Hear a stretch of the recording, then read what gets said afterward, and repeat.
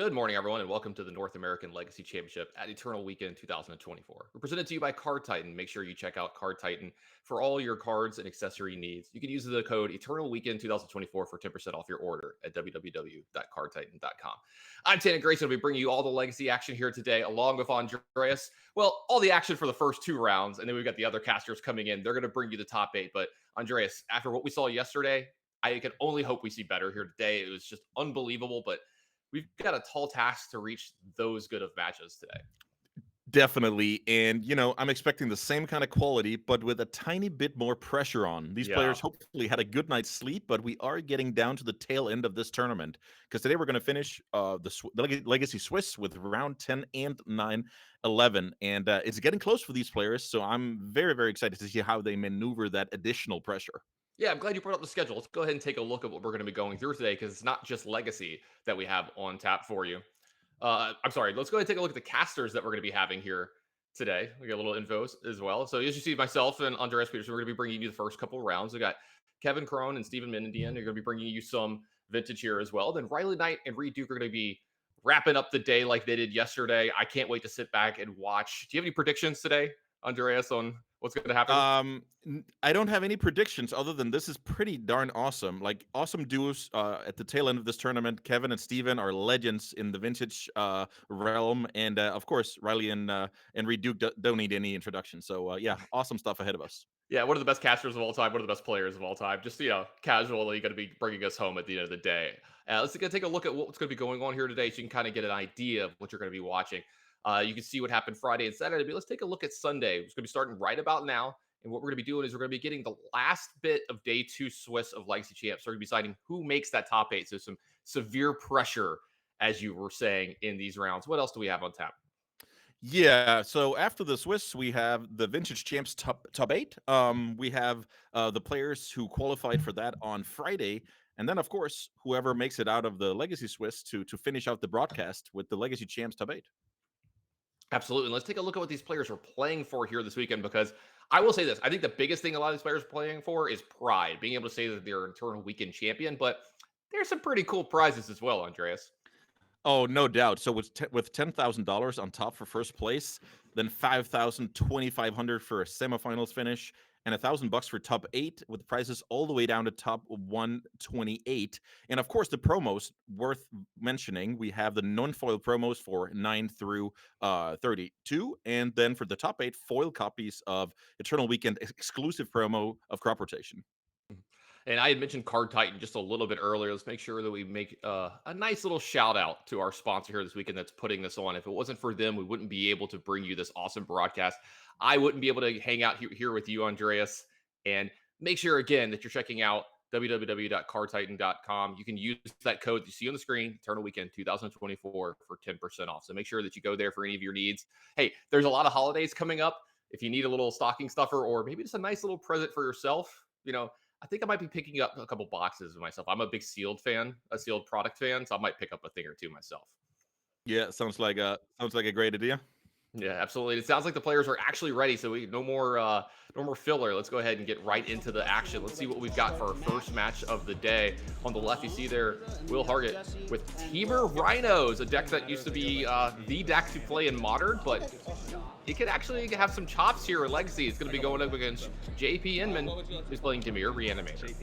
Oh yeah, super excited to see the kind of the boogeyman of the format against a very, very cool take on Temur Rhinos. Allow me to dig a little bit into the deck list here. So this deck is trying to cascade into Crashing Footfalls via either Shardless Agent or Violent Outburst, and it's looking to protect the Crashing Footfalls with free disruption like Force of Will and Force of Negation.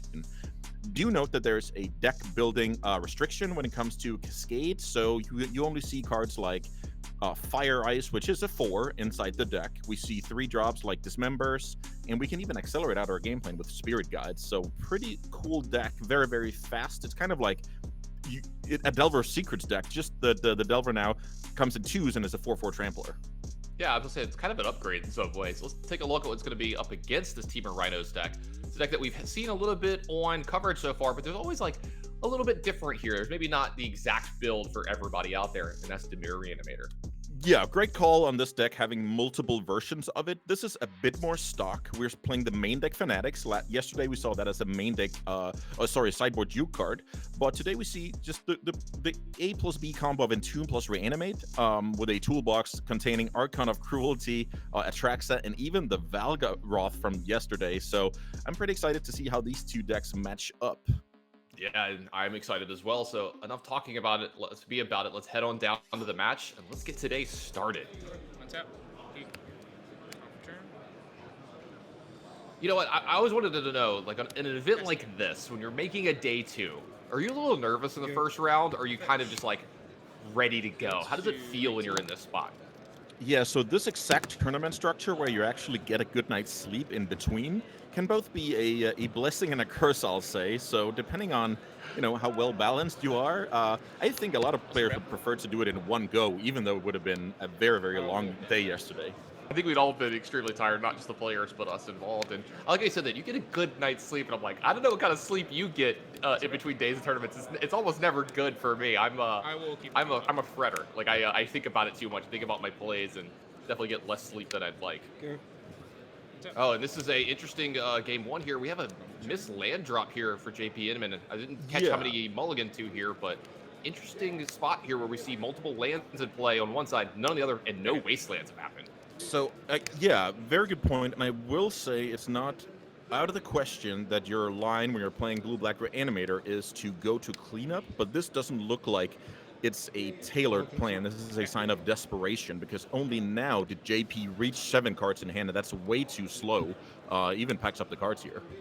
Yeah, I was like wondering myself too. Like when I saw the pass, I was like, oh, he's going to go to instep, discard Valkavoth or something, and then try to reanimate it with a Force of Will back up next turn. So this apparently was a mull to 4 here. So he drew his first couple cards, got up to 7 cards, didn't hit a land. We saw a Troll of Khazad-dûn in there, so definitely a really good keep on 4 for JP here. Not the way you want to start your day. No spells were cast, and a concession was on the stack. But with the hand that Will had, I don't think the game is going to go much longer. Question is, do you know what I'm playing? So let's go ahead and take a look at the deck list from these players so we can move into these sideboard games. This is a closed deck list tournament, so maybe that's why we saw the scoop before playing any cards from JP here, where he's like, I'm not showing you a card from my deck.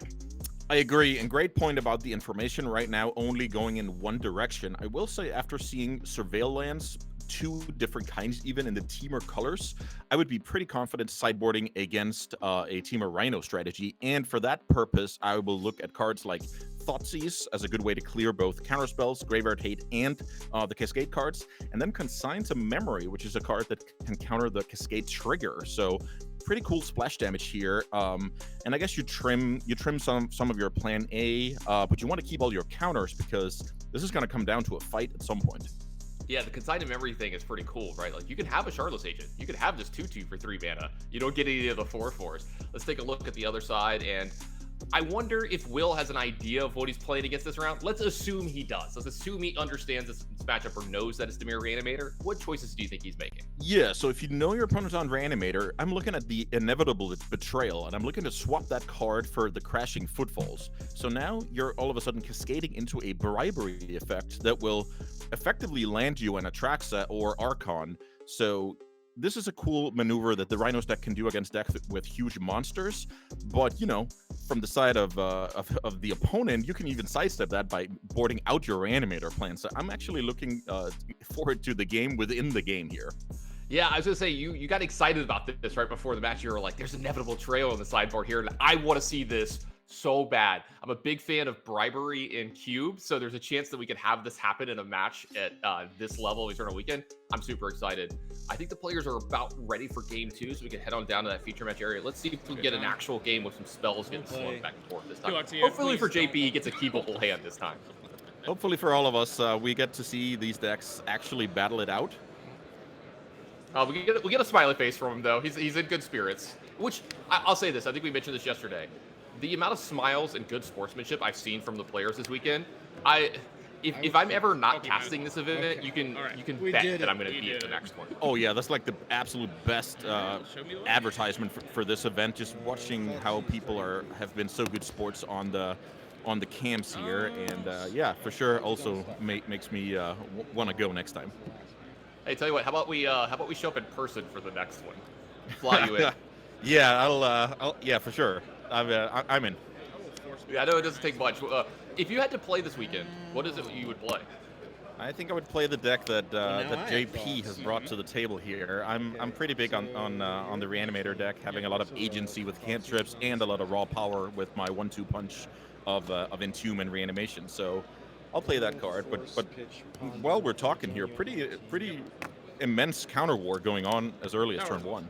Yeah, so we got a crazy turn 1 here. We have JP leading off of the Thoughtseize. It's met with a Force of Will, pitching a Force. Fire and Ice, which is also met with a Force of Will from JP pitching a Ponder to see the hand that's left over here by Will. How do you feel about this? Like, it's always interesting when someone Force of Wills a Thoughtseize, a 2-for-1 yourself, but it generally means they're protecting something extremely important. That is exactly my thoughts. Whenever my opponent is willing to fight over a card, I really have to ask myself, I wonder why they want to fight over this card. You could also argue that JP was supposed to take his medicine here, accept the 2-for-1, and move on with the game, but he decides to value the information, and to be fair, this Team of Rhinos deck is not that amazing without access to a Cascade card, so I can definitely see why Will was willing to fight here. And we spot the Rhino card in the deck. That means the sideboard pivot was not effectuated because of lack of information. Yeah, it's very interesting to me. So, like, I think it's twofold here. I think it's exactly what you said. Thoughtseize is so big in this matchup, and he's going to go ahead and take the Lorien Reveal to kind of deny a land drop to Will here as well. I like this, A, for the information, B, if you get to take the one particular card, right? Like, they only have, like, one cascading effect. It's really good. Also, what if JP has Entomb Reanimate rolled up in his hand for turn 2? This also takes the one of Force of Will or something that would have been there to protect it, and JP would be able to be, like, fully shields down, full go on turn 2. So a lot of interesting lines here as early as turn 1. That's one of the great things about Legacy and Vintage. Yeah, with a card like Thoughtseize, you're able to play with not imperfect information. You all of a sudden get that to perfect information, and you can just sculpt your game plan. If you don't know what move you're going to do next, then seeing your opponent's hand and picking the best card out of it will certainly make you more qualified to do that decision. But it looks like we're slowing down a little bit here with a Swamp Cycle for a tap land, so no 1-2 punch out of JP just yet. Yeah, I thought there was a chance we were going to see Reanimate here right on the Stroll of Khazad-dûm, which would have been pretty much a 3-turn clock for the rest of the game against Will. But it does look like you said, we're going to be slowing down just a little bit. I think Will's pretty excited to see that with the way that turn 1 worked out. Yeah, so with JP's choice of trying to attack the mana base rather than the threats, this is, it's a lot easier for the Rhinos deck to go and find more mana sources. So now I'm pretty interested to see if JP has a Wasteland to follow up. That would kind of makes a lot of sense with taking the Lorien Revealed off the Thoughtseize. And here we also put a Violent Ivor's to the graveyard. That tells us that Will is on the hunt for more mana sources. Yeah, it does look like he was on the hunt for more mana sources, and I think that was a miss. He's going to go ahead and suspend Crashing Footfalls here. So we're going to go ahead and put these Rhinos on layaway. We'll get them in 4 turns, Andreas, but by that time, I don't know if the 4/4 bodies are going to be big enough if you get JP this much time. Yeah, so suspending this Crashing Footfalls is good if Will's hand is a lot of air and even plays reasonably well against a Wasteland. So now JP's plan could change a little bit, but it has to either do something proactive or leave Will in the dirt with a Wasteland. I'm pretty excited to see which of those is going to be the case, because he kept on Ponder. Yeah, he kept on Ponder. I think it was 3 spells behind here, and this does look like this is an Entomb, so this is going to shuffle away those 2 cards. I love when you get the extra shuffle effects. Yeah. Like, hey, my card is good anyway. Like, I'd be playing this kind of effect. Like, Entomb is great, but getting the extra shuffle effect here can, kind of fix your Brainstorm or fix your Ponder. This is a great point, and I cast many Entombs on my upkeep. I cycle many Trolls on my upkeep for this exact reason. So this deck is a very, very strong Brainstorm deck. You can put away the fatties. You have more shufflers than normal decks, and yeah, that's a good point. And this deck is certainly good at turning these Ponders into a mini Impulse, where you basically take the best card and get to shuffle the 2 others away. Looks like Valgavoth has made its way into the graveyard, the big 9/9 lifelinker that is very hard to kill. I don't know if there's going to be 3 non-land permanents on Will's side of the board when this creature hits play, so I don't know if he's going to be able to interact with it at all. You're talking about, like, the crazy things you've done to shuffle your deck. For a while in Legacy, I was actually playing Thought Scours in my deck, and I would upkeep Thought Scour myself to get the Brainstorm cards away sometimes. That's effectively the same, and if you care about hitting Threshold or building up for Delve or whatever the case, have flashback cards, whatever the case may be, that works like a charm. Yeah, I'm just saying, we would go to all kinds of depths to manipulate our deck in this format. Can I read Valgavoth? Of course. All right, it does look like this Valgavoth is coming into play here for JP Inman. He just wants to eat your terrors. Yeah, so he does.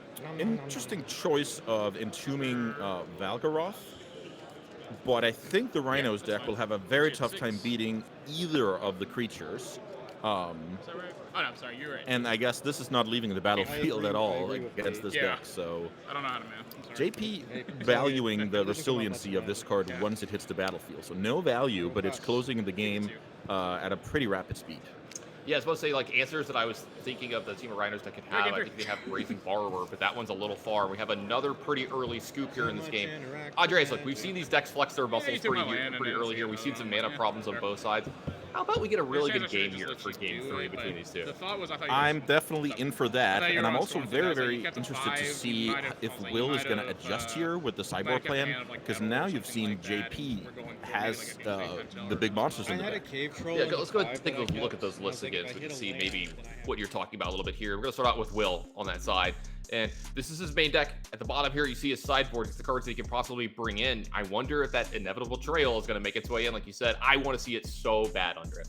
Yeah, definitely. So let's cheer for that. We did see Will reach for his deck box, and now Will knows that the Endurance is good against his opponent's deck, the Inevitable Betrayal is good against the opponent's deck, and you can argue the Mystical Dispute is also good because you saw that your opponent kept Force of Will in. So all of a sudden, Will is acting on a lot more information than before, and that can only be an advantage going into Game 3. Yeah, if we're going to take a look at Will's, might as well take a look at the other side. Don't know if there's going to be changes made in between games, but let's take a look. Maybe some information got exchanged here that makes a different choice, but here's the sideboard for JP Inman.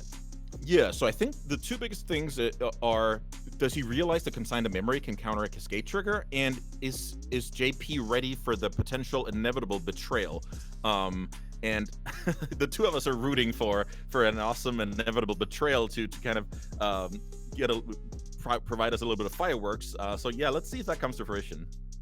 Yeah, I was gonna say, it'd be interesting to see if he could play around Inevitable Betrayal. I guess you try to win on the back of just frogs and some other stuff, but it'd be a nice little fight to see the deck kind of hurt itself a little bit just to make some of his opponent's cards a little bit worse. We'll see if one of them wants to do that as we head down to the feature match area and get this Game 3 underway. Finish one game in 31 minutes. Yeah. We'll find out together. It's a good point, Tannen, about if you're willing to, make your deck less powerful in anticipation of an unknown entity. Andreas, Inevitable Betrayal is in the deck. This is perfect. I saw one in the opener. I actually remember I played this deck a lot last year. And I saw versions going down to only one copy of Inevitable Betrayal, but I was simply too scared of this exact scenario where I have an opening 7 that I don't want to mulligan, because I want. And you don't have Brainstorm. Exactly. We're playing a Cascade deck, so a lot of deck restrictions. Yeah, sorry, didn't mean to cut you off there, but you don't have the crutch that you have normally in Legacy, where you have Brainstorm to put the card back into your deck. You can't play that card in your Team of Rhinos deck here in Legacy. I mean, well, look, you're allowed to. I recommend you don't in this deck.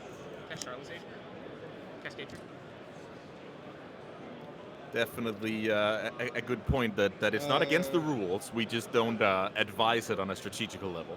Okay, so we got a turn 2 Shardless Agent here off of an Elvish Spirit Guide. JP with double Force of Will in his hand here. Gonna have to think about how he wants to play against this. So Cascade Trigger is on the stack here. Does he have a Consign maybe in his hand? He's thinking about how to play this out. If there's a Consign to Memory, this is the best time to cast it for sure. Shardless Agent, worth noting that if the trigger resolves, Shardless Agent is going to get to the last copy of Inevitable Betrayal in the deck, and once that gets dealt with, all you can do is suspend the one from hand, because you have cut all your Rhino cards in order to fit the Inevitable Betrayals to make sure that you actually hit them. That would be my go-to anyway. I mean, I guess you can have a split of those cards in the deck, but I would imagine all the Crashing Footfalls are in the sideboard of Will's right now. Yeah, that would make sense, right? Like if you're gonna board in Inevitable Betrayal and that's your plan A, you want plan A to succeed as often as possible. So I could see maybe like leaving one Footfalls in, as like a hedge maybe, but I think you want to make sure that you're hitting Inevitable Betrayal at 100% clip here. So I'm on the same boat as you. Let's see if we're right about that one. I have definitely seen both strategies. Oh, I saw that. And here we go. Here, I'll hand you this. So. Yeah, so this is very good news for Will that he decided to sideboard like this, because otherwise he would run into a problem where future Cascade cards simply didn't do anything. I wonder if JP knew about the option here of Inevitable Betrayal because of the reaction that he had. He goes, oh, like I heard someone be very surprised that it was actually Rhino as well. This is actually met with a Daze from JP as well, so no okay, Rhino. that's a cool one. So also worth noting is Daze is not the most reliable card against this Team of Rhinos deck because of the presence of 7 Spirit Guides, but this time it works out, and the floating blue mana here, you even get a Brainstorm in for good measure.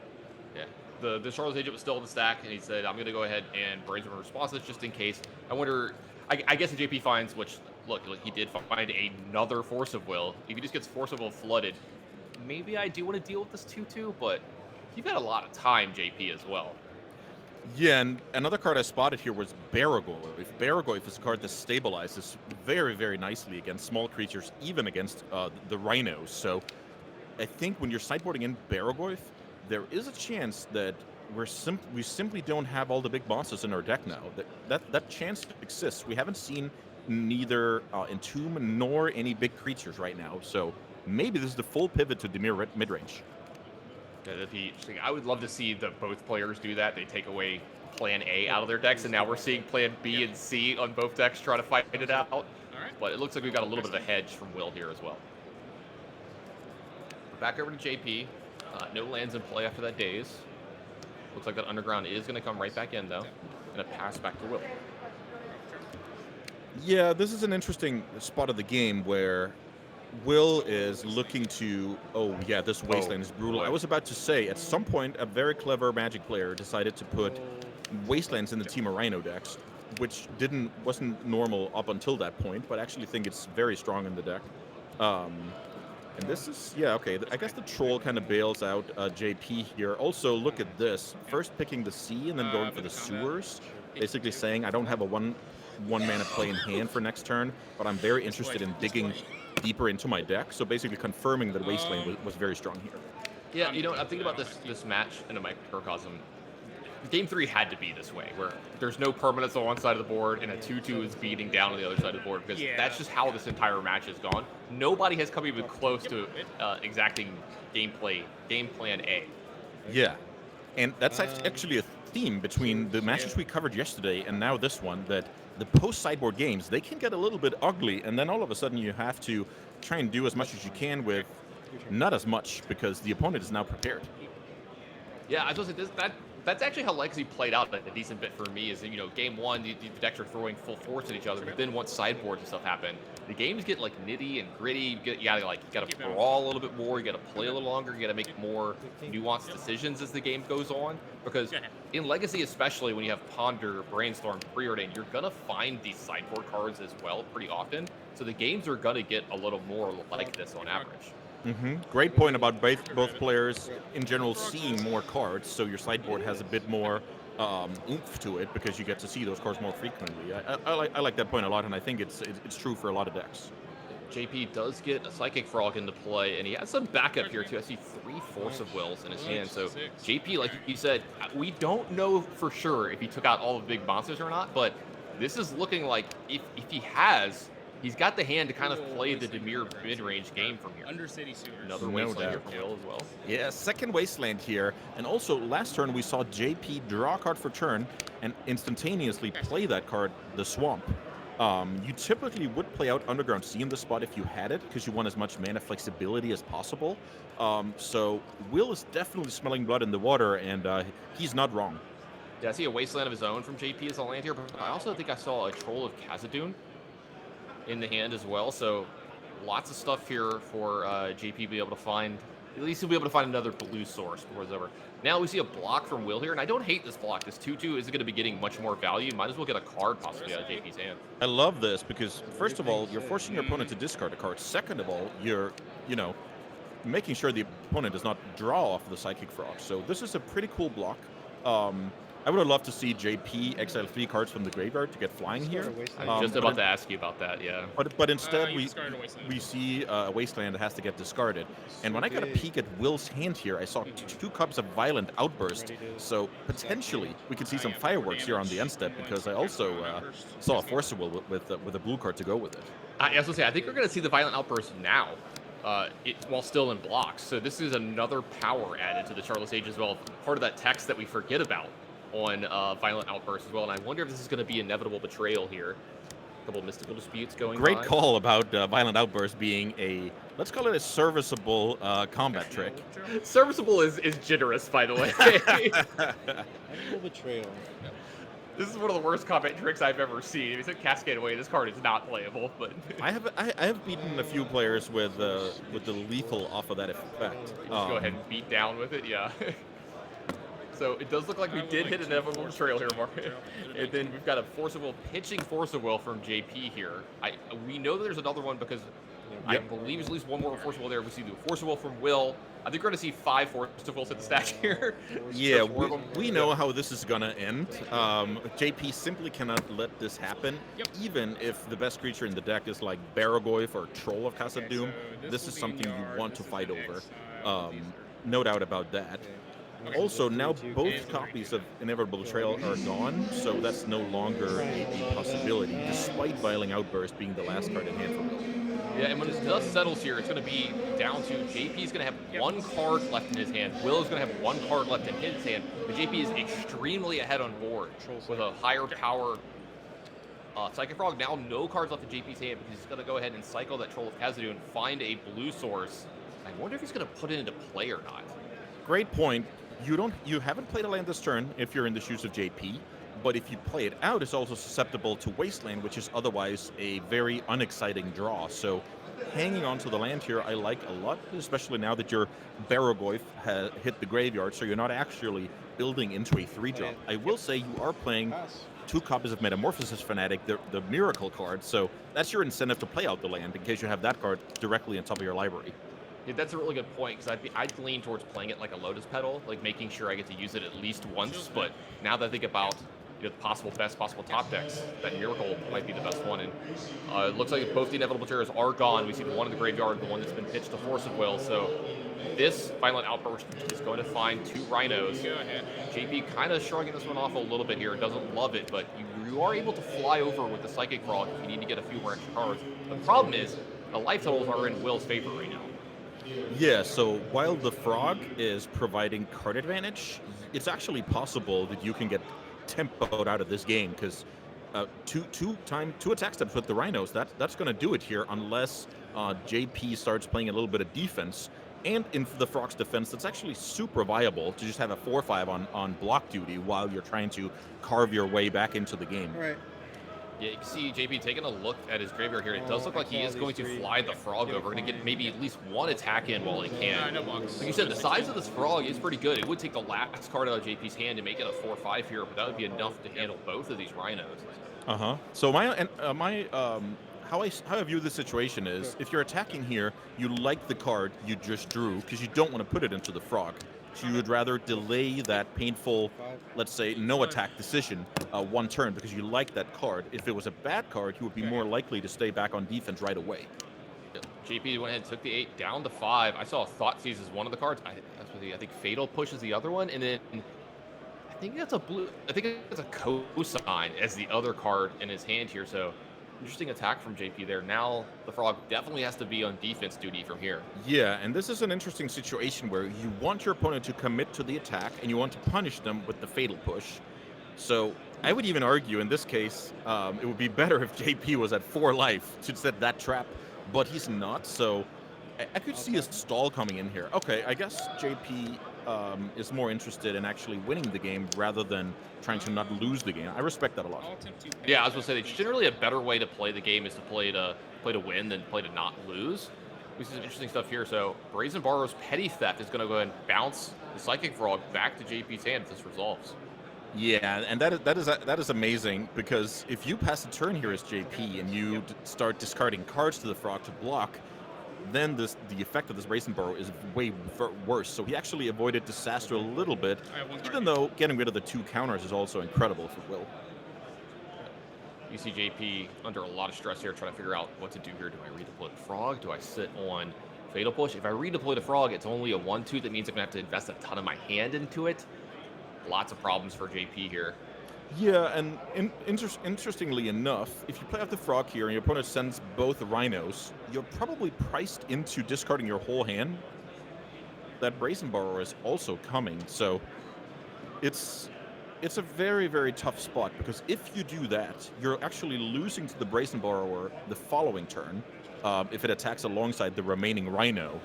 So this is incredibly tough.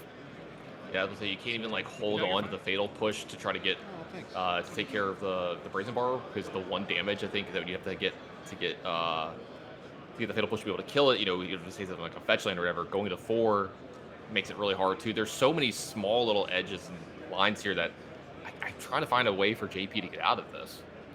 Yeah, I can't stop thinking about the turn where the Shardless Agent blocked and Violent Outburst was the combat trick that soaked 1 additional card out of JP's hand that he would now do despicable things to have back in this point. That Violent Outburst, I think, was like worth 6 cards, right? It's 2 forces, 2 pitched cards, and then 2 pitched cards for the Frog as well, I think. Yeah. Plus the card itself. I mean, that Violent Outburst was like an 8 for 1 in this game. It was actually quite incredible, and in this case, if JP has 1 additional card in hand, you can actually play Frog, invest 3 cards, and still untap with a copy of Fatal Push. But not here, and it looks like the tempo is going to get the best of JP. Yeah, go ahead and main phases that Brazen Bar, that 3/1 flyer is in play now. So 2 lethal attackers for JP here, one of which has trample. The 4/4 has trample. Looks like that's going to be a shrug, an extension of the hand. Will Haggart is going to win this match over Dimir Reanimator. What a way to start the day. We got to see some really scrappy magic here in the first round. Yeah, no doubt about that. I especially enjoyed the Brazen Borrower getting cast sorcery speed in the end here, because you don't want your opponent's top card of the deck to be a Daze. That just shows incredible overview of the format, and keeping calm in a pressure situation and playing the details correctly. And I love the double whammy of Rhinos and Inevitable Betrayal in the deck. I was for sure taking notes watching him pilot that Rhinos deck. Yeah, absolutely. Looks really, really cool. I will say, it sounds like we're going to be taking a little short break and be right back.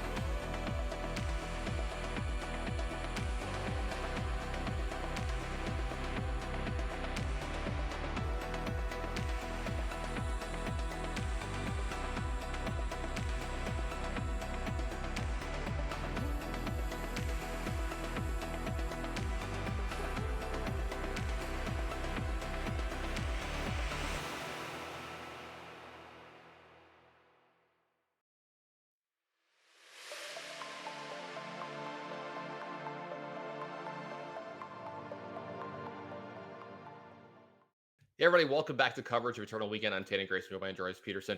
Andreas, we saw a crazy round one here. Sorry, it's technically round 10 for these players, but round one of the day from these players. So hopefully we get maybe some more intricate games of Magic here in the second round. For everybody at home that's watching, we're finishing up the Swiss portion of the Legacy Championships. We have one more round that we're going to bring for you here today. Then we're going to switch out the casters. We're going to do the top 8 of the Vintage Challenge, which, by the way, I can't wait to watch. Those games are so sweet. And then when we're done with that, we're going to be bringing Legacy back in with another different set of casters, and they're going to bring you home for the championship of the Legacy rounds as well. But before we get to all that, let's take a look at who we have for our last round here, probably playing a win and in for the top 8 of this Eternal Weekend. Looks like we've got John Barber on the left playing Mystic Forge, as you like to point out, my new favorite deck from this weekend. So I'll try to be as neutral as I can in this matchup, but I'm loving this deck. And another deck that I'm actually kind of loving from what we've seen so far from this weekend, Ryan Lesko, it's got Stifle Knot on the right side here at 9-1 as well. Yeah, amazing. First of all, amazing accomplishment for these players to even be playing this super important match. A lot of players came here with the intention of playing for the marbles all the way to the end, and these guys are for sure getting their money's worth. And now it's just down to that one last match that'll determine your destiny. If I was having to sit in this seat with the lights and the pressure on me, I think I would lose my marbles, Andreas. But I don't know if I'd be able to handle this kind of pressure. But we'll see if these players are up to the task. It looks like we're going to be getting a mulligan from the first game here. And Ryan, let's take a look at these decks, though, before... Oh, it sounds like we actually don't have the deck list for the players. Sorry about that. We'll try to get that as soon as possible. But we've seen these decks before on coverage. Why don't you tell us, Andreas, a tiny bit about each one, like what their main game plan is? Yeah, so Mystic Forge is playing the Namesake card as a way to plow through your deck full of colorless cards and artifacts, and then you're looking to win the game with a bunch of glaring Fleshraker triggers. This deck gets an immense help from the addition of Kozilek's Command out of MH3 as a very, very flexible card that both advances its own game plan and can deal with the troublesome stuff on the sides of the opponent. The One Ring makes an appearance, and the mana base is trying to accelerate the mana. This deck is not looking to play fair. This deck is looking to go fast and is looking to end things as quickly as possible. We actually have the deck list here. So there we go. A lot of the cards I just talked about are here. Also, we have a toolbox sideboard with Karn the Great Creator, and the new Tron of Urza's Tower plus Planar Nexus, which is a pretty cool way to generate 4 mana as early as turn 2.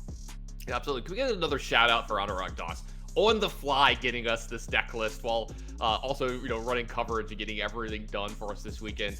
Anurag, we all love you. You're the best. You're the greatest Magic player. The puppet master. Yeah, he's behind there pulling all the strings, just doing all the great. Let's go ahead and move on to the second deck. I like this. I've got Anurag in my ear. He's like, stop talking good things about me. Get to the match. Let's get to this deck list. We've got Azorius, Stifle Knot. This was a little different than the one we saw day one. Yeah, this deck is trying to pair Phyrexian Dreadnought and Null Drifter with cards like Doorkeeper, Thrall, Consign to Memory, and actual Stifle to, put these way undercosted fatties into play, and then it's just going to round out the deck with solid cards like Plow, like Ponder, Brainstorm, and the blue counterspells of Force Will and Daze. Yeah, it's typical what happens in Legacy, right? You're like, I want to play blue-white. I'm going to play the 5 or 6 cards that you have to play. The Brainstorms, the Swords stuff. Then what do you want to do to win the game? You could play a Reanimator Shell. You could play Stifle Knot, however you want to fill it in. And that's what Ryan has done here this weekend. Let's go ahead and head down there and see who's going to be punching their ticket for the top 8 here at Eternal Weekend. I'm really digging this music, Andreas. Yeah, it's for sure setting a nice atmosphere, as if we needed any help with that. I mean, we are watching Eternal Magic after all, and that is that's all I need personally. I just found myself kind of like, swaying and dancing with the music here as I'm getting ready for the match. Maybe some of the nervous energy is coming out of me here watching these matches between these two players. Again, I believe Ryan is on a mulligan. It looks like 6 cards here. There's a 7th, but I think he's having to get rid of one of them. Oh, it looks like 2, unfortunately, for Ryan here. Right. So even with this 5, it looks like Ryan is sculpting a turn 2 12/12 Trampler with Daze backup. And depending on what you're playing against, that could be everything you need. I was gonna say, that sounds pretty good to me. We'll have to see, with John being on the play, though, we'll see if that's going to be good enough. It's crazy to even say that, if that's your turn 2. That's going to be good enough to keep up, because Agent 2 on turn 1 into Grim Monolith. You saw the look on Ryan's face. This is not the start you wanted to see from his opponent. And a Voltaic Key as well. Andreas, we're off to the races. 4 mana turn 1, and just notice the difference of the die roll here, because if the die roll is switched, that Grim Monolith will get dazed, and then we kind of play from there. But instead, we see a One Ring enter the battlefield on turn 1. This is Legacy, by the way. This is not Vintage, and we're seeing a turn 1, the One Ring. This is definitely Legacy, but this deck actually reminds me about a current S-tier deck in Vintage called Jewel Shops, where turn 1 the One Ring is very, very normal, and what a time for John to actually produce that, winning the die roll and producing the One Ring on turn 1, playing for all the marbles. Like, that's what dreams are made of. Can you imagine it? You're sitting down at like maybe one of the biggest matches of your career to like make top 8 of a tournament weekend, a tournament that means much more than just the prizes, and you're on the play and you've got a turn 1 One Ring. I don't know if I'd be able to contain the smile on my face. I would be having the biggest tells. Definitely. John is doing a good job here. You don't know stoic. if yeah, definitely. No nothing to take away from Ryan here. And let's see how John progresses here, because he has good tools to work with. So it looks like he's going to go ahead and play land here, untap, enter a Monolith with the key. Otherwise, it just taps your. So I was actually about to mention that it's going to be exciting to see whether mana or cards is the name of the game for John, but it looks like he's able to balance out his... He wants 3 colorless mana rather than 3 cards, so that does say something about the hand. Yeah, that's kind of scary, right? Like, he's already drawn 3 cards off of the One Ring. Now, a Flesh Raker is going to come in behind this. Ryan is going to start to do something in response here. We have a crack of a fetch land. The Flooded Strand hitting the yard. This is a cool one, because when we saw the deck list, we saw the split of 2 Stifles and 2 Consigned to Memory. So while those cards are identical when it comes to producing a Phyrexian Dreadnought, having a split here actually allows Ryan to counter this Glaring Fleshraker, as it's a colorless spell. I was going to ask you, with the way that Legacy is going and how much we're seeing these decks, especially online, and when I say these decks, I mean the colorless Mystic Forge type Monolith decks, Are you thinking about we should maybe just go to 4 consigns? Because look how good this Consigned to Memory is here. Yeah, and then whenever the opponent cracks a fetch land and you stifle that, then you're gonna, balance it a little bit. So I actually like the 2/2 split for the flexibility, and they both shine in different scenarios against the opponent, and they do the same thing in their own game plan. I'm actually pretty happy about this split. Yeah, it looks like we've got a Pithing Needle as well from John. I didn't catch the name. I'll try to get that for everybody at home as soon as possible. Second land for Ryan here looks like just a pass. Yeah, and this is just great news. You have plenty of life to work with from the seat of John. You have a One Ring. The opponent's not putting you under any pressure, and I don't know, maybe this needle names something like Wasteland. That could be a card that, it could be good to proactively name to kind of ensure that you don't hit a ton of spells and kind of lose out on the mana situation. But yeah, that's a play that harkens back to my lands days in Legacy, where you'd preemptively name something like Wasteland with Needle to make sure that you can combo off. Yeah, that still exists. Sometimes it's Needle, sometimes it's Disruptor Flute, but that still exists out of these big mana Cloudpost decks. Now we actually see Urza's Workshop doing work here, because you have Metalcraft on the side of the Mystic Forge deck, and then all of a sudden they're both adding 2 mana because you have 2 Urza lands in play. Yep, also another key as well. This one's untapping, and like you said, is it cards or is it mana? This is mana for John here. It looks like that's going to be a Karn here as well, with mana up still, a ton as well. We've got a Tomb and a Monolith still available, so that daze that we saw in Ryan's opening hand, not going to be good enough in a lot of these spots here. Definitely. If that daze, however, counters the first Grim Monolith, we would be looking at a totally different game, where there would be a 12-12 crashing in. Mana would be a huge bottleneck for John. So yeah, the devil's in the details. And also, I will say that with the Consigned to Memory being revealed, there's no information. The information is now here. You're playing against Phyrexian Dreadnought. We already know that. So we saw, as we saw in the previous round, there was actually a case for conceding early, but that is kind of out the window here. Yeah, Ryan's going to go ahead and brainstorm in response to the Great Creator here, putting these 2 cards back. Looks like he's leaving himself with that daze in hand still, but he's going to have a Phyrexian Dreadnought able to be deployed next turn. I just wonder, it's going to be able to deal with the board that John's about to assemble, because we've seen some crazy stuff come out of Karn with this much mana. Yeah, I wonder if there's something like a Paradox Engine possibly coming. Sorry for cutting you off there, Andreas.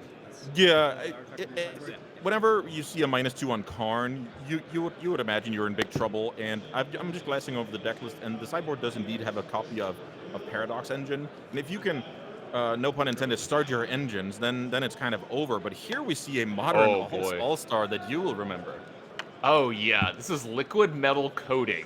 This is going to allow John to turn other permanents into artifacts, and if you plus with Karn, you could actually get rid of lands, or you could upkeep it on Ryan and turn one of his lands into an artifact, and therefore effectively LDing him for the turn. Yeah, definitely, and that's Ryan. Ryan knows that this is what's on the cards, and you can see he's shortly considering the days here, but that would just result in a tap monolith, and that really do something. So it looks like now the Tundra is an artifact, and because of Karn's static ability, it's not something you can tap for mana. Yeah, for people at home, if you've ever had, any kind of deck play against Null Rod, if you had like artifact lands or anything with ability you couldn't use them, it does kind of the same thing here with the Karn and the Liquid Metal Coating. Now, I'll say 4, 5, 6, 7, 8, 9. Is that 9 cards? 10 cards off of the One Ring so far this game. This is unbelievable for John here. So many cards drawn. So your land is no longer. Yeah, and I would imagine this is only a matter of time before a Glaring Fleshraker finishes the job here. Usually the card as the needle in the coffin here is going to be Kozilek's Command, because that card allows you to see so many cards of your deck and get to the cards you actually want. But yeah, the world is definitely John's oyster here with 2 keys and a One Ring that is just getting ready to draw up to a very, very high number of cards in hand. Another Urza's land here. Nexus coming into play. Looks like he's going to decide what to do with this Liquid Metal Coating. So he's got so many options. Like, you could LD your opponent, but that means you're not minusing your Karn to go get something. And if that happens in your Ryan, I'd be a little worried. If my opponent's interacting with my lands, that means this hand is really good from here, which you kind of expect it to be with how many cards he's drawn off the One Ring here so far. Yeah, it is definitely a great point. So let's see. It looks like John is in Stone Rain mode here. So it looks like we have an activation on Tundra. Tundra is going to float mana in response, I believe. I think that's what Ryan has tapped here for. I wonder if we're going to change phases or not. Let's see. So as you alluded to, this is a foreshadow of a plus on Karn, but could also be a way to tap out your opponent and move to the next phase. It looks like that's not what we're going to do. Let's see. John's got so many cards here. Yeah. So this is a Mystic Forge, which allows John to plow through your deck as long as you don't hit lands. Everything else in the deck is colorless, so only the lands, which he plays 19 of, are bad hits, and you can kind of filter those with the tap ability of the Forge. So, and multiple keys in play as well here. We saw this, yesterday we were doing coverage. We saw a Mystic Forge player go through like 10 or 15 cards a turn pretty easily. Yep. He's got a ton of mana here as well, so it looks like Mystic Forge is going to hit. John's going to take a look at the top here. I've got to believe he's got well over, I think he might have more than 7 cards left over in his hand as well still here. I can definitely see that being the case. Whatever it is, it's a lot. Yeah, I just want to mention that in this case, so even though it can seem obvious if you're, watching the stream on Twitch or from wherever we're sitting, that this is, a foregone conclusion. But I just want to mention that these players are under immense pressure. They're on camera. They might not have a ton of experience with that, and you just want to, execute properly. You don't get any extra points for rushing here. Yep.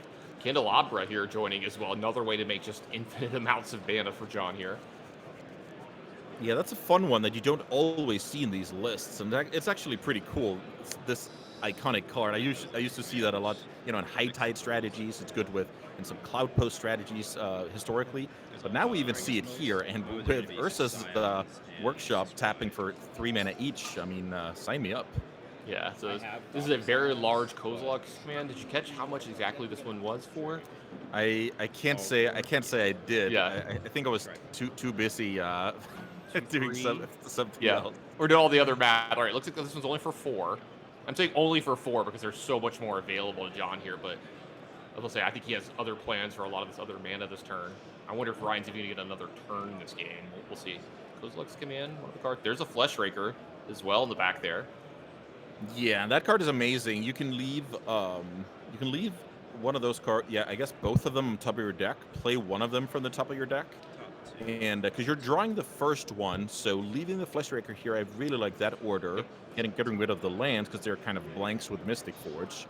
So it turns out the second mode was creating 4 Scions. This looks like a game of Commander at my local LGS where, like, one player's got the kind of responsive deck and then one player's got the combo deck, and they just have to sit there and wait for them to go through the 40 cards they have to do in their turn to make their complicated combo win. Yeah. All right, so now we have a key untapping Candelabra. Candelabra's going to untap all the lands using the Eldrazi spawn tokens here. And when I said earlier infinite mana, I was being kind of hyperbolic, but I kind of wasn't. We're getting there, no doubt about that. Yeah. And I also think Ryan has. He actually packs it in now. I was about to say that Ryan peaked at Reed Duke's homework here by never conceding, but I was about to speak too soon. So I want to ask your opinion on that. You know, I saw some people talking about it the other day. Are you a never concede person, or are you a concede person? I'm a concede person, and I get a lot of flack for that. But do you concede too early, or? Yeah, I can do that. Yeah, I was about to say, I'm a concede person as well. Let's go ahead and take a look at these deck lists. I'll tell you what, if you're at home and you're watching this, you're enjoying the show, tell us in the chat, are you a never concede, or are you a concede when you're losing on board? Look, honestly, I like to go use the restroom, maybe grab some food, but I concede this. I'm sure Reed has won some games that I would have conceded early, so... Yeah, so let me get into the sideboard here. We see 2 copies of Null Rod, and that is an amazing haymaker against your opponent, because now all of a sudden One Ring is down, keys are not working, monoliths are bad, and you're kind of reducing the way that deck functions. So I love that card, especially in combination with Wasteland. Also, Consigns of Memory is amazing, and you can consider Force Negation. You can consider the Hull Breachers to be a foil to the One Ring. And I guess you can consider Prismatic Ending to try and break up a monolith and key pair early in the game. Yeah, lots of good options for Ryan here. You know, a number of one-ups that are probably going to come in and possibly have some pretty big effect here. And with, you know, we talked about Ponders and Brainstorms and Tamios, he might be able to find these. So probably a much better game plan for him in game 2. Let's take a look over at the Mystic Forge deck. We got to see quite a bit of it in game 1, but that sideboard is really important out of the colorless deck here. When we get to flip over to the other side, see the other player here, you're able to see some of those targets for that Karn. Seems like maybe we're having a small problem with the deck list. Sorry about that, everybody at home.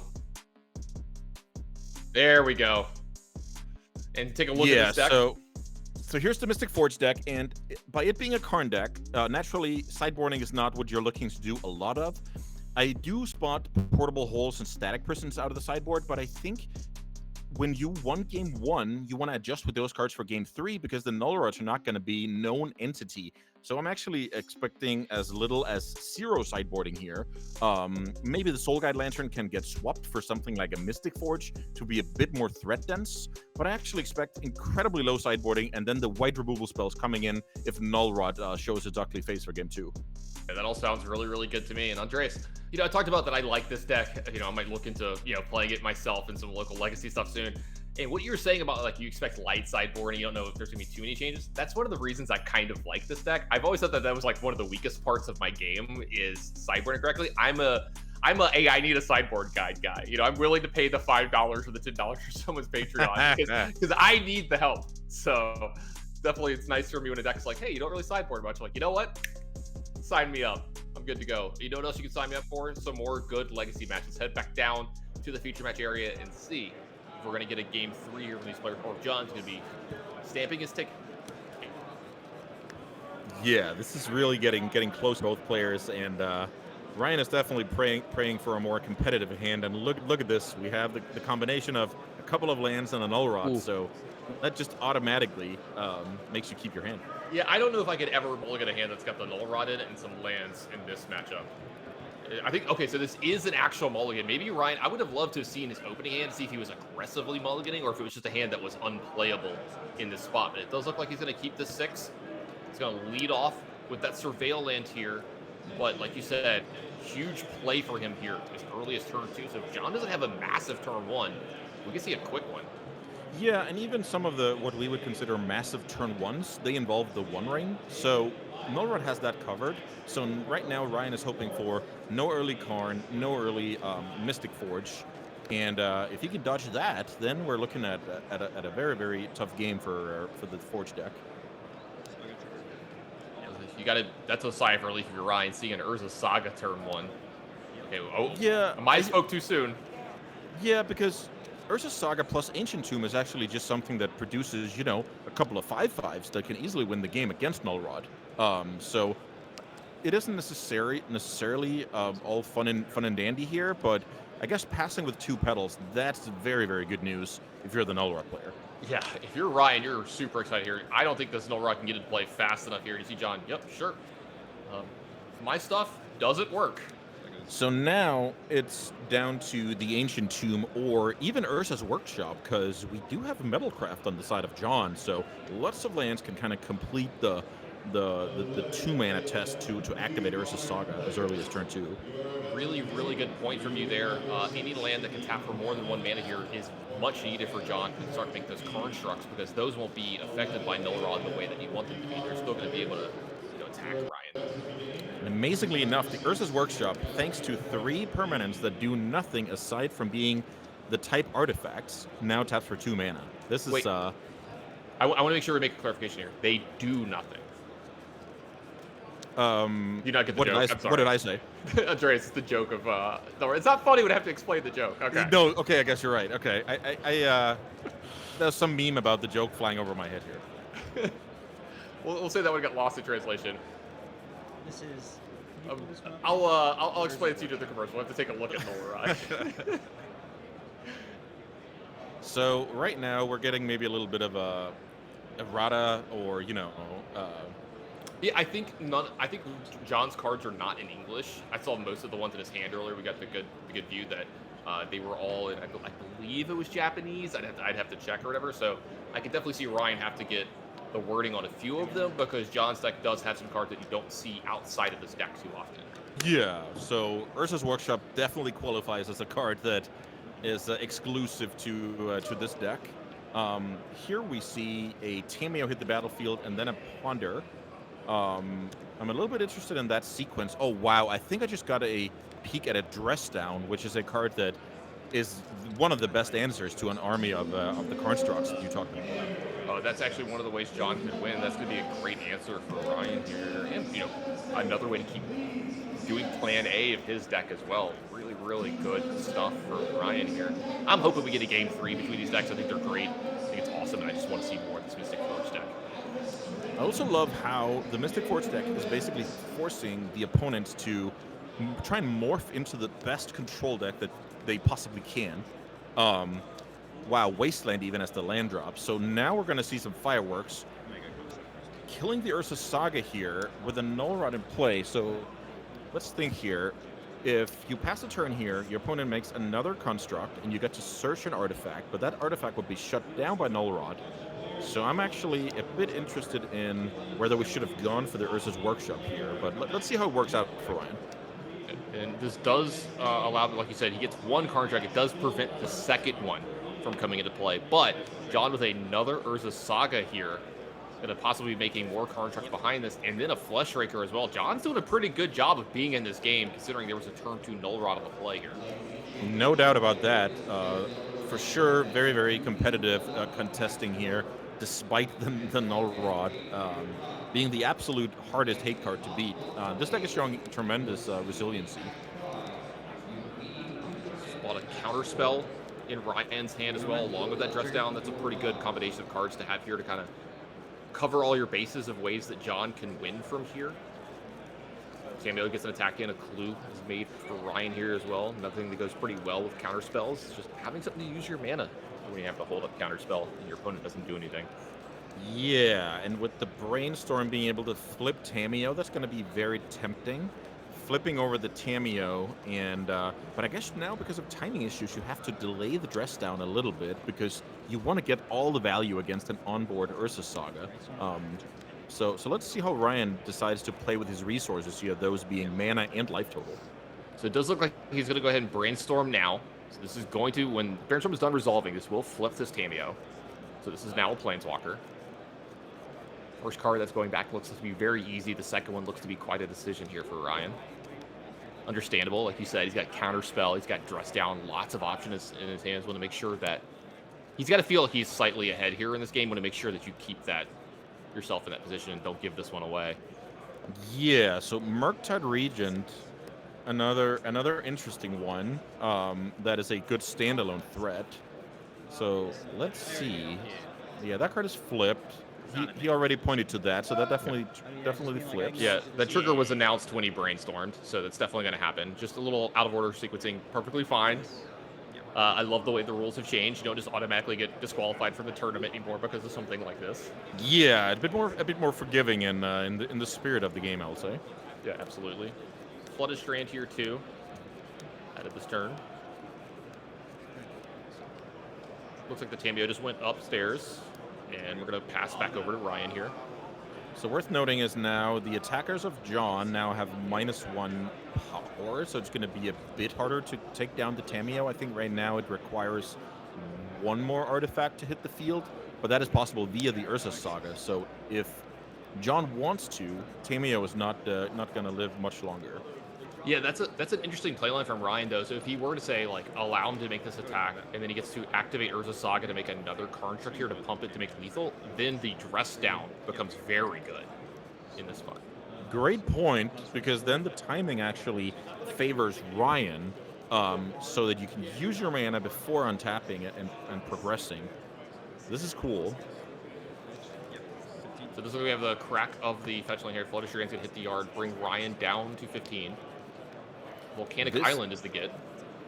This could be a... I can't remember if Ryan kept his Doorkeeper Thrall here, which is actually a solid blocker for the Fleshraker. Just 2 1/2s basically standing off. Yeah, that's actually really cool. I didn't see if that was one of the ones that he kept or not. It looks like there's possibly a white card in hand, but it does look like it's just going to be the Dress Down. Okay, so now I want to mention a little bit about the timing. Now we're Dress Downing on attack step in order to protect our Tamiyo, but there's still an Urza Saga on the opponent's side of the table that is ready to produce 2 more constructs. So for John, this is actually good news for his ability to play a longer game here. Yeah, we see 2 Kozilek commands and an Ancient Tomb left over his hand, so he's got a lot of cards that are helping out quite a bit in all this. Things considered, all things considered, doing just great against the Null Rod draw. Yeah, this is actually kind of a great draw against Null Rod. I was wondering if he was going to do this or not. Looks like he's going to go ahead and Kozilek's command in response here. So let's see what this is going to do. So, of course, it's going to trigger the Fleshraker, but I'm interested in the modes here. Yeah, I think it's going to be like, is it Scry and make a bunch of tokens? Is that what we're seeing here? Yeah, it looks like Scry. Yeah, and that bunch is a single, yeah. Yeah. Let's say a bunch. Yeah, it looks like it's going to be 3, actually. Okay. So that is decent to do before, the Fleshraker is turned off its abilities from Dress Down. So pretty solid response here. Both the cards on the top went to the bottom, so a random card here drawn by John. Kind of understandable. Most of his deck is shut off by that Null Rod. And then Dress Down will resolve. The Dress Down is going to resolve here. The token's going to go away. 1 damage is going to get dealt to Tamiyo. Card drawn for Ryan here as well. Dress Down's going to go away now. We're going to come back over. See if we can find a way to kind of start moving this game forward and try to get it done with. Murktide Regent was a card we spotted last turn that's going to be quite strong here. Worth noting is the spawns or scions can actually activate Urza Saga before John's turn. And so there's going to be 2 huge constructs that Ryan has to deal with here. And the artifact count is not getting out of hand just yet, which is kind of the good news. It is starting to grow, though. That's a really good point. With the way this turn is played with John, he is going to be able to make a construct, make another one after this as well. And if he finds any other artifacts, they're starting to get actually pretty large now.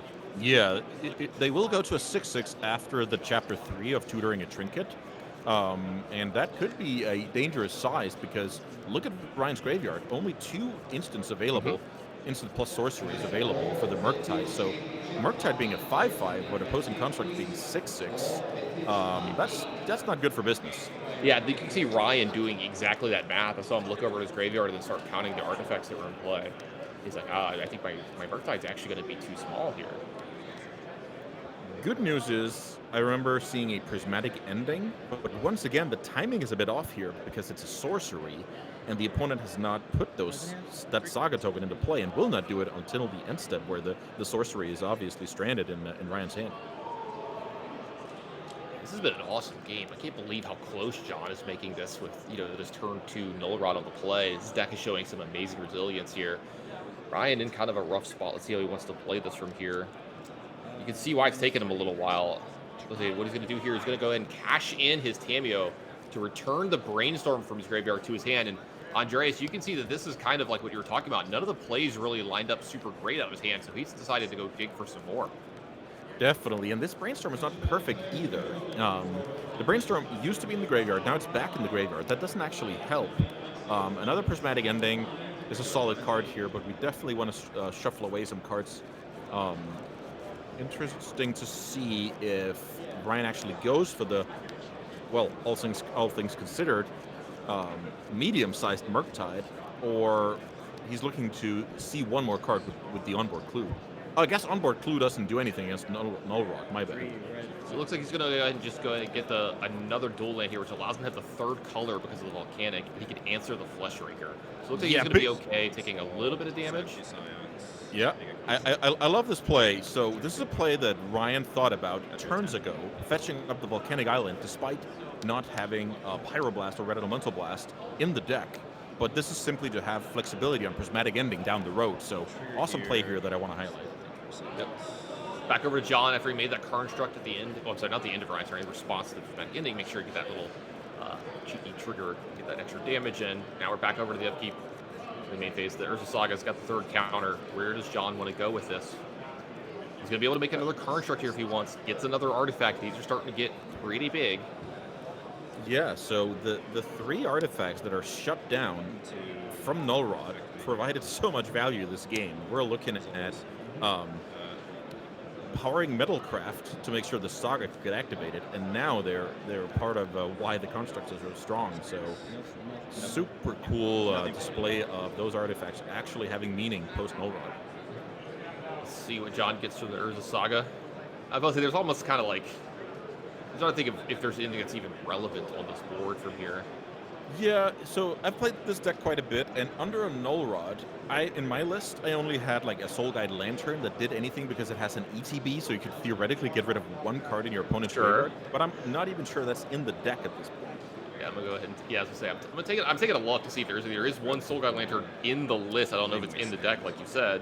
Needle is a cool one here that I didn't play, but is also does something under a Null Rod. So now you're probably just gonna name Wasteland, but let's see what John is going for. Can you name Clue? I believe that the tokens are not actual card names. Right, yeah. I would name Clue if I was allowed to, maybe. The Null Rod is for the time being naming the Clue as something that is irrelevant, but naming either the flip side of Tamiyo or Wasteland, that's kind of your options here. Yeah, I don't hate it. I think those are more likely here. I was trying to have a little fun with the Pithy Needle here, but I think this represents what, more than half of Ryan's life total here. This attack, 1, 2, 3, 4, 5, 6. Looks like the Ryan needs something awesome here. Okay, Karn. Was that using all of the mana after Ryan just put back Daze? No, the Daze is still in hand. Okay. But maybe there's a 1 mana floating. That would be brutal. Yeah, I was gonna say, it looks like this has resolved. So yeah, maybe there's a mana flow that we don't know about. Oh, the Vexing Bauble in play still has this ability, obviously. Yes, it does. Yeah. I was trying to figure that one out. I was like, there's something we're missing that's very obvious here. I'm sure Twitch chat is yelling at us. There's the Vexing Bauble. Yeah, I can't go there. A lot of people were probably on top of that, and that's so good. Again, I'll take the blame. I'll take the blame there. Mystic Forge grabbed from the sideboard here. I think I mentioned too many times that those artifacts were kind of useless under Null Rod, but not anywhere close to it. Fixing Bubble still doing a little bit of work. Here's ending on one of the constructs. Yeah, so one of them still around. I believe Ryan might be at a lesser life total than 10 here, but I'm not 100% sure of that. I'll see how big we can make this Murktide region. Yeah, so since last time we checked, 2 prismatic endings hit the graveyard, so I believe we can get to a 7/7 here. So right now that's big enough. That is big enough for the time being. 5 artifacts being on the battlefield, but Karn is also threatening a little bit here. There's also a Mystic Forge as well in John's hand, so there's a chance there's going to be a lot more left over. I'm trying to see if there's any way to produce more than 1 artifact out of the Karn sideboard, but I don't think so. Also pretty cool, I just realized you can go and get Portable Hole with your Karn. And that Portable Hole you can cast through the mana fixing of the Planner Land. How much mana does John have here? Can he actually Kozilek command down this dragon? Oh wow, see if he can count to 9? Okay, yeah, let's I was see. gonna say. That's 5 mana. Then the workshop is going to be 3 more. Right, looks like we're not going to do that. Looks like we're not going down that path, so I'll save my my energy for later when it comes to hard math. Yeah. Sure. All right, a key off the top. It's 1, 2, 3, 4, 5, 6, 7. All right, so right now it's a 7/7. With a Karn in play, this is not what Ryan wants to see, and exactly as you alluded to, the life total is in fact 4 on the side of Ryan. I thought he was a 6/6. Let's see if he wants to trade the Karn Structs here. Looks like he's going to play another card from hand first here. There's another Needle, so that makes an 8/8 now. Sorry, I did not take any actions, and I was not paying attention to the guide. Okay, so it looks like I think what happened is John said something about going to combat. Ryan said okay, then John immediately was like, hold on 1 second, and counted his artifacts and realized that he'd be trading here. I for some reason instead, right. So it looks like there's going to be a small judge call here. Yeah, Judge will figure this out, and we can proceed the game. It is kind of a pivotal point in the game because the difference between trading and jump blocking is immense. Yeah.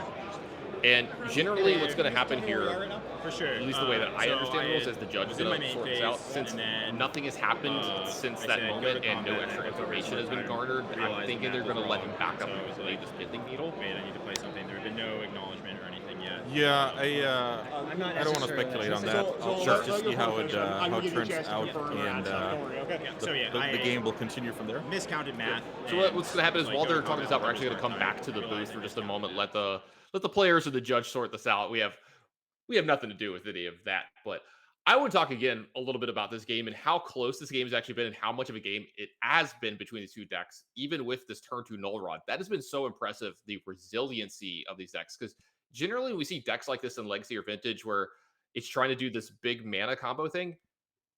They kind of falter the first piece of interaction from your opponent, but that hasn't been the thing here. Not at all, and yeah, I'm also very, very impressed with how the Forge player has maneuvered here against the absolute worst hate card to see, and yeah, that's impressive high-level Magic, last round of the Legacy Champs. I'm not really surprised, though. Yeah, it does sound like they've got this, I think, sorted out, so let's head back down to the Feature Materia and see how it finishes up. It does look like the Pithing Needle is going to get played. All name footage. So we did get to technically back up, even though nothing's happened. So that is the artifact number 8 on the battlefield, which is crucial. With the life total being less than 8, this is a forced block from Ryan, and Murktide hits the bin. Yeah. I've not used. Looks like Wasteland was the name of the first one, and the name of the second one is not displayed. Maybe it's the flip side of Tameo. Maybe it's a redundant one on Wasteland. Yeah, I think at this point it almost doesn't even matter, right? Like he's like, yeah, I just want an artifact to play. I don't even care what the name is. I'm just going to pass over. Ryan under check here has to do something about this construct, and a lot of things are in play. I see a shake of the head here and an extension of the hand. And John is going to win this game and cement himself into the top 8 of this Eternal Weekend. What a match. What a game from these players here. Through a Null Rod, Andreas, putting himself in the top 8. That's got to feel really, really good.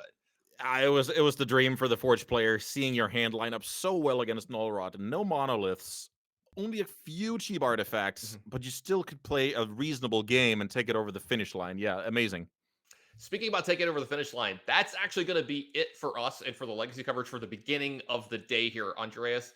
I think it's okay if I speak for you for just a moment here. We'd like to thank everybody at home, the production crew, Card Titan, everyone at Eternal Weekend for giving us a chance and letting us bring Legacy into your homes here this weekend. But that's going to be it for us. It's not it for Legacy, though, but we're going to have 2 more casters jump in on us. They're going to take you home with Vintage of the top 8. I know that I'm going to, go make myself a drink, make myself some food, and kick back and relax and watch this Vintage top 8. And then we'll have the Legacy top 8 coming back, I don't know, about like 3, maybe 4 or 5 hours from now. So you've got a lot of magic in store for you on deck and ready to go. Andreas, I've had an amazing weekend with you this weekend. Thanks for being here with me.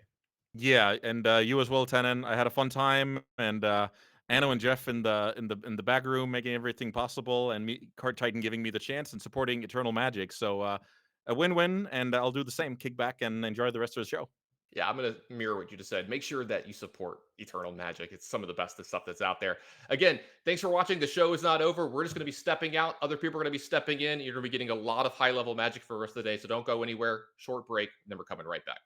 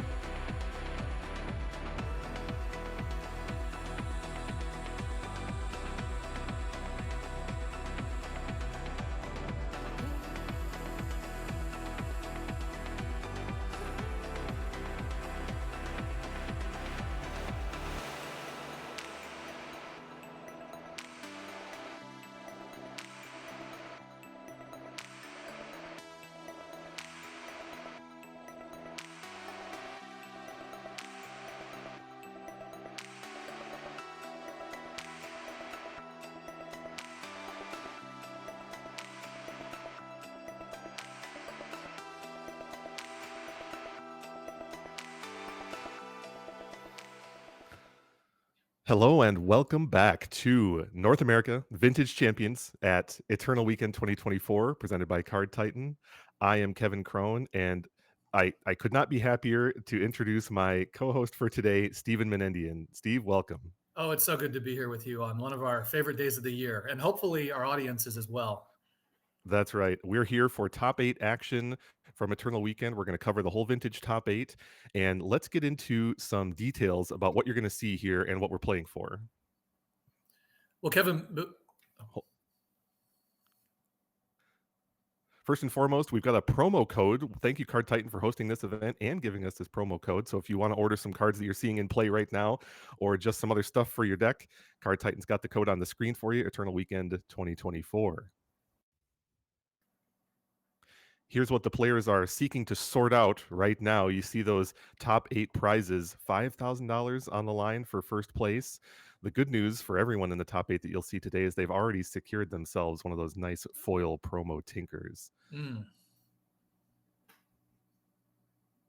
There's also a budget prize. No one in the top 8 that you'll see here today has received the budget prize, though we did have some, our budget prize contenders were in contention in late rounds of the Swiss. So quality showing by the winners of these prizes in the event.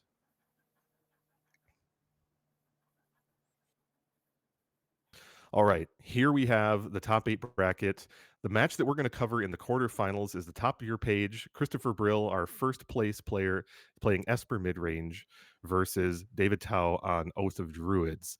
And it's a fun matchup because it's our top placing player, but also a fun matchup that is, I think, representative of the vintage metagame at the moment. Right. We really wanted to see, we want to see how Oath does in an environment where you can play 4 Ponder, Kevin. That's right. So this metagame is in some sense fairly fresh. So Kevin, it's wonderful to be here with you. As I said, this is our 3rd year doing coverage, and the last 2 years we lucked out. We got to see the breakout emergence of Mono White Initiative 2 years ago, and then last year we really saw the coming out party for these, what do you want to call them, shop decks, Kevin? These blue shop decks. Yeah, Jewel Shop's the preferred name, although you'll see them referred to as PO a few times over here. They tend to be, well, there are other PO decks, but the ones we've got here are Jewel Shops in the top 8. Right. So I'm really excited to see how this top 8 turns out. Kevin, why don't you give us just a brief breakdown of this top 8, and then we'll get into some of the nitty gritty and turn it over to our first match. So what you see on the page here is a domination by Lurrus control, either Dimir or Esper varieties. You'll see 4 different Dimir control decks in the top 8. It's really 2 different variants, and we can talk about the whys and the wherefores of that as we get through it. We're going to see the Esper version in this first match, piloted by our top player, Christopher Brill. In addition to 4 Lurrus decks, we have 1 Oath of Druids, which we'll see in our match, and we have 2 Jewel Shops, as we'll see in future matches, and 1 Doomsday. Yes. So it's a decent cross section of the vintage metagame, but it does show a preponderance of top performance by Lurrus, and that top performance extends further into the standings than just the top 8. It's reflected in the top 16 as well. Yeah, it extends all the way down. So Kevin, there are some pretty important but nuanced differences between these decks. For example, Dave has a gush where the other ones don't. The sideboards differ in some particularities. Is there anything in particular that stands out between these Lurrus decks that you want to mention ahead of time? Well, we have the combination impact of new printings and the restrictions that have recently happened. Right. So remind everyone exactly what happened in the last year with regard to that. Yeah. Tuning in for the first time, since last year. Right. We touched on this in the Swiss. But back in August, we had the restriction of Urza's Saga and Vexing Bauble. Urza's Saga and Bauble were both 4-ofs in certain decks, a little less so for the Bauble in some cases, but the bottom line is they were just predominant across the whole format. And namely, in these, both the Lurrus decks you would see in the top 8 here and the Jewel Shops decks. So if this was last year, we would have fully, 20 plus copies of Urza's Saga, in this top 8. Now the Lurrus decks play 1, and a corollary change in the list is also a reduction, so an increase in other colorful lands and a reduction in the presence of Lorien reveal. Lorien, yes. Yeah. So there was systematic effects that we talked about in our discussion of that restriction. And also new printings that I alluded to. Psychic Frog. Psychic Frog has taken Eternal Magic by storm. The the the pure value and pure aggro control kind of synergy that you get from playing a frog and defending it early, and then it can run away with the game. It's so flexible. It can grow on demand. It's got that tall growth that we like to talk about, and it's got some evasion built in just when it needs it. It has become a predominant threat. Ability. Yeah. Yeah. So we're gonna take you down to our first match, but Kevin, any predictions on this? I really think that one of these Lurrus decks is going to take this whole event home today. I really do. They've got the tools. They're well adapted to beat all the matchups that they see in the top 8, and that's just the reason why there's 4 of them here already, and they're so dominant in the top 16 as well. Let's take a look at our deck lists. Here you see one of the archetypal variants of Esper Lurrus. The Esper deck is so because of the dominant inclusion of 4 Swords to Plowshares. We saw this come into play multiple times in the Swiss, as well as a few Luvinias and some sideboard cards, which we'll get to, which will be highly relevant in this matchup. You see here also 4 Orcish Bowmasters and 4 Psychic Frogs. The primary creature package, the primary threat package, and the way that this game is going to end one of those 2 threats. Right. The fact that there's 10 creatures in a lot of these decks, it really indicates you're talking about aggro control deck here that wants to deploy one of these efficient creatures, protect the board state with counter magic, and then generate tempo with cards like Strip Mine and Wasteland. Kevin, let's look at Chris's. Are we going to wait to look at Chris's sideboard, or can we look at that right now? Okay. Afterwards, we'll look at that after game 1. One thing I want to point out, Steve, is the 7 forces in that list. Yes. And there's 5 here in David's list. The disruption package has come a long way. Here we see what is a pretty standard stock list for Oath these days. The emphasis being on 4 copies of Atraxa Grand Unifier, who can be cheated into play through the package of Oath of Druids, 1 Flash, and 4 Show and Tell, which gives the deck some flexibility to dodge certain types of hate pieces that would prevent one of those avenues from working, but not the other. And then a strong reliance on the Tinker for Bolas's Citadel as an end game. Yeah, it's also notable that these decks run Boseiju now. They lean harder into Boseiju than I think we've ever seen Oath do before. Even in some of the, except for like the hyper-focused, show and tell decks of the past. Mm-hmm. But that just is a testament to these counter magic packages that you just described, the presence of Force of Negation. So, all right, let's see how game 1 shakes out between these players. Chris is our top-seeded player, so he'll be on the play. Looks like players have resolved mulligans, and we'll see if they're starting with full hands of 7. Both players taking a breath and excited to be playing in the vintage top 8. I would be too. Wow. David, I see an Ancestral Recall in David's hand. And a Mental Misstep. So I think he has Mox Orchard, but does he have the Oath, Kevin? Can't quite tell at this point. There's the Mox. Christopher undoubtedly knows this matchup very well.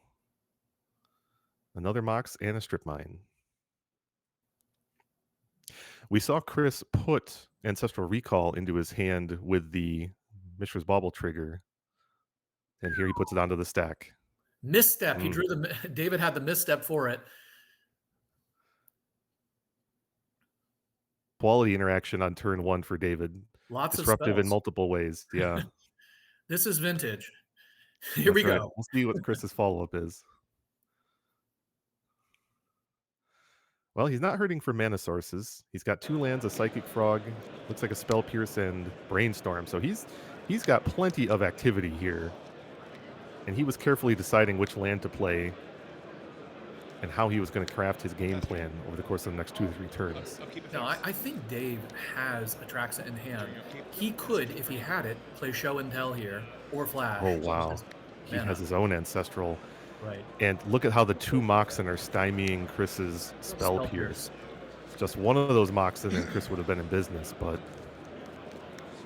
This board state now heavily favors David, having been able to resolve his Ancestral. So best case scenario now, Chris is going to play basically a turn 2 frog. Here we see him casting Ancestral. Yeah. Yep. He's already cast Ancestral. He's already cast Brainstorm. He did draw a Black Lotus. So, and he has a Demonic Tutor. So but it's not like he's going to go. He can't tutor for the Ancestral now. Is there a way he can get back the Ancestral in his list, Kevin? Let's double check to see if he has access to Snapcaster Mage. I don't believe so, but I'm double checking.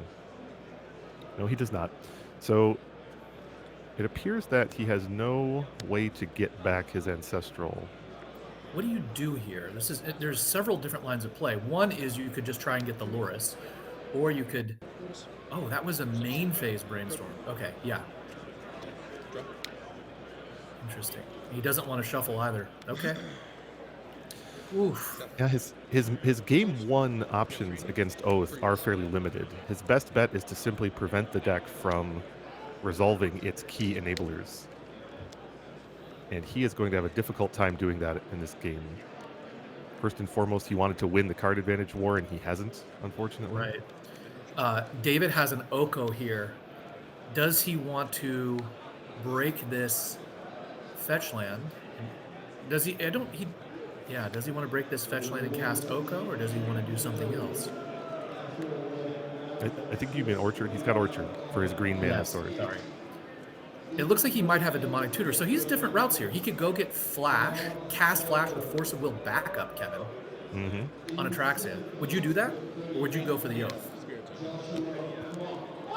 I think in my situation, I would just go for Plan A. I mean, I would go for Oath. He has to know that the Lurrus deck in game 1 has no way to remove a resolved Oath, and he also notes that in the early game here, his Ancestral resolved without even a fight. Right. So he has to. I mean, now granted, Chris has Brainstorm since then, so the contents of his hand have changed. Right. But he has to know that Chris is light on interaction here. That's going to stop him. Testing the waters, I would say, with Oko here. These decks are loaded to bear on Spell Pierce, so he's probably been playing around Spell Pierce all tournament. I think that's fair estimation, yes. Well, at the very least, Oko has resolved, and now David has the choice of which modes to use. It looks like he has rolled up to create a food. He's got a handwritten food there. What is your opinion on Oko against these aggro control decks? I think that time has demonstrated that it takes a ton of energy to overcome an Oko with a creature-based strategy. That's just full stop.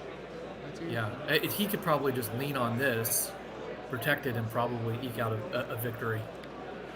And he knows that Chris is, in being the Esper build of Lurrus, his primary points of interaction for permanents come in the form of Swords to Plowshares. Exactly.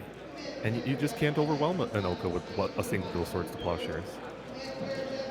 And unfortunately for Chris, he also has no recurring threat that he could realize through repeated use by Lurrus for two reasons. Right. One, Oko is very good at turning Lurrus into a different animal. Altogether. And two, he has no other permanents that, again, truly self-recur and deal with Oko. He's got Baubles, he's got Soul Guide Lantern, and he's got his creatures dying from the battlefield. That's really it in game 1.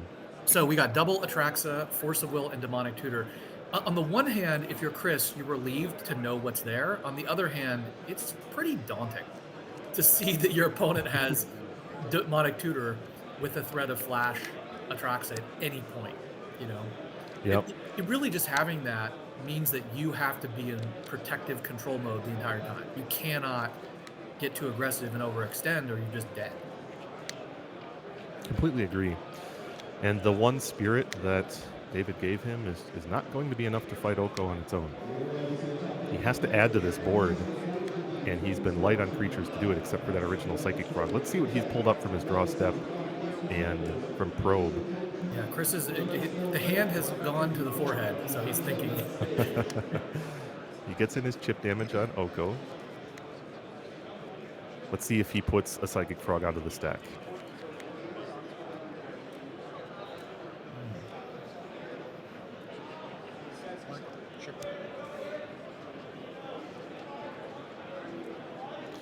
Lotus is for either blue or black. Can't quite tell which. Still ambiguous as to which. He has 2 mana of one of those choices floating. My guess is it's blue. Oh. If we could see Chris's hand, we would know his plan here a little bit better. Oh, He he's still has got that demonic Spellpierce and still. DT. Yeah. Oh, if he's got 2 black spells, then I think we floated black with the Lotus. Yep. And there's Orcish Bowmasters. Well, if he is to overwhelm an Oko, this is part of the way that it would happen. But I do not like his chances. The problem is there's just so many options. Yeah, he doesn't want the Bowmasters. So now it's a clear path for Chris to resolve his demonic if he wants. Yep, you're right. And here we are. Chris has Spell Pierce, but David has an awful lot of mana. If David were to tap 2 and then tap 2 again, Spell Pierce would be online. But you know David's watching for that, as you said. I'm hoping he does it. Come on, here we go. Flash.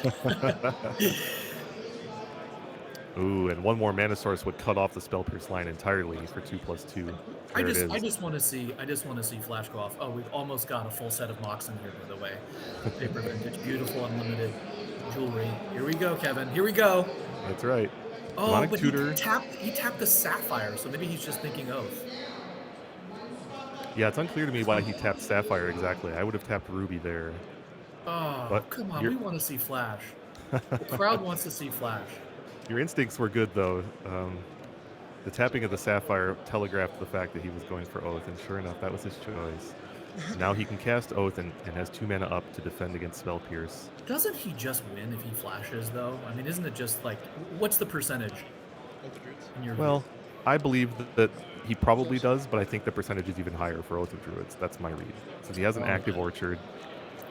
All right, the safe but better play. Yeah, he's going to turn the Frog into an Elk. This is still exciting. We still have you get to see some fun vintage things right now. So this game might look like a bit of a runaway from the Oath side, but it's worth pointing out that the whole thing effectively hinged on very early jockeying for position vis-a-vis Ancestral and Misstep, and then Ancestral versus Spell Pierce. And as I said 3 turns ago, if one of those 2 Moxen was some other card, this game might have gone entirely differently. Agreed. Particularly, we watched David draw his hand. The last card he drew was Misstep. If Chris resolves that Ancestral, we might be looking at a very different game here. We would be. Chris is resolving Demonic Tutor, but I must admit that he has simply no options to really take back this game. Yeah, we looked at. And I suspect that David knows that. What does he I don't have? even know what you get here. You can't get Ancestral, as you observed earlier. You could get Dig Through Time. His deck is just so uniform. Oh, a Time Twister? I mean, that's not really useful here. He got Treasure Cruise, so you can kind of get Ancestral. Yeah. Time Twister is there for once he's got his opponent lower on life, and Bowmaster is in play. That's just not a factor here. Yeah, I mean, Treasure Cruise is ostensibly very powerful, but it's not a card you really want to Treasure Cruise for. Like, Dig Through Time, maybe, but Treasure Cruise would not be my first option, my second option, my third option in this deck.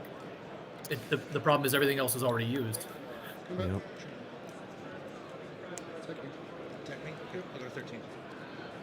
And now he's ignoring Oko completely, going upstairs for 4 damage against David. The other reason I would have seriously considered the Flash is because 2 of your Atraxas were in hand, Kevin, if I'm not mistaken. So you pitched one. So you know, it's not impossible. I mean, it's not likely, rather, that he's going to deck himself with Oath, but I think I would just rather have the safe position of just flashing in the Atraxa and taking the value.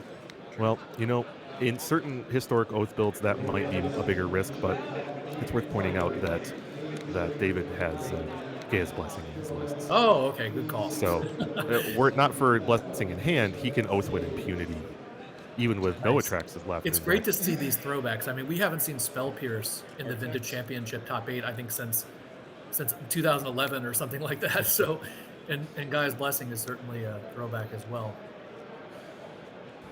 Here, David is now executing his primary plan. Atraxa has entered. You see the 10 cards. He's making his selections. artifact. I'll take instant, this. I'll take sorcery. this. And he's turning down Tinker. Yeah.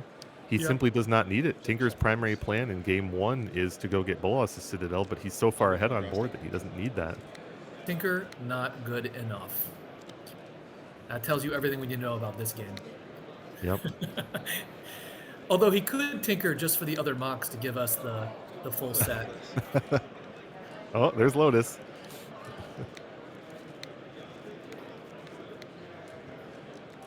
All right, David still has Oko activation to perform.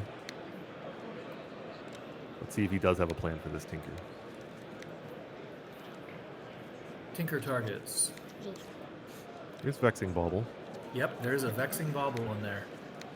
No longer necessary for his victory this game, but something that he can afford to possibly disrupt Christopher a tiny bit. And he has plenty of mana, does David, so it's not really disruptive to him. What's he doing, pointing at that? It looks like he's he +1'd his Oko. So he's making his food into an elk. Got it. Yep. And he can attack since that food began the turn in play. Now the two players have 2 creatures each. That means David is telegraphing that he will give Chris a spirit at some point on his turn.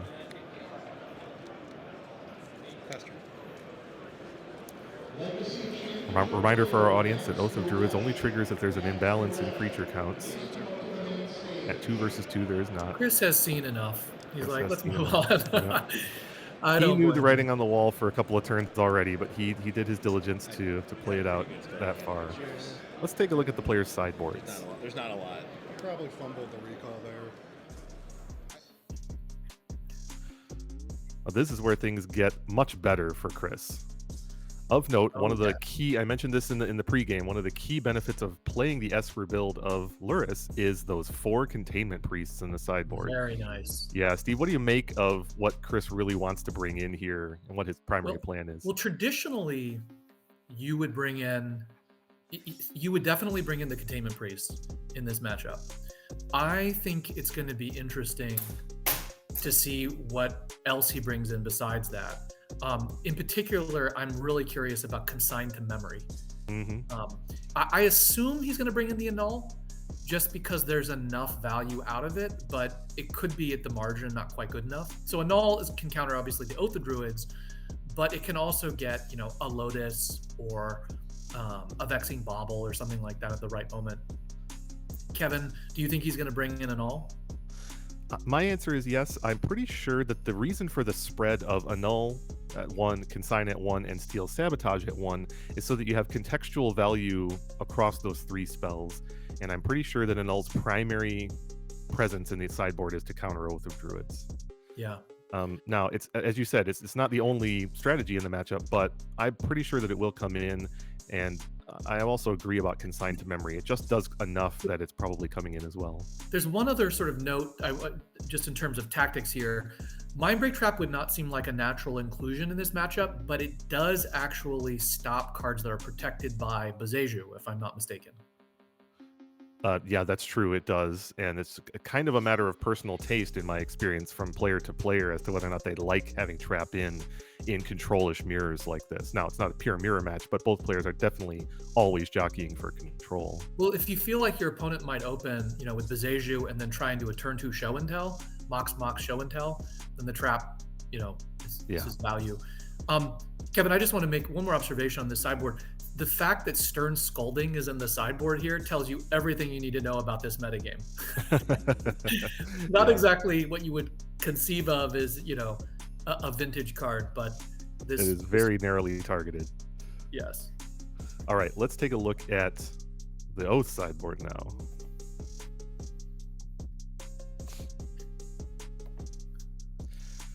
All right, Steve, what stands out to you here? And I know there's one personal favorite. Well, what stands out is the Mind Twist. I'm puzzled and fascinated by that. Yeah. It's been many years since we've seen Mind Twist played over Thoughtseize or anything like that. So I'm kind of curious what he has in mind with that. But more practically, I mean, you're probably bringing in this Pyroblast for sure. I don't know, probably the Lightning Bolt, Kevin? Yeah, he has to know that he's facing 4 containment priests. Yes. In games 2 and beyond. And I'm very, very certain that basically every answer to a containment priest is going to come in. So Utter Insignificance, Lightning Bolt, and probably the last Oko would be my guess. Utter Insignificance, what a fascinating vintage card here. Again, Lurrus, these permanents. What was the card that you were alluding to a moment ago, Kevin? Well, the personal favorite. The personal favorite, it's for my eyes, is also Mind Twist. I can't think of a matchup that I would rather have Mind Twist in David's seat than this one. Like the pure anti-control measure, right?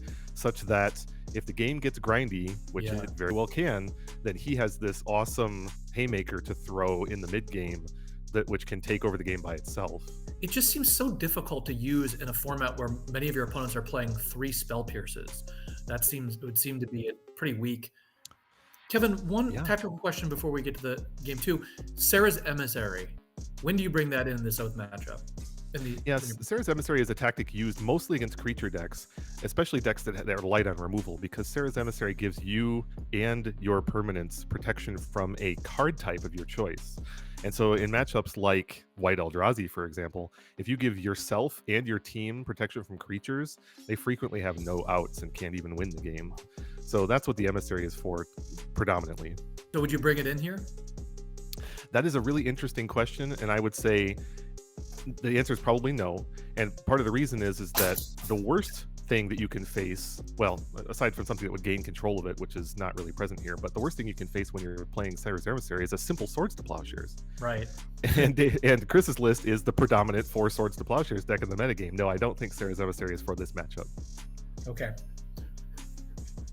Well, all right, let's go back down to the table. Yeah.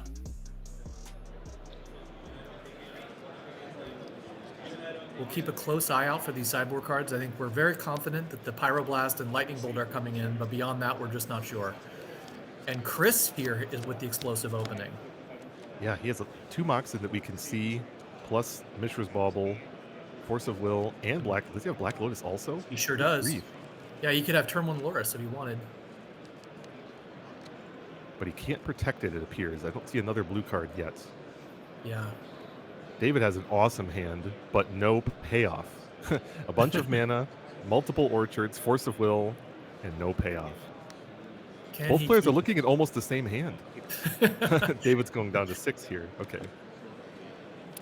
Wow, it looks like both players kept. This could be a grindy game. Explosive Chris is going to bobble opening, himself. Tactically grindy, yeah. Now, we don't have the benefit of knowing what Chris just saw, but we'll find out shortly. And also how it affects his game plan. I think there's both that Lotus. Players mulligan to 6, if I'm not mistaken, right? No, I think Chris is on 7. Okay.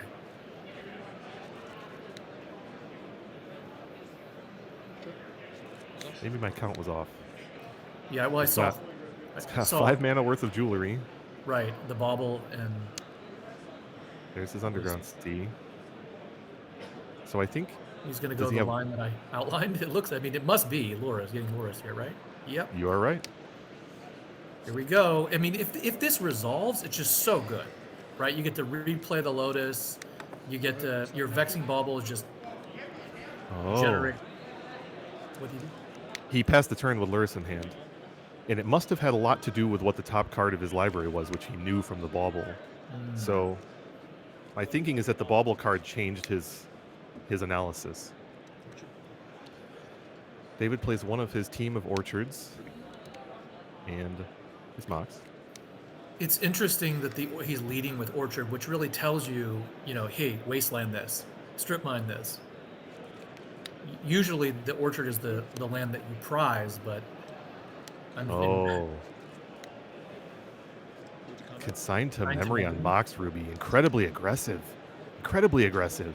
What? Wow. Okay, so we did talk about, using these sideboard cards to stop Moxen. Guess he really values that mana superiority. I don't know. I'm suspicious about that just because it doesn't play into the rest of his hand. The rest of his hand is, if he's going to win, it's going to be through Lurrus or now Psychic Frog. Right. Looks like he's going for the Lurrus protected with Force of Will. Force of Will battle, force your force. and then he's gonna start trying to grind this out. I'm very interested to see if Chris protects this Lurrus. Yeah, I don't think he does. Yeah, no question. He's got Vexing Bauble and Black Lotus in the graveyard. Not Vex. Yeah, he's got the. He didn't. He did not protect it. Oh my goodness. Well, his consign on Ruby suggests that he was primarily interested in keeping Oath of Druids off the table. Yeah, well, he's decided he's the control role, I guess. Right? It's a role assignment question. That's right. Now he drew Wasteland, so his hand is Force of Will and Frog. The fifth mana source. He can hardcast Wolves. Yeah.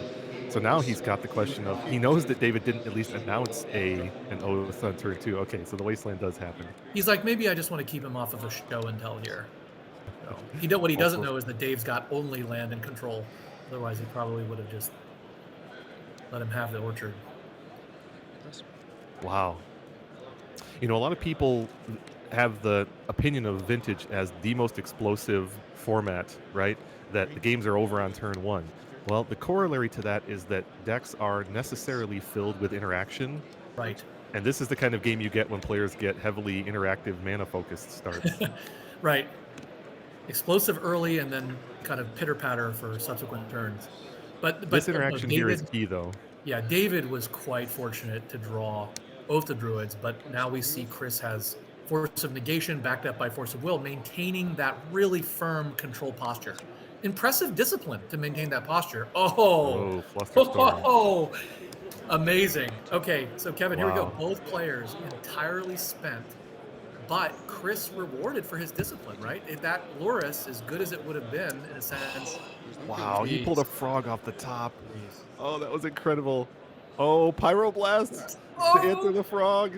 Vintage. One good draw deserves another. Absolutely. Now we're both back on nothing. Okay, here we go. First player to draw a big spell is going to pull this out. Oh, he drew Treasure Cruise. Wow. Advantage bar, Mr. Brill. Wow. No wonder he was the top placing player in the Swiss. I mean, they both spent each other. I mean, he drew the Psychic Frog off the top, got it Pyroblasted. Drew Treasure Cruise. Oof. He also drew the Force of Negation before. That was the only way he was going to be able to stop that Oath. Wow. And he drew into another land and a Daze and an Annul. Looks like a Null. So we have an answer to that. We've got a Null here. Okay, so look. So the Daze will stop the show and tell. Oh, not anymore. Well, it would have. You know what we could be setting up for here, Steve? We could be setting up for here is Daze on Atraxa. Atraxa, I was at the same thought. Oh, that would be so amazing just to see. That would be incredible. Probably the first time in the history of Vintage that's ever happened.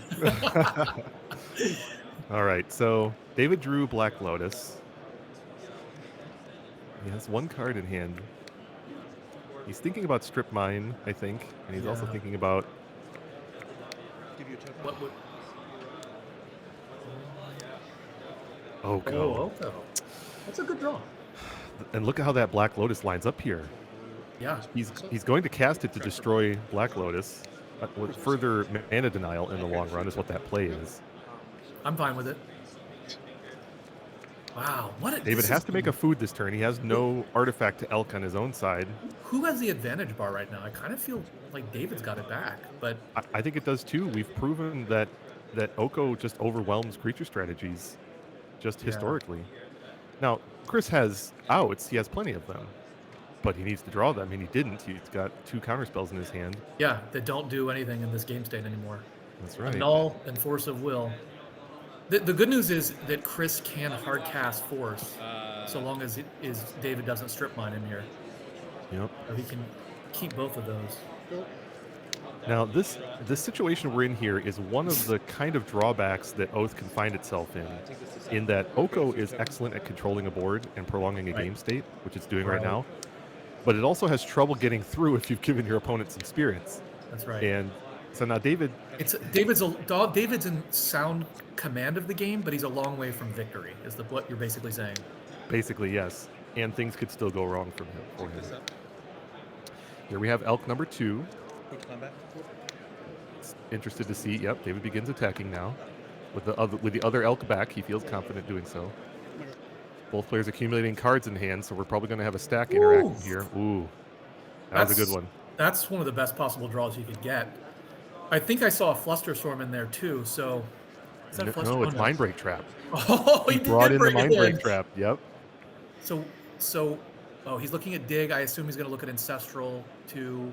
The Containment Priest is not really what you need right now. Looks like he's light on Bowmaster's post sideboard. I think I saw 1 or 2 as he was scrolling through there. Oh, it's hard to tell. He might have some different versions of it. The debate is Dig or Ancestral. What would you get? I can't remember how much is still in his graveyard after that cruise. That's the thing. If he can dig for 2 to 3 mana, then I like the dig. I'm getting Ancestral. I agree with that entirely. I like the Demonic Tutor reveal. It's because of the graveyard, like you were saying. I think most of the graveyard's gone, yeah. Yeah, the Demonic Tutor will be there, but you'd have to tap down entirely to use it, so it's Ancestral. Now this Ancestral has to yield some good stuff. He's going to play it. Immediate passage. Yeah, immediate passage by David. That's really interesting. I wonder what David's holding. Now, can his card advantage overcome the board advantage? Classic question. Mm-hmm. Chris passed. Wow. Let me look at Chris's sideboard again. Ooh, there's Flash and Show and Tell and Veil of Summer for David. We forgot to mention that during sideboarding. That's a key for this matchup. Another food. Look at that Oko on 10 loyalty. Wow. Yeah, it's rough not having a way to answer Oko. It's worth noting, too, that Oko's got his ultimate there to exchange control of 2 things, just ready to go. So, Chris, the way that Chris can navigate out of this situation is not plain. Not clear, yeah. Yeah.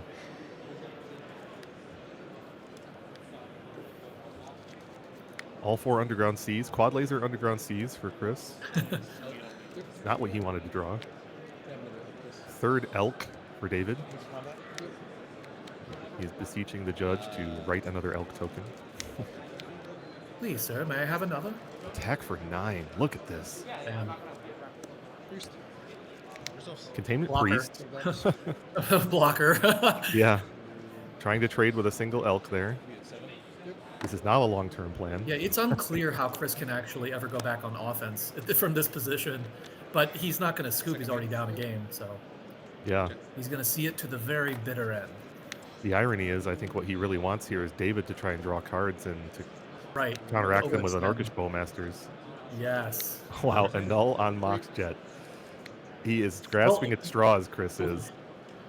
Yeah, he's used consigned to memory on a Ruby and a null on a Jet. Yeah. He was jealous of all the jewelry in game 1, so he's decided to reclaim that particular role in this matchup. The problem that these decks have is there's just no big haymaker. There's no bombs, right? It's just an accretion of small advantages and situational advantages. Like you're demonic tutoring and you're looking, what explosive card can I get? Oh, Ancestral Recall. It's a good card. It's just not going to save you when you're down. Yeah, it's worth noting that this is one of those games that Urza's Saga might have broken open last year. Yes, exactly. By the way, I think he sideboarded out the Time Twister because when he tutored, I didn't see it. That would be a bomb, I think, but not necessarily a good one. So Lavinia resolved for Chris. David, I think, properly identified that that's not the access he needs to fight on. You know, I kind of go back to the beginning of the game. I wonder if, because Chris drew the frog, I think, immediately. He could have forced through that Loris, and he decided not to. This game might have gone very differently had he tried to do that. Granted, he would not have been able to maintain that control position, but, you know. Yep, I think the writing's on the wall here. Chris knows it. He has no sweeper. He has no way to remove 3 Elks in any particular way. If he was holding 3 Swords to Plowshares, he might be onto something, but that's not the case. And even though David's hand is now not very ideal, he's got a hand full of enablers and not much mana, thanks to all of the Mox countering. David's still probably going to cruise to victory here on the back of this Oko.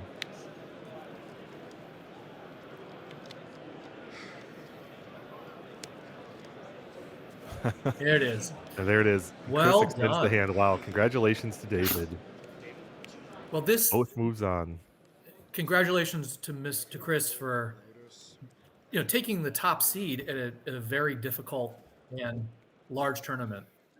Yes, congratulations, definitely. Well, in the interest of time, we're going to move forward into our our semifinals matchups, and we're going to see both of those, which is awesome. So we're going to switch gears into the top 4 next. But prior to that, we'll be back for a break right after this.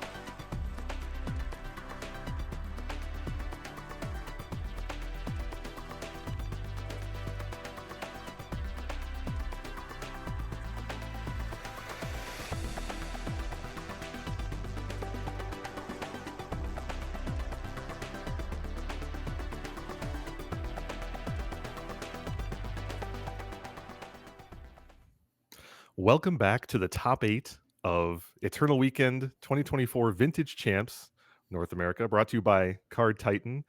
Again, I'm Kevin Crone with Stephen Menendian, and we are jumping into our first of 2 semifinal matches. Let's take a look at the players and their decks. Ooh, first, here's your bracket. So we're going to be on the bottom of this bracket to start with, watching David Liver on Doomsday versus Chase on Dimir Control. That's another Lurrus variant, as we've seen. Top of the bracket has shaken out. We just watched David Tao win with Oath and Max Gilmore. That was an action-packed match. Yeah, that was an interesting one. And there's going to be 1 or 2 more versions very much like it as David makes his way through the top 8. He navigates through this. But first, we're going to go to a personal favorite of yours, Steve, and Doomsday. Let's take a look at these players and their decks.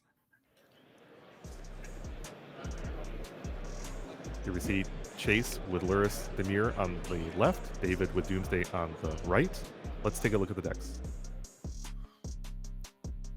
All right, Steve, talk us through the modern iteration of Doomsday in your eyes. Well, this deck is not Doomsday because there's a Psychic Frog, but we know what they meant. Oh, I'm sorry. Jeez, I was looking at the title first. Yeah, we got the title right here. This is David's Dimir Control. Gosh, so am I mistaken that we don't have a true Doomsday list in the top 8? Because this is absolutely Dimir. No, we do. I'll tell you what David's deck is. So David's deck is basically, it's very simple. He just wants to play Dark Ritual into a Doomsday and then draw a card and win the game. How does he do that? Well, he does it by winning with Thassa's Oracle. So if he can gush he can basically draw into a gush and then gush and draw Black Lotus and Thassa's Oracle, cast the Thassa's Oracle, and the Thassa's Oracle trigger, win the game, as long as there's not a consigned to memory to stop the trigger. So we do have a new card that interacts with the Doomsday deck in that regard, Kevin, with the number of consigned to memories in this top 8.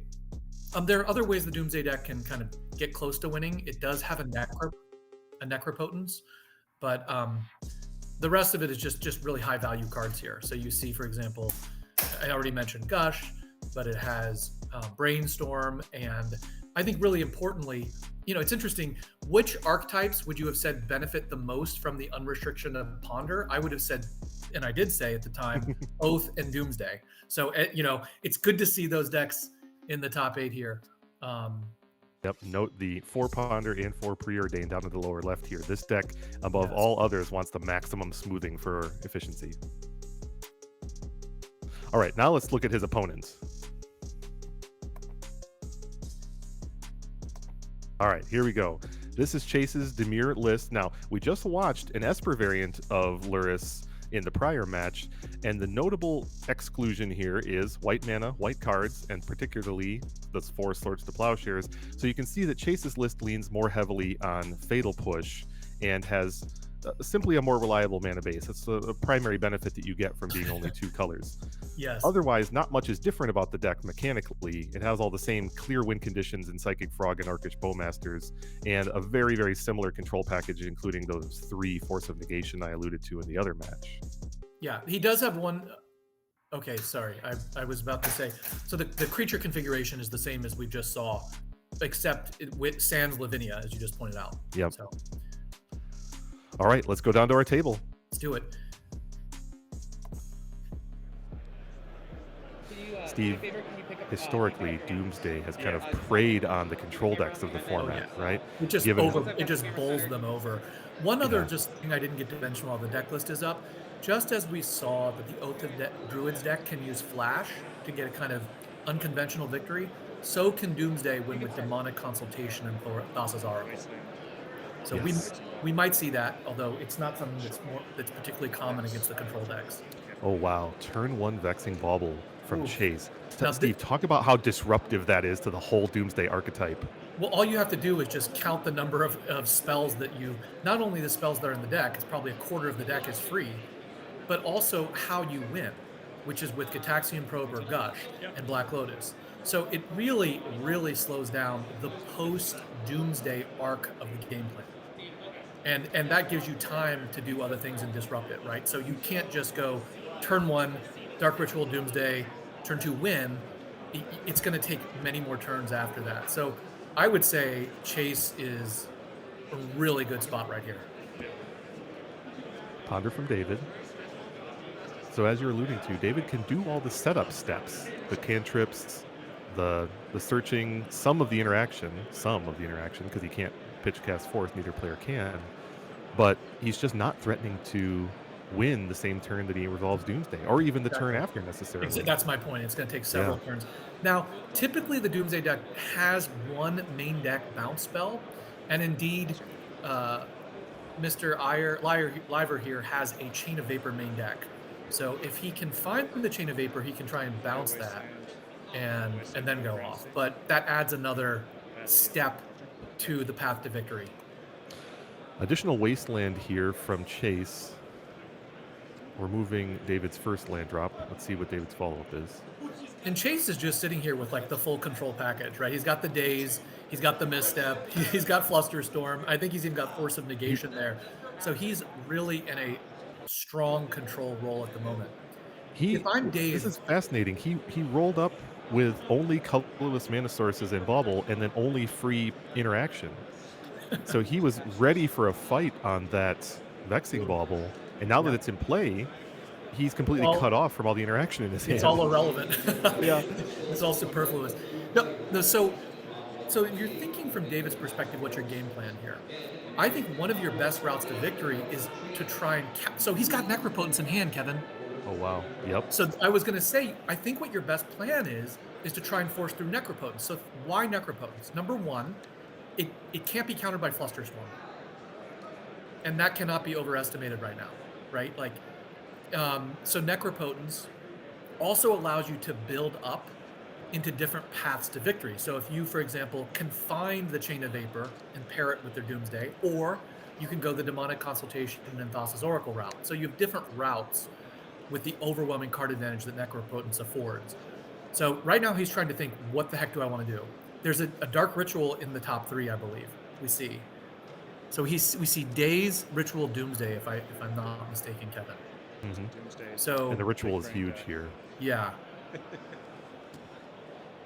think that's a ritual. It's not an alpha ritual, but it's a ritual. Yeah, he definitely does. Okay, so he did not shuffle that Ponder. Force of Will doesn't do much. Oh, I like this play. I like this. Just take your time.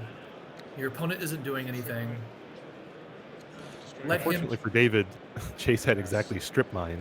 But David's not out of the running. He still has access to one more land. Part of the challenge with overcoming this Bauble is that you do need to build up a sufficient density of mana sources, right? I mean, you don't need an ostentatious amount, but you do need at least two to get Thassa's Oracle onto the stack. Yeah. And so David's his next few turns are probably going to be targeted at just amassing those lands. And he sees the face-up Wasteland sitting there. So he knows basically what his fate is for the next dual land that he plays. Of note, that one basic island that's now in the graveyard is the only basic land. Strip Mine is one of the most infuriating cards in Vintage because you can have perfect plans and it's just destroyed by Strip Mine. Yep. It's like there's no accounting for it or predicting it either. It's just, it is what it is. And Chase, with that grip full of control spells, is going to be really significantly advanced once he gets his first blue mana source. That will turn on the manual casting of Mental Misstep and other things. Oh, he's going for the ritual. Here we go. Here we go.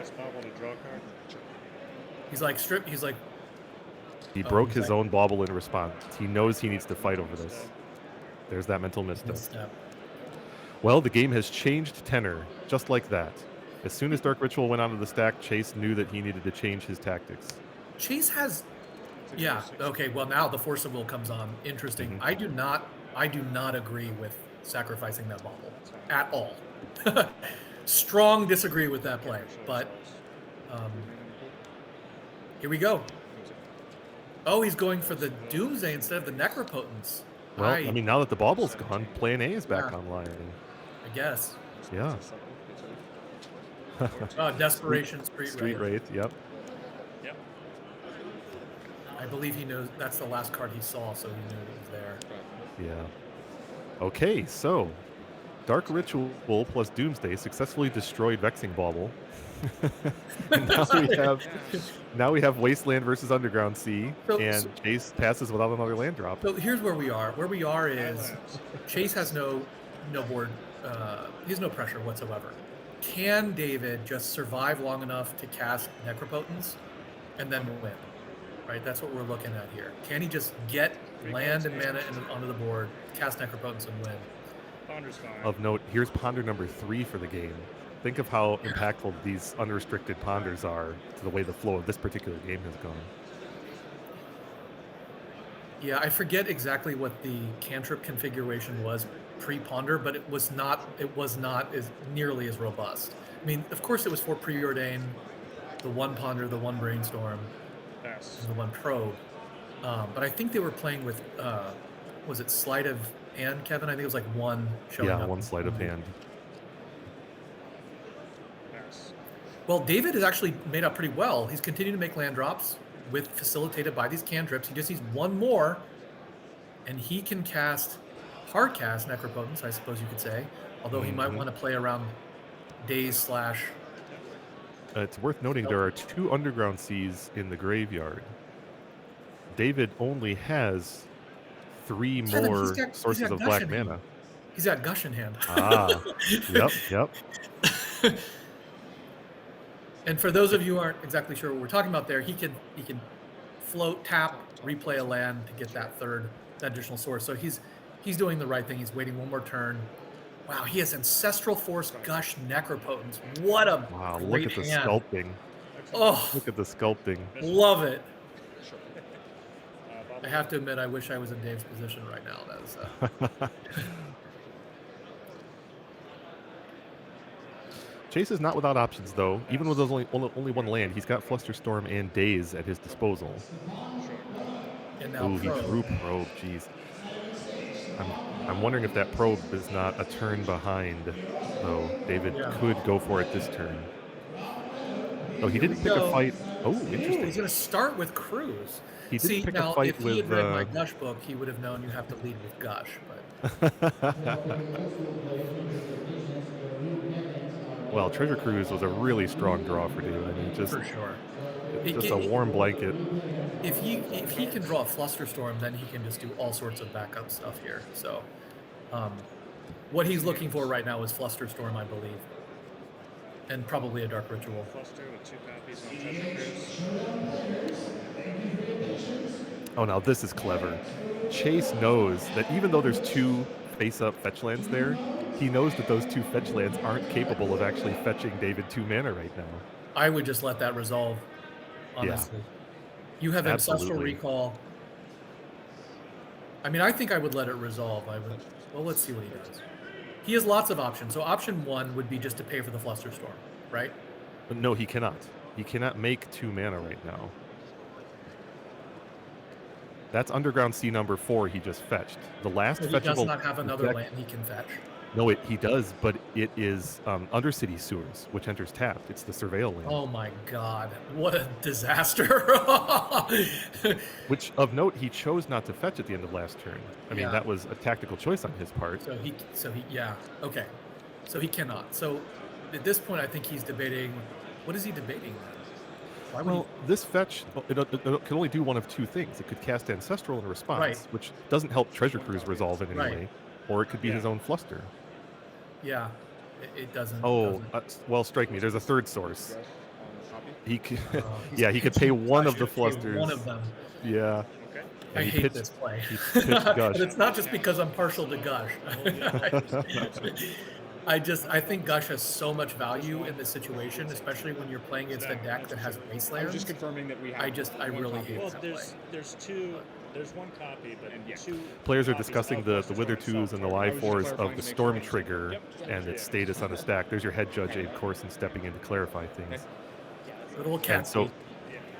And so for anyone who might not quite follow what just happened there, the Flusterstorm put a copy of itself on the stack. There were 2 force spikes on that cruise. David countered one of them and paid the 1 mana for the other, and then Chase picked up his land to daze the Treasure Cruise, thereby finally countering it. And here's that Gitaxian Probe. Think about another reason why I hate pitching the Gush there. next turn he could gush and cast Replay the Sea and cast Necropotence. Although, as you point out, he can fetch the tap that comes into play, tap land. But Yeah. I mean, if Chase had drawn, so has Chase did play his land drop this turn, Just unfortunately. now. Yep. Yeah, but if he had drawn a Wasteland, you're just dead in the water. I agree with you. He drew Force of Negation, which is an excellent pull. He needed another piece of interaction because his hand was filling up with 2-mana creatures, and he drew the Force. I paid 2 life for the pro. And This game is far from over. What'd you say? This game is far from over. It's far from over, but I just feel like David's options were like, again, I think he should have just led the whole turn with Gush, and then he could have replayed the land and then decided what to do. I will be interested to see here if David fetches on his end step. Yep, here it He has is. to. I Yeah, think so. yeah. So here he'll get Undercity Sewers. And in case you're not familiar, this is the cycle of Surveil lands that came out of Murders at Markov Manor. And he's going to Surveil now after this shuffle. So a modest bit of deck selection here. See if he likes it. Undetermined. He does not. Chain of Vapor. That makes sense. There's that one of main deck removal spell for the Vexing Bauble that you alluded to. I agree with the choice to put it in the graveyard. Let's see what he drew.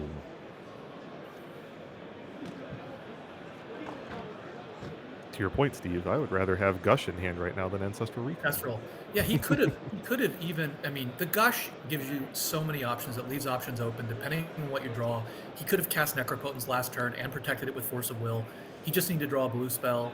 He could have even theoretically pitched the Ancestral, although probably not. I would not have done that. But still, it's just more development, more draw, a stronger overall position. And you still have the Treasure Cruise, you know, in the wings. Here we go. This is going to get dazed.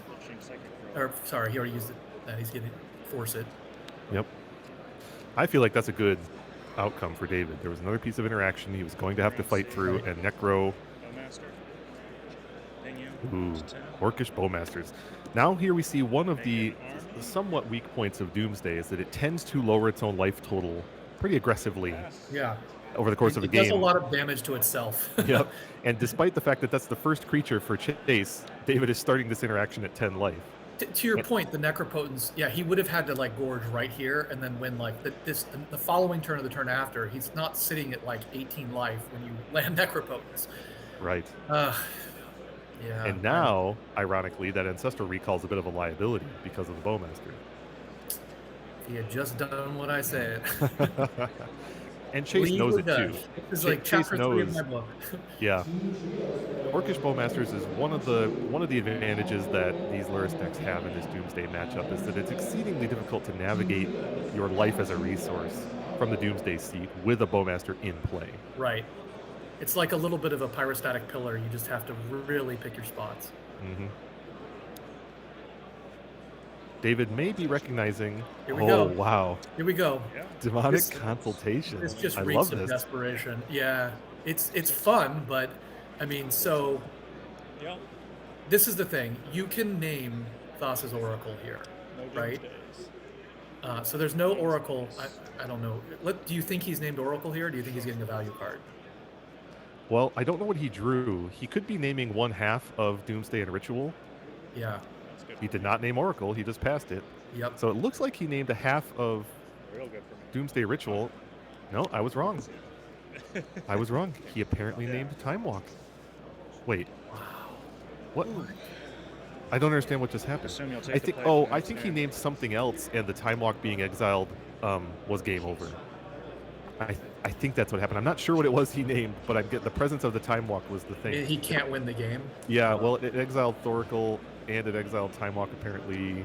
I guess it was a combination he was trying to assemble, and it was a bit of a gambit, as those kind of desperate consults tend to be. Yeah, I mean, I don't know. Let's go to sideboards and see how these players are going to adjust now. Yes, let's do that. All right, So here's a we've got Doomsday sideboard with a buffet of options. Steve, tell us your thoughts. Well, so the first thing that we're going to probably be bringing in is the Flusterstorm, right, to protect yourself more from these counter magics. I'd probably bring in the Duress as well. What do you think, Kevin? I definitely do. And I believe that those 2 Murktide Regents are for this exact matchup. Now, especially the Dimir version and not the Esper version. Right. My view, though, so yeah, you're going to bring in the at least a couple of fatal pushes as well to deal with. I mean, it's not as bad as the Esper version. Like, Lavinia is really, really bad. Mm-hmm. But you are still the aggressor in this matchup if you're Doomsday. You do not want to slip into it. You're not going to win by being the control player, which means I really don't care too much for Force of Negation and Mindbreak Trap here. If he had a misdirection, I would play that because it reinforces your spells, but he doesn't. So I think he's probably going to bring in, I don't know, what do you think? A pair of fatal pushes, the Flusterstorm and Duress, and probably leave it there? Well, if Murktide Regent isn't for this matchup, then it's not in the deck at all. Okay, I think that Murktide diversify threats, so I think those are coming in as well. And to me, the hinge is on how much board removal he wants. I agree with you about Fatal Push being targeted squarely at cards like Lavinia and Bowmasters, and at least one of them swaps out for the Chain of Vapor, possibly. Well, but you need to have an answer to Bobble. If you're not, that's the problem. I'm just worried that with two Regents, a Duress, a Fluster, and multiple Fatal Pushes, you're diluting your deck an awful lot. How do you make room for all of that? That's the problem. You have to start cutting into the bone here. Yeah. To get to that. Okay. Let's see what he's fighting on the other side of the table. So here Chase's list. A well-known quantity, I'm sure, to David. And here we have that interesting spread of 1 mana counter magic between Consign to Memory and Annul and Steel Sabotage. How do you feel about Consign in this matchup, Steve? This is actually the most fascinating element to me. I just don't have a handle on how broadly useful the countering of a trigger is. I mean, you could literally just win the game by countering the Thassa's Oracle trigger, right? So it's very powerful in this matchup, but it's super situational. It means that your opponent has resolved Doomsday and has basically gone for the kill shot, right? Yep. Has gone for the throat. And so I don't know. It's like, would you rather have a card that prevents you from getting to that point, or would you rather have something that can just take the game when your opponent thinks they're going to win? I don't know. I would need like probably 100 games with Consigned under my belt to feel comfortable knowing how to make that decision. What do you think, Kevin? I mean, I agree with you. I believe that some number of them are coming in. It might only be one. It's worth noting that the main deck is so loaded for bear with counter magic between 3 Force of Negation and other 1Z, 2Z individual counters that there's not a lot of Drek that Chase is really making room for here. Now, the 3 Fatal Pushes are almost certainly card number 1. Those are getting out. That's gone. Yeah. Because he knows that even if there are creatures post sideboard, the Fatal Push need not apply. Well, Consigned to Memory is basically just better than the Fatal Push. So that's true. So there's 3 spots. Dress Down is almost certainly coming in. It plays a very similar role to the Consign in terms of stopping Thoracle. So I do believe that Consigns and Dress Down are probably the first thing I'm reaching for. That's an easy swap? Yeah. I think so. And you could look at...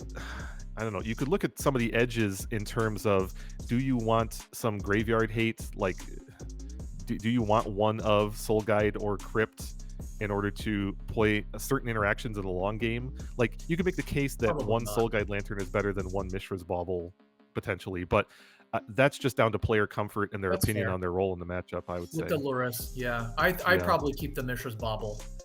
For the speed aspect? Yeah, efficiency is everything. Yeah, fair enough. All right, well, hey, let's go down to the table and see how our players chose.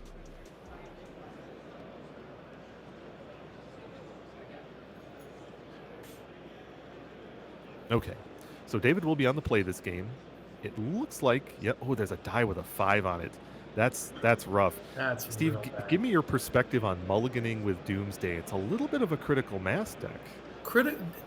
As we said, in this matchup, Doomsday is the aggressor, meaning it is the beatdown in the classic Floresian analysis or framework, right? So you are trying to quickly win the game, combo out, and overpower your opponent doing that, which means that you need the resources to overpower them.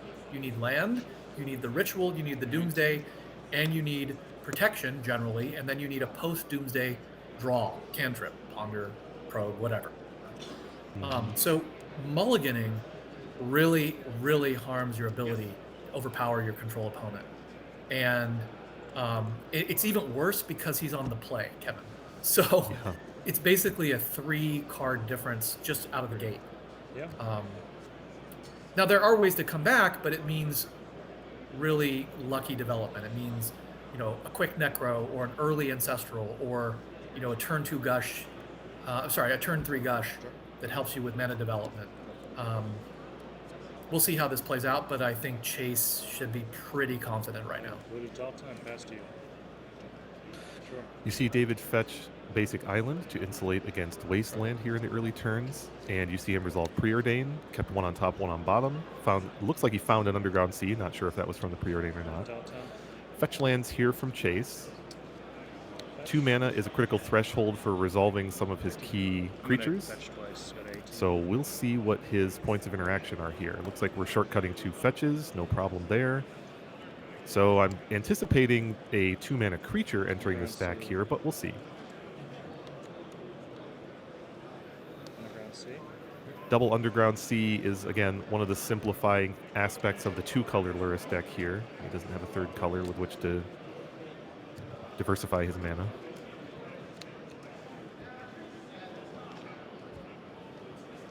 Going to main phase and Orcish Bowmaster. And he goes for it. Get it on the Sure board. enough. I agree Main with that phase, play. Orcish Bowmaster. 18. Yeah, I do too. Casual observers might be wondering, hey, that card has flash. Why not wait? Why not wait to try and catch some card draw on David's part? Well, Chase recognizes that David has scant few points of interaction for a Bowmaster, regardless of when it happens. And he would rather have it happen. Oh, wow. So this is not something you see very often. This is a kind of a sign of desperation.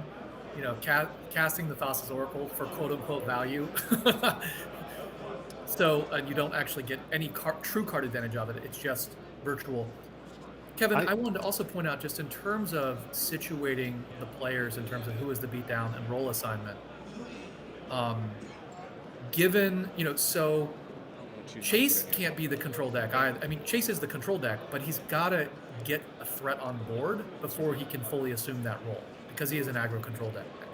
So I agree with playing the creature early on and then just allowing. Now, look, he's gotten through a turn unmolested. Now at this point, he should just assume full control role and just maybe a little bit of tempo back up. Okay, he's going to. Oh, wow. Second Bowmaster. Yeah. Pass. The second Bowmaster is notable because it makes the Orc army large enough that with one more trigger, it could start swinging past that Oracle. Push through, right? Mm-hmm. Yep. David just sitting there trying to draw. Yeah, the advantage bar, if we had one here, would be heavily in Chase's favor at this juncture. Yeah, if you're watching an ESPN coverage gamecast, it would be like 95% Chase. Maybe not 95%, but like 87.6% Chase. Underground sea. Yeah, let's not overstate things. It is actually hard to overstate just how damaging Bowmasters is against the Doomsday deck. For all the reasons you've already stated, Kevin, right? It's a draw-heavy deck. It's a deck that does a lot of self-inflicted. Oh. That's game. Oh, backbreaking. This, folks, is why Time Twister is in this deck for situations like this. It probably won't resolve, although there's going to be a big battle here over it. 16 myself. Players exchange Force of Wills. I guess David only has one card left in his hand. Jeez. The Flusterstorm? Oh, no, he has a couple. Oh, Yeah. it is Flusterstorm. There we go. Does Chase have his own Fluster? Oh, he does not. No. We're not going to see a Time Twister kill here. Wow, that was Cool a shot. serious threat by Chase. Time Twister. Yeah. David had to expend multiple high-quality resources there, though. And now he's stuck with another problem that these Doomsday decks sometimes face, which is just no access to that 3rd black at the moment. So even if he had it, let's assume he draws a C. What actually happens here? What happens is he plays the C, he casts Doomsday, assuming it resolves, he goes to 8, right? And that's assuming he survives another attack, goes to 8, and then he casts Ponder. That's 2 more damage, right? Yep. Then Gush. That's 2 more damage, down to 4. It's pretty dicey. Pretty dicey. I think he's pretty close to just flat dead. I do agree with that. You have to take your medicine and ponder here. Unfortunately, this is going to mean that Orc army is rumbling through next turn. That's not a deal breaker at the moment, but it does give Chase more advantage.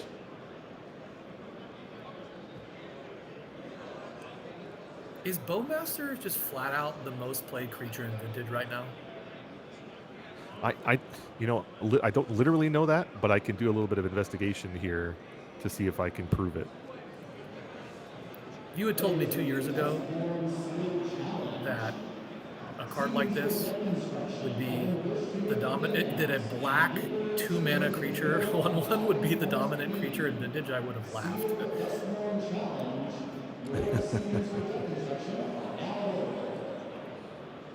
So according to MTG Goldfish, the top creatures played in Vintage is number 1, Containment Priest.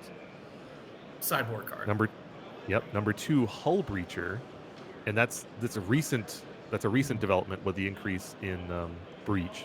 And we have none. Number in the 3, yeah. Number 3, Psychic Frog, which goes hand in hand with Bowmasters, of course. Number 4, Lurrus, obvious reasons, and number 5, Bowmasters. So, positions 1, 3, 4, and 5 are all driven by the same archetype, as you're observing. Yeah. Trigger the Bowmasters. Okay, he's figured out what he wants to do with Ponder. He's drawing a card. No shuffle. Yep. 2 Bowmaster triggers. Now the army is a 4/4, and David has taken 2. Amassing our orcs here. Mm-hmm. If nothing changes, I'm going to be curious to see if Chase would attack with an Orcish Bowmaster next turn in addition to the 4/4. I think it has a lot to do with the constituents of his hand. You want to get as much pressure as you possibly can. He's almost out of being able to win. It's a very close mathematical question. Okay, Sauron is drawing a card here. Combat. Attack 4. See, does he do it? No. Maximum safety on Chase's part here. Pass. Jump block with the Oracle. Fatal push? Fatal push. Oh, nice. That's quite helpful. Wow. Force of negation. Tells you the value of things here. That. Yes, it does. Good play on both players. And he had to hardcast it because it was his own turn.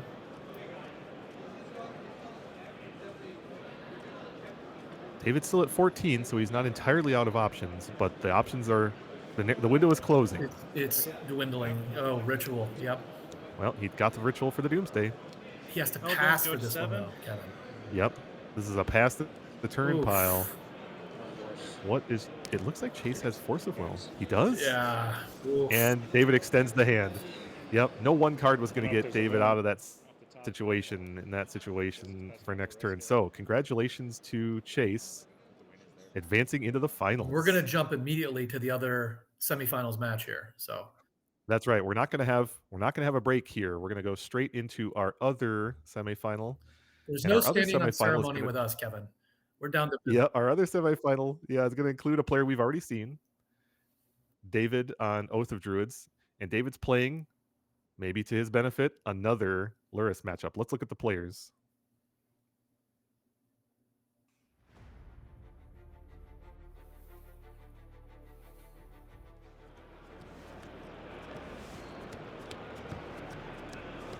Okay, here we go. On the left, David with Oath of Druids, whom we've seen on camera already here in the last hour. And Max Gilmore, another Esper Lurrus player, one of the 4 that we had in the top 8. Let's take a look at their decks. Well, we've seen, for those of you who've been following us all day, we watched David in the quarters, got a very good sense of his deck. It's very explosive, very powerful. It's all about Oath of Druids and Atraxa, but it also has a full complement of Show and Tell and a Flash to cheat in Atraxa. And he's got that Vexing Bauble in there, Kevin. That's right. Tinker package as another way. It's just a very powerful deck. But in fact, in the matchup, we watched him win with Oko. I think Oko is very good against these aggro control decks. And so we should expect to see that as yet another path to victory here. Very much so. Let's take a look at his opponent's deck and see how it might differ, if at all. All right, here we have another Esper Lurrus deck. So this is the version of the deck we just watched play in the prior round with 4 Swords to Plowshares and 2 Lavinias in the main. Of note, Max's list has 1 Nethergoyf, 1 additional source of aggressive beatdown. And it's worth noting that Max's list is lighter on Orcish Bowmasters. This may be why those MTG Goldfish stats were a little, why Bowmaster was not in first, because he only has 2 copies here. And Steve, there's an element to this Lurrus Esper list that we didn't touch on in the prior run because it didn't come up, but Max has access to Karakas. Yes. And that can really upend the Yes. Atraxa interactions. What do you think about that? Yeah, no, it's really important. So Karakas is basically a way to actually deal with Atraxa. So, and it's uncounterable. And the Oath player has a strip mine for it, but doesn't have a wasteland. So there is a built-in answer.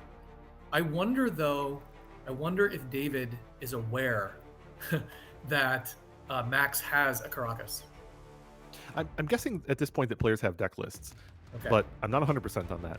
But either way, I think he should expect it. I really do believe that Karakas is one of the reasons, not the only, but one of the reasons to play the Esper variant of this list. And so if he doesn't know it to be true, I believe he should be expecting it or watching out for it. Let's go down to the match.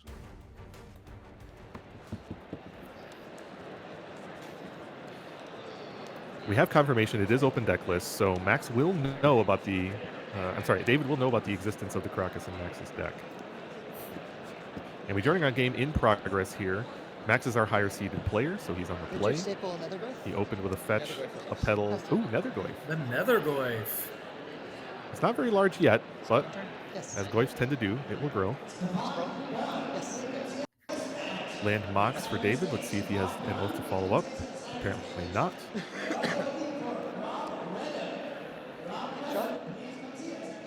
Now, the Nethergoyf doesn't hit very hard, but it does give Max some early pressure with which to play his primary role. He's trying to play the classic aggro control role, as you talked about in the pre-games. Island Cycle on Lorien Revealed.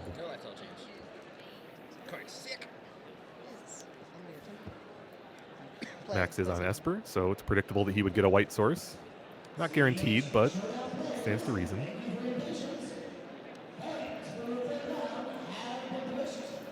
Of note that Island Cycle just buffed the Nethergoyf.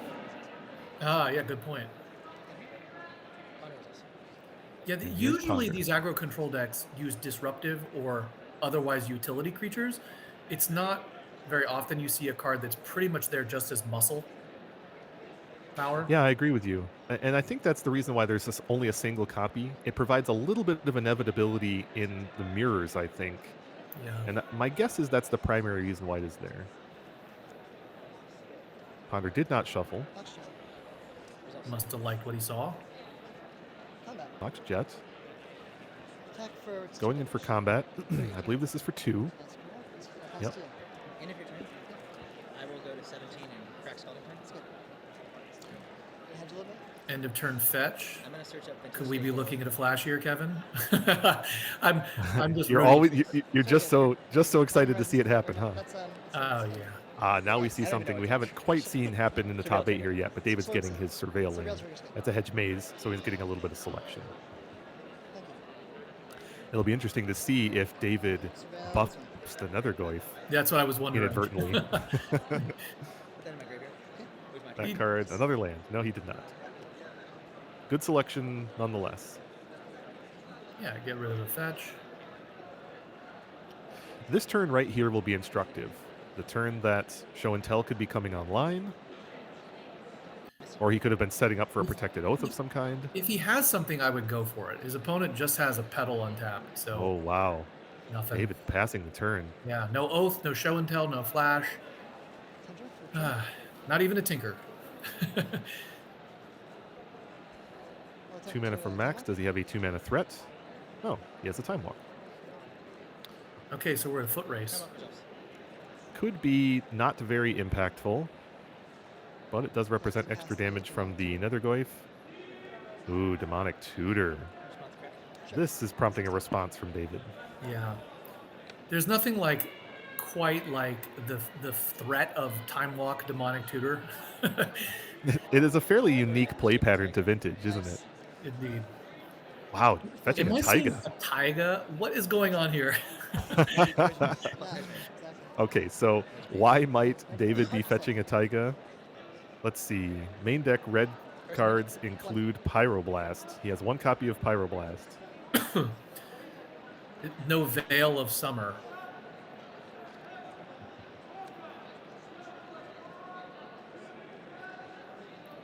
Yeah, I'm intrigued.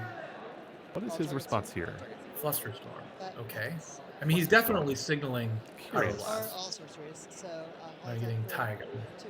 Yeah, very much so. But why wouldn't you? Of note, Flusterstorm just buffed the. I think the players may have gotten the life wrong there. There's an instant now in the graveyard that Nethergoyf should have hit for 3, but we'll see if that gets revised. I would have been very tempted if I was holding Pyroblast to counter the Time Walk with that. Just because of the life total issue. This should also be an attack for 3. I think. Oh. Is this mid-combat? Well, we've got sorcery. Oh, no, that's post-combat. Okay. There's that Pyroblast. Oh, nice. 1, 2, 3, 4, 5, 6, 7. I've overpaid. Do you mind if I correct? Judge? I meant to pay correctly for... Is he removed 6 and he has to pay 2? Is that what's going on here? Yes, and I think he's noting that he may have not... He had a mana floating with Lotus Petal. I think he miscounted because of that floating mana. He's talking with the judge to clarify. He should have left a card. Yeah, he should not have delved his whole graveyard away. I said 1 floating. Yeah, I'm sure Abel let him keep a card in his graveyard. Yeah, it was just an inappropriate announcement in terms of the mana payment. Well, no, I intended to pay for it. I'm sure he said that he was floating mana and then using it in delving, and then just grabbed the wrong quantity of cards out of his graveyard. We'll see. David, meanwhile, patiently waiting. Unfortunately, there is a bit of dyssynergy here for Max vis-a-vis Nethergoyf and the Treasure Cruise. It's not catastrophic, but... Right. It's not as bad as like a Mastercore mode. The throwback for the old Type 1 players. Nice. He is, unfortunately, removing all the sorceries from all graveyards in this act. Which makes sense, because eventually you want to get Loris, so you want to keep the permanents in there. Yeah. Probably keep the Petal. That is, yeah, the artifact is the harder of the 2 as between artifact and sorcery for Max to get into the graveyard, so... But the Treasure Cruise is going to the graveyard, Kevin, so... Oh, you're right. The sorcery will be immediately replaced. Good call. So it looks like the head judge, Abe, stepped away to have a bit of a conference with the table judge, so... They're just confirming that they get things right. Yeah. Either way, the difference we're talking about is 1 power and toughness on Nethergoyf. We'll see if that's consequential in the long run. Yeah, the more consequential question is this Treasure Cruise going to resolve? I agree completely. The dominant interaction here is this Pyroblast. And Max has not... We haven't seen Max hand for a bit, so we don't know if he has an immediate response to Pyroblast. And his own Flusterstorm or Mental Misstep here would be enormous. Right. We're pretty deep in this game. I think we can assume that Dave has a force in his hand of some sort. That's true. His play pattern thus far would suggest that exactly. Yeah, that he has something. He wouldn't have gone... Yeah, he wouldn't have kept this hand and gone this deep without having that kind of interaction. I mean, he hasn't cast Oath. He hasn't cast Show and Tell. He hasn't even cast Tinker. So you have to assume he's just sitting on counter magic. At least some. Yep. So, Steve, presuming this stack resolves the way it stands, and Max is left with just 2 mana, unless he has some incredible follow-up, and we already note that he's exiling Time Walk and Demonic Tutor. Well, how do you feel about Max's role in this game at this point? Like, he's going to have a 2 or 3 power threat in play and have 1 card in hand. Well, if Max resolves the Treasure Cruise, I think Max is the clear favorite. If Max is... Yeah, then the question becomes, what can David draw in the next, let's say, 3 turns to try and quickly turn the tide before the Nethergoyf becomes overwhelming. But I think this entire game is going to come down to whether Treasure Cruise resolves or not. I think this is the decisive play. I think you're right. Worth noting that the Oathlest is, designed to overcome a modest-sized creature on the battlefield, like this situation. So David probably has a lot of good draws. And another thing, remember, Max can actually pay next turn to just get the Loris. So. Okay, so we finally got that resolved. The judge has apparently told him he has to exile all of them. Yep. I thought Abe would give him a little bit more flexibility, but we are in the top 8 of a major tournament. Precision is required. Oh, wow. Oh, if Max can't fight this, oh gosh. So not only was the Treasure Cruise countered, but Dave has drawn. Okay. Okay. Yeah. Here we go. Here's Oath of Druids. Yep. Now it's probably all over but the shouting. Yeah, he didn't even. So he couldn't actually cast Demonic, right? Because he's got Volcanic Island Taiga, Pearl, and Emerald. I agree. Yeah, here's the Loris. That's Max, too late, my friend. Yeah, Max gets in his damage while he can, puts Loris into his hand. Oath of Druids trigger, targeting you. Yep. Move to resolve it. Yes. And it passes the turn. Yeah, this is going to be nearly impossible for Max to dig back out of at this point. Attracts a trigger. Nethergoyf is an okay early threat, and it did some work. It did a fair bit of damage to David, got his life total down to half approximately. But now Atraxa just takes over. God, Kevin. Look at this. He's got Bolas's Citadel here. He's so far from, can't cast it though, but he is holding Show and Tell though. Yeah, so he absolutely can put it into play. This game is over. This game is completely over. Yeah, do you feel the need though to Show and Tell in a Citadel at this stage of the game when you're so far ahead?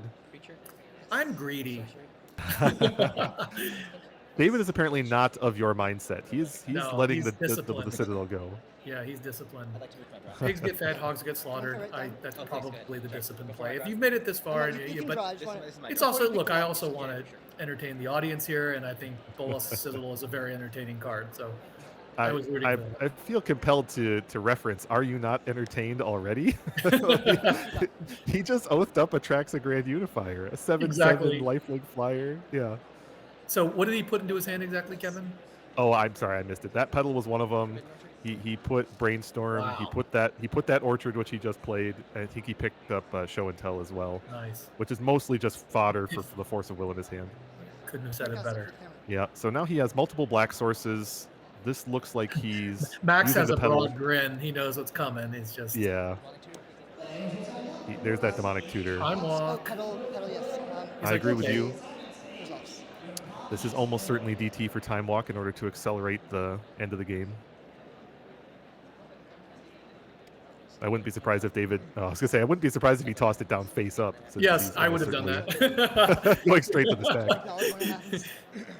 Yeah, I'm guessing Max knows it as well. Both these players have probably played this matchup many times.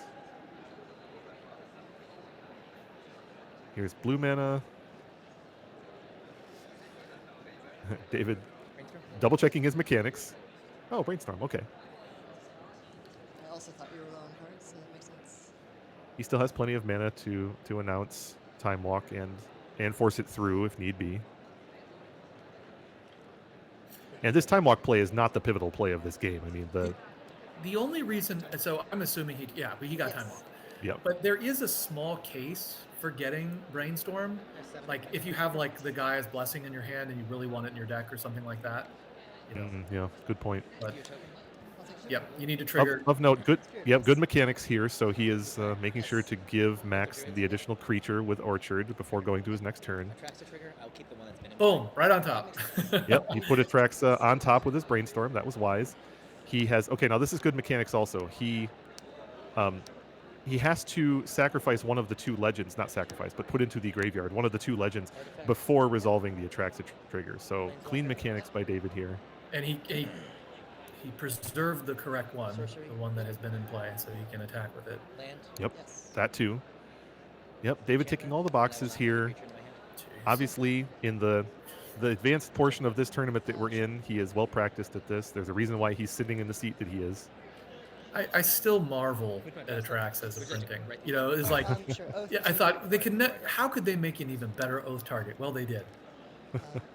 Well, they simply don't think about vintage Oath of Druids when designing creatures. And rightly so, I would argue. Food combat. Yes. Ouch. So David, with his freshly fed hand, yet gets his first Atraxa attack in. Play Ruby. You got Ruby. The writing is on the wall here. David is flush with resources. Yeah, David's grip is so large, he probably has to discard. So he's like, I think he's got like 10 cards in his hand, Kevin. He's going to play Oko in order to add more fuel to the fire. Oko pluses makes a food. It's a raging bonfire is what it is. Yep. He plays Boseiju as his land. And I think you're right. I think this is him moving to discard. So there is one small thing that could be a hitch, which is you noted Max has a Caracas. That's right. It is noteworthy that David just played that Boseiju just now. Right. Because that is one of the answers to Caracas. If Max simply has it right here. If I was David, the thing I would be looking for is Strip Mine. Yeah, good point. Once the Strip Mine lands, it's completely... He's showing his hand, but... Well, yeah, he's got Probe, but he's got Force, Misstep, Spell Pierce, Show and Tell, Show and Tell.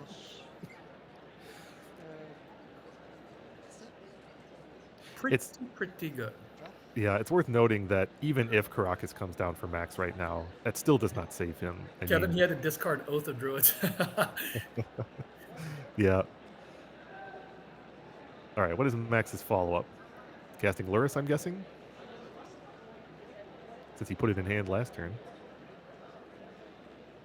Not too many more things he would be paying 3 mana for right about now. Yeah, yep, it's definitely and with no artifacts in the graveyard at face value, yeah, this is a speculative threat at best. David is maximizing safety here by countering against Lurrus. It is not necessarily a given that it would be impactful in any way. So his 5 cards in his hand, he's going to have like 10 next turn, so it's, not a big deal. Swords to Plowshares targeting Atraxa. We'll counter that. I'll pay for the misstep. And that's just a delaying tactic on Max's part. Like, even if that Swords had resolved, there would be another Atraxa next turn. Well, as you pointed out earlier, David's list has Gaia's Blessing, so he can just go infinite. And we mean literally, like, he can take all the turns. He can time walk over and over and over again. He can... Trigger after, but not trigger yet. Speaking of of Blessing... I'm going to stack the triggers. I'm going to resolve the Gaia's Blessing trigger. Yeah, well, how bad would it be if... So I think mechanically the Blessing resolves first, right? Then you resolve the Atraxa trigger, which means that the time walk could be in the top 10 here. Yeah. Even this is looking at like 4 turns in a row. Well, it's not going to last that long, but once you get your deck this thinned out, you could basically have like an over 50% chance of revealing time walk every time. I appreciate it. I didn't mean to interrupt you there, Steve. I just wanted to point out that there's even additional layer of complexity of the rules interactions going on here. 3 things just happened because of putting that Oath, resolving that Oath trigger. 1 was it found another Atraxa. Predicted 2 it. was, it put Gaia's Blessing into the graveyard, which you were just talking about. And that meant that 3 things had to happen in rapid succession. David had to resolve the state-based action of choosing which of the 2 legends should stay in play. So he did that. And then onto the stack, he put Gaia's Blessing and Atraxa's triggers, respectively. And he chose to shuffle his graveyard into his library with Blessing first, which is a wise choice. So that he would wise choices. Yeah, new selection of cards. Okay, Max packs it in. He's seen enough. He knows that it was over for a while, but that was enough. Yeah, he was at 10 life. There's a swing from Atraxa, and there's a time walk is right there. Yep. Yeah, amazing. So, chalk another game 1 up to David versus Esper Lurrus, and we'll go to the sideboards. I think we're going to see a repeat of the prior round for David, and hopefully, for his sake, that will result in another victory. Yeah. If he, like you said, if he just climbs the ladder and keeps facing this same thing, it's looking good for him winning this tournament. Steve, to my eyes, the only real significant difference here, going back to our prior discussion about the Esper position in this matchup is that Max doesn't even have a null. He has shoot a null in his sideboard. So fighting this fight is almost entirely about the 4 containment priests. Yeah. Yes. And then maybe consigned some mixture memory? of consigned. Yeah. Yeah. Yeah, you and I are on the same wavelength here. Yep. That Nethergoyf from game 1 is almost certainly coming out. It is simply not strong enough. It's a liability in this matchup. Yeah, well, that thing was terrible. Yeah. Well, okay, I should take that back. I did say that I thought that if Max resolved that treasure cruise, he would probably win. I think that really was the decisive play of the game. I think you're right. And I don't think it really mattered that much that he made a tiny miscue. Well, it wasn't a miscue, it was a miscalculation with the delve. I don't think that Lotus Petal would have made much of a difference. No, you're right. That Nethergoyf never got in for damage again after that point.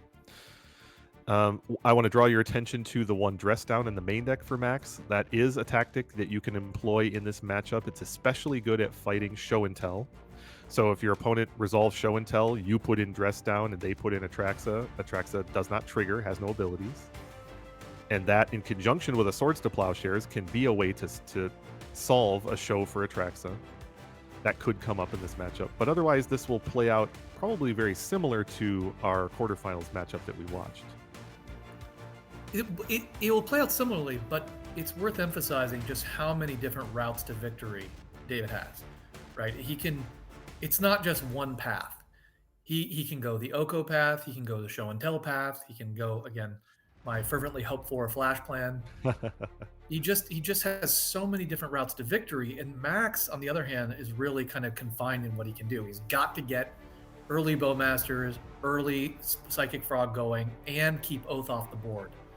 Yeah, so completely agree. Max needs more things to go right. For the sake of thoroughness, let's look at David's list. This is a review from the prior round.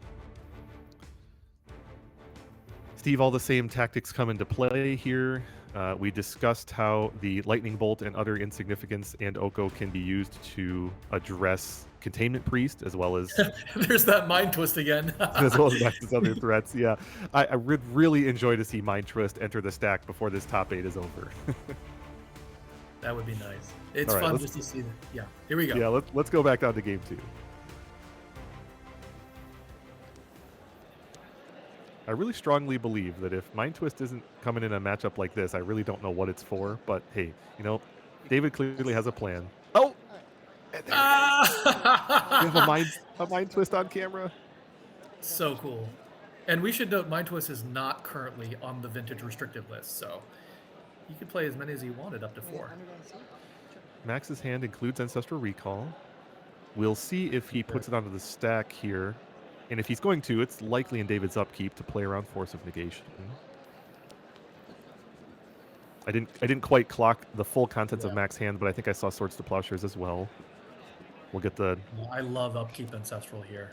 We'll get the full view. He's revealed some things. Yeah, he's trying not to knock over his own cards. Well, a little embarrassing, but all Ancestral's Okay, so it's ambiguous as this is upkeep or main phase. We can't quite tell from our position, but it'll become clear fairly soon.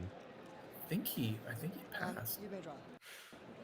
So it resolved. We know that David has no counters. And he's not discarding, so it was Yep. okay. It was upkeep. All right, fetch land from David. There's Mox Pearl. Let's see if he announces... Nope, he didn't put Oath onto the stack. He had access to Oath.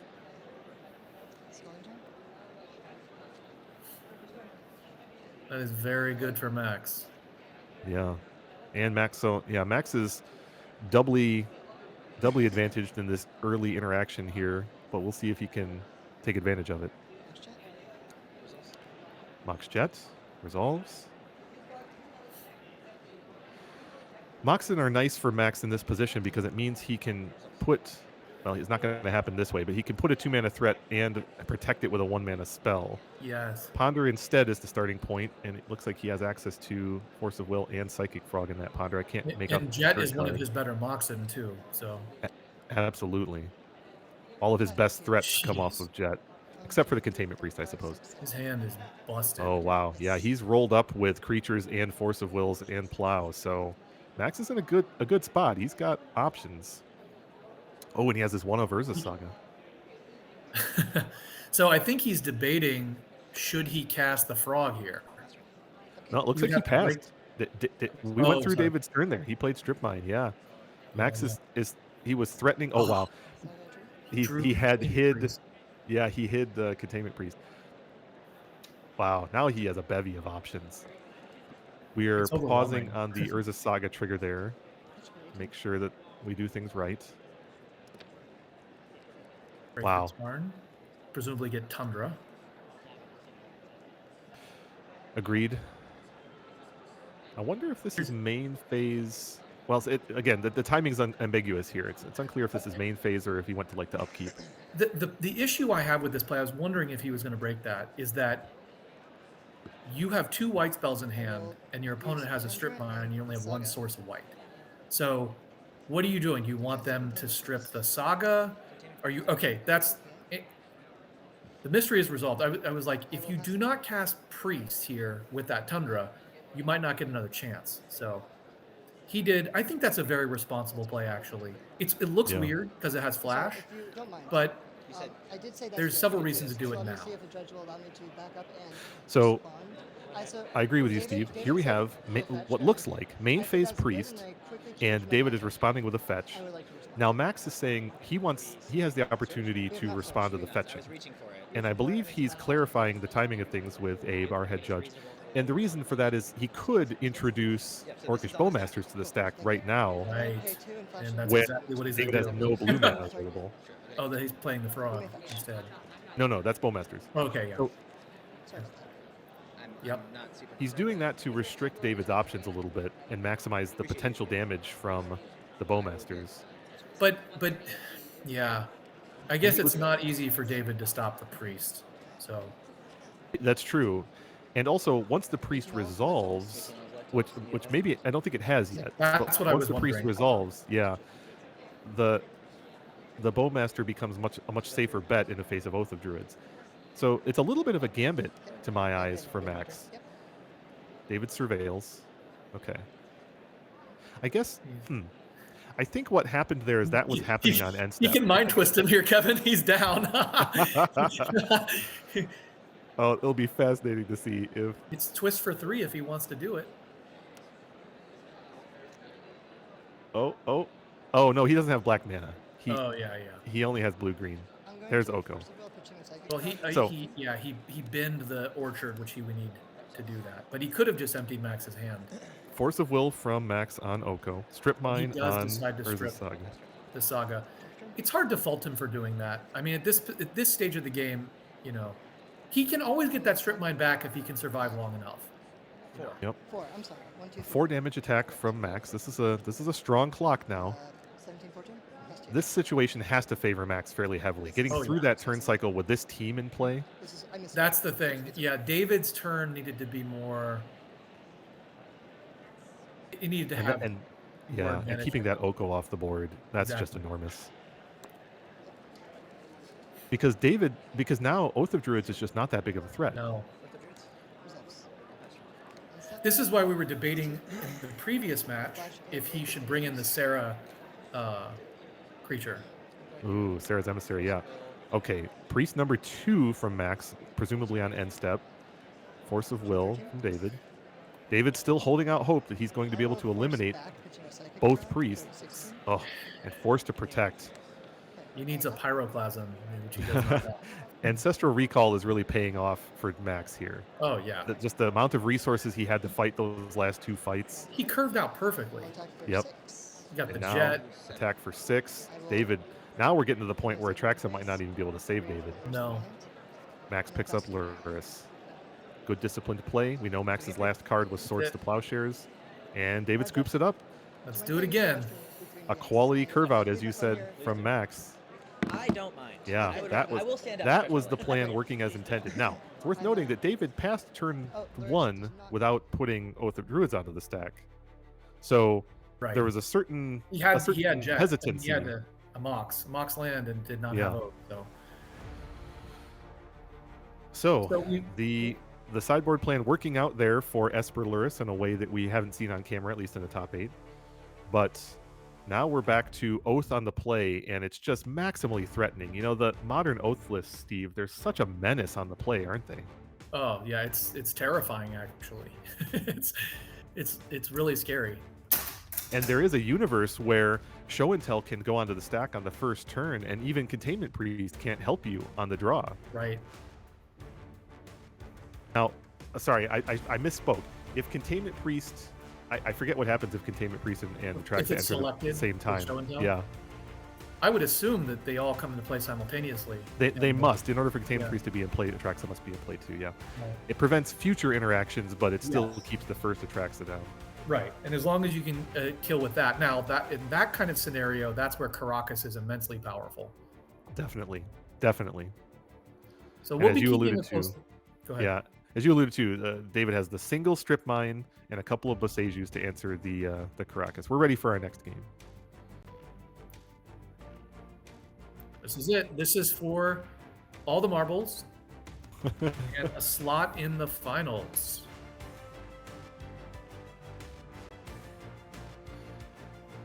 It's worth noting, too, that we haven't seen Max deploy it, but Max has 3 Wastelands in his deck. Now, that's not really for this matchup, but there is a universe where he could play, just stick an early threat and play the classic aggro control role of disrupting resources.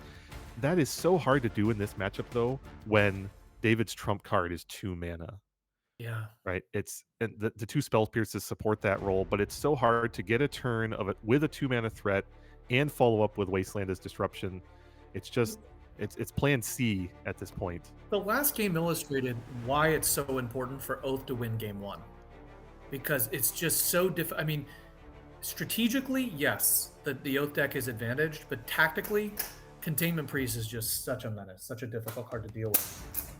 So, all right, let's go back down to the table.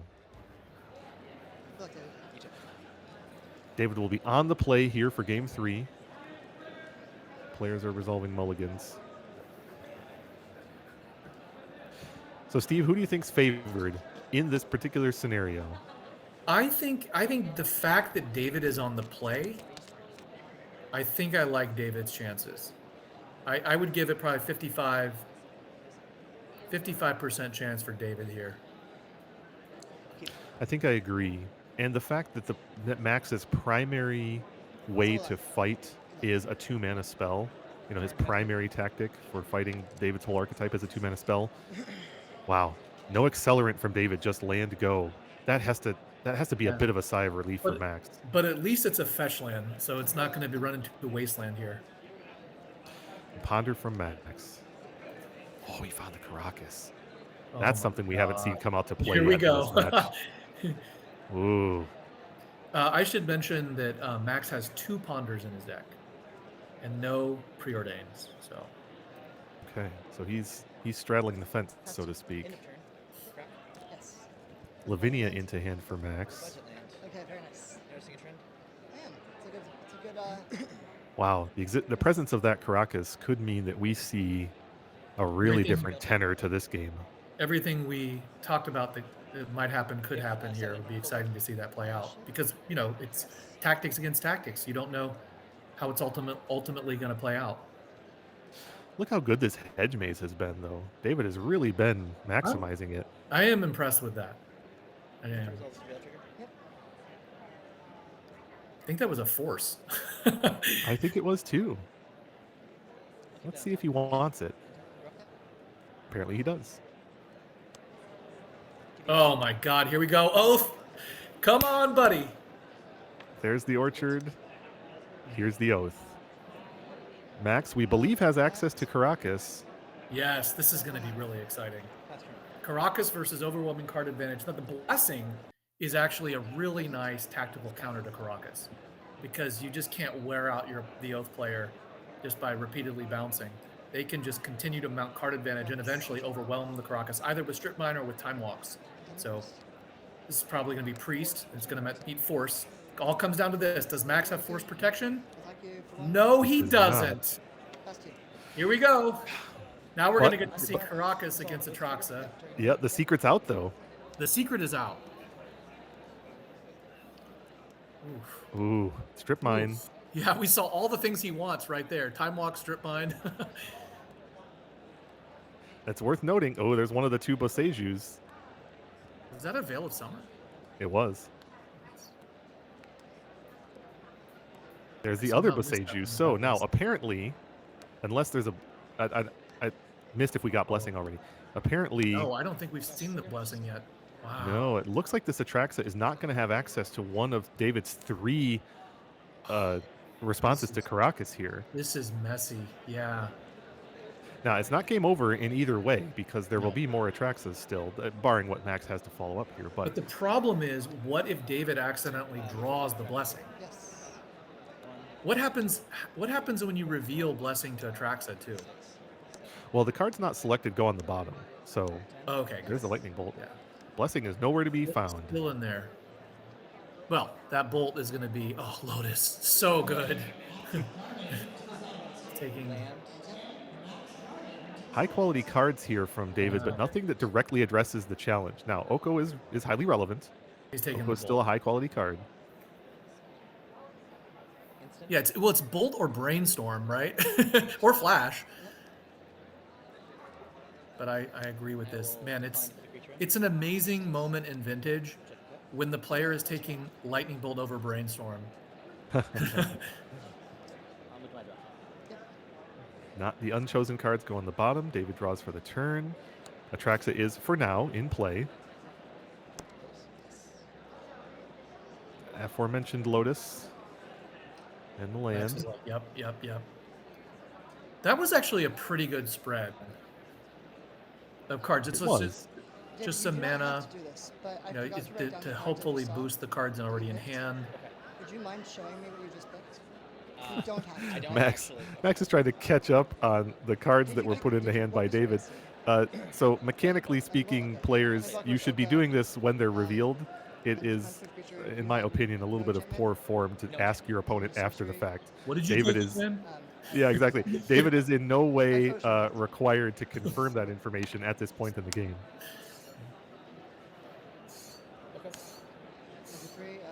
There's Oko. Predictably so, Oko is still a powerful tactic in this game, and we saw how much Oko by himself was able to take over games for David in the prior round. So even though Max may have the stream of Atraxas somewhat addressed, he's still under the pressure of David's high amount of resources here. Yeah, that's the fundamental tension. He's got good answers, but he's just overwhelmed. And this is why I thought David would be advantage in this third game, right? Just the ability to do this before Max can mount an effective defense. So no surprise that Oko has resolved. We can be pretty confident that Max does not have access to Force of Will or Negation right now. The presence of Oko is what makes me think that this game is now pretty close to decided. So Oko ticks up and makes a food.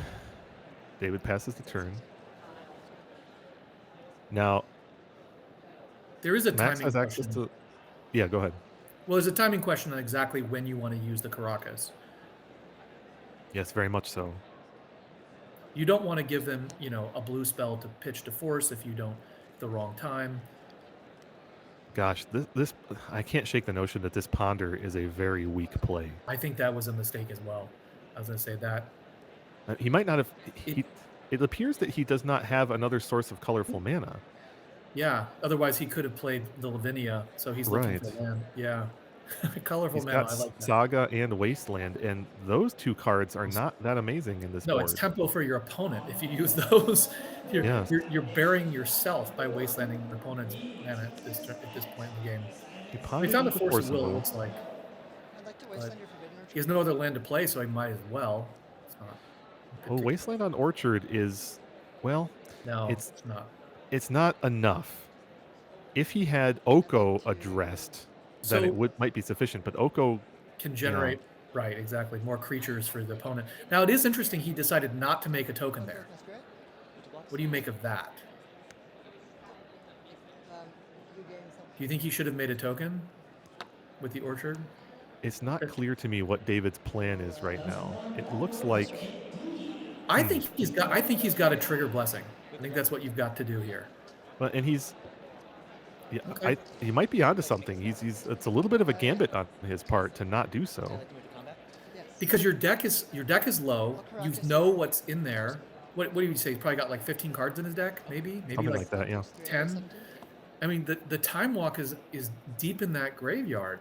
I would have just tried to Ooh, it trigger looks like he that. drew an Atraxa just now. I think his Oh, draw step was Atraxa. That was a mistake. I feel. Gosh.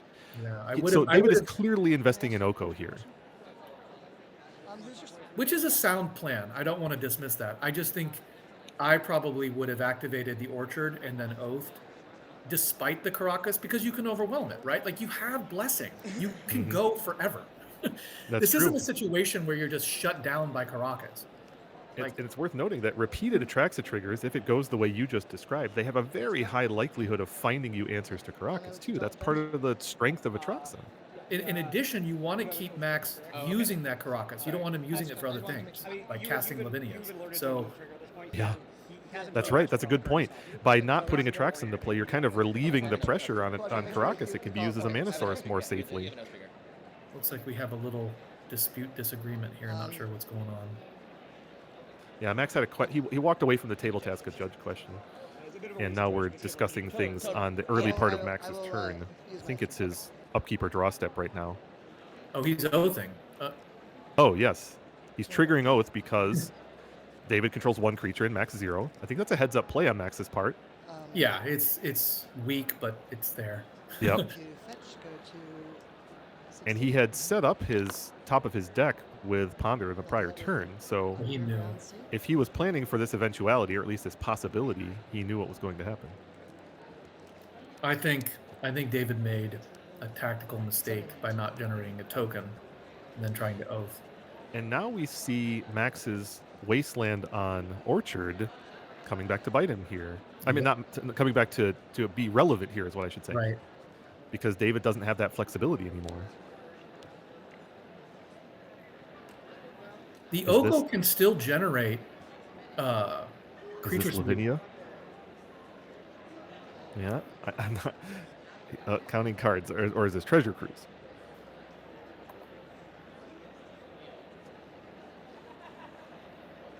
Or I guess Dig Through Time.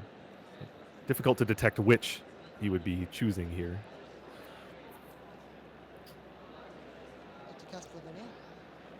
Ah, Lavinia. He's letting it resolve? Oh my god. Lavinia produces interesting dynamics here. It doesn't completely shut off Force of Will from David because he can pay the iron price through Black Lotus. The iron price, yeah. Yes, he can. But it's a tactical advantage in certain situations for Max. Yes. I feel like David had like an 80% chance of winning the game, and now it's down to like 60. Of note, he chose not to Oath. The Atraxas in hand are a liability. Yeah. I'm puzzled here, Kevin. But as you said, Gaia's Blessing was in the library as far as we know. An Oath there would have... If he had revealed it, it would have triggered. So it must be in the library still. I'd like to move to combat. Sure. Or hand. It's either in the library or hand. I would, and if it's in your hand, darn it, I'm going to cast that right now. So, an Elked Mox Jet. It wouldn't be Vintage Champs top 8 if a piece of Power 9 wasn't attacking for 3. I will block your your Mox Jet Elk. Now, here's some flexibility that Psychic Frog offers. Psychic Frog can just rumble and grow in size to defeat an Elk in combat if it so chose. Yeah. After I discard 4. There's one. He needs one more. Wait. Oh, I presume there's another one happening. Oh, I see what's happening. David is taking a pause for response. Of note, David's Lightning Bolt is relevant here. Yes, and he's been sitting on that since he revealed Atraxa. Right. But that Lightning Bolt is a little bit overworked here because of the combination of Frog and Lavinia. They're both relevant threats. Yeah. That's a good point. That's probably why he let the Lavinia resolve. I forgot about that.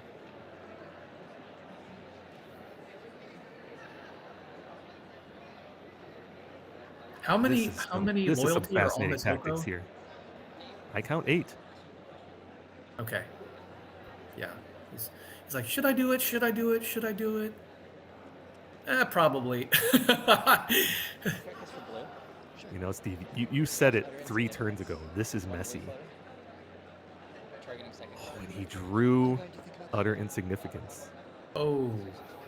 Ooh.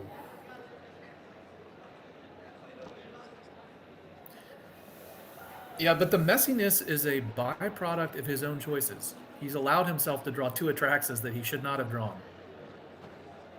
Before that resolves, I'll discard. Think about that selection as between Brainstorm and Lightning Bolt now. It's been crossed my mind 3 times. I would much rather have that Brainstorm with 2 Atraxas in hand, no doubt. But I just couldn't imagine he wasn't going to continue to oath. Now, we can't. I can't at least quite detect. Yeah, it wasn't entirely obvious if utter insignificance was targeting Frog versus Lavinia. Those are +1/+1 counters on that Frog. Yeah, I was going to say that doesn't The actually. insignificance, has removed all of its other abilities, but it's still a 4/4 now. Yeah. I do 13. That's correct.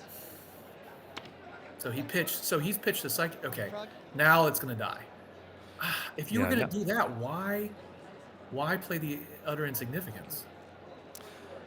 Well, technically, it eliminates Max's ability to put more counters on and save the Frog from the Bolt, but I'm with you. That did not feel like it maximized David's resources. It felt like he shifted plans maybe in the middle of that combat or that interaction. That's what it felt like to me. When I got the treasure cruise going, Well, we're back to Max's turn, and here's that treasure cruise that it looked like he had and was planning for last turn. 6. Now it's on the stack. Let me make sure I do this right before I screw it up again. He wants to make sure he gets it right this time. He's like, these are the ones I'm removing. 5, 6, 7, and That's right. He's being very deliberate and counting out thoroughly. Yeah, okay. these 8. Proper amount of cards delved away. 4, 5, 6. Sorry. 1, 2, 3, 4, 5, 6, 7, 8. 4, I screwed 5, up 6, again. 7, There it is. 7 8. cards plus It was not the He's proper still, amount. it's still not. No, not actually every time. Abe's probably going to give him a warning if he's not careful. Again, before I screw it up again. He just miscounted again. Oh, poor Max. Yeah. We got to give the guy a break. That's right. This is a high-pressure situation. He's been playing Magic all weekend. We got there. It's worth noting that 8 is not a legal amount to delve, so he would not have been permitted to do that. Okay, Pot's right. Treasure Cruise resolved. Predictably so. With Lavinia in play, David's ability to interact with that spell is very restricted. Mox Jet. I will. It'd be interesting to note which role Max chooses to take with his combat here. He's Is he attacking Oko? He is attacking Oko. Okay. Now his follow-up. And I'll pass the turn. If he plays a creature that enables David's oathing, he did not. Upgrade food token. Fascinating. And I'll move to combat. Oko, generate. Oko's making food. Yep. Elk is coming in. This is all. I have 7 in hand. This is all predictable. 1, 2. Looks like he's got 7 cards in Flash hand. and Containment Priest. End step. There is a containment priest. Now, can an Oko fight Priest and Lavinia and win? I say yes. I think in a vacuum, the answer is definitely Go to yes. combat. Max is going to need more gasoline to overcome this Oko, even with doing 4 damage just then. The thing that is the small wild card here Front is frog. Max can potentially. Okay, I was going to say Max could oath, but And I will pass to you. he's just going to play Psychic Frog instead. Do you have an oath trigger? And David goes to his turn. Apparently, no answer to Containment Priest. I mean, we know from deck lists. I mean, Lightning Bolt and Utter Insignificance are both in the graveyard now. David's options are narrowing. I wonder if he is going to be in trouble for having not played that Gaia's Blessing or not triggered that blessing. He's counting his deck. It's like 6 cards. Now, he can cast the Blessing if he can get a green mana and put a couple more cards back into his deck. I mean, if he knows he's not going to hit an Atraxa right now, he can just oath, and I think that's what's happening. Wait, I forget. Just Did we to already trigger the pass his draw blessing? step? Just to trigger the Blessing? Yeah. Yeah. No. Okay. He went to his draw.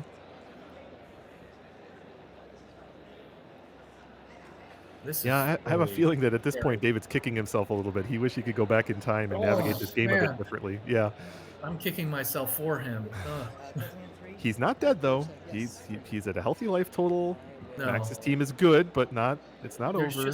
It's also just there's a lot to think about right now, and it's Absolutely. stressful It because is. you're at the climax of a climactic match, you know, and that fact puts a cognitive burden on you to make sure you're considering every factor: the size of my library, Yep. my opponent's life, my hand size, blah blah blah, the Lavinia.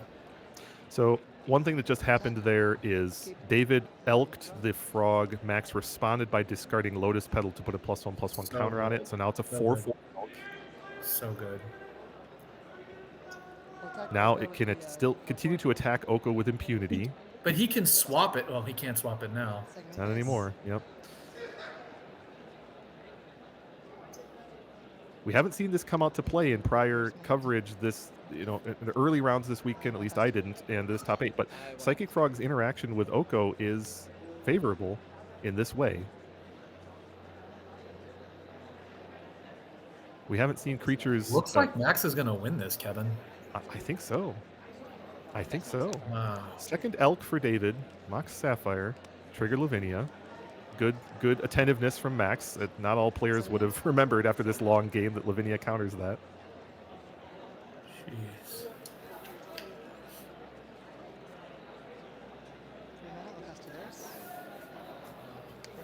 And now Lurrus is out to play.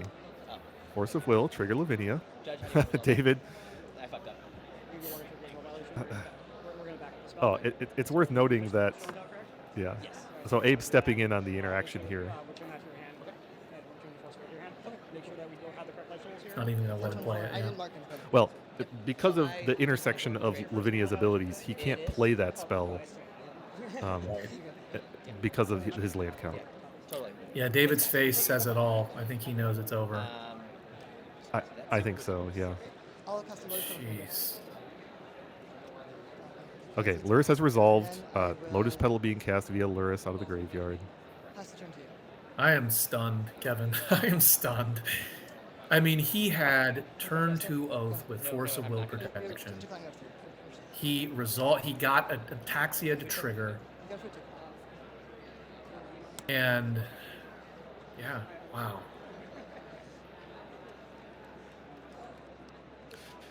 Yeah, if it plays out the way it looks like it will, this is kind of a sad conclusion to David's weekend because he's been doing very well with this Oath list. And I think he could have won this game. Max, to his credit, made use of all the tiny advantages. Really did. He played really well. Here's Brainstorm. Counterintuitive plays that and timing turned out to be really important. Yep. He maximized all the tiny little decisions and resources he had at his disposal, especially in this game.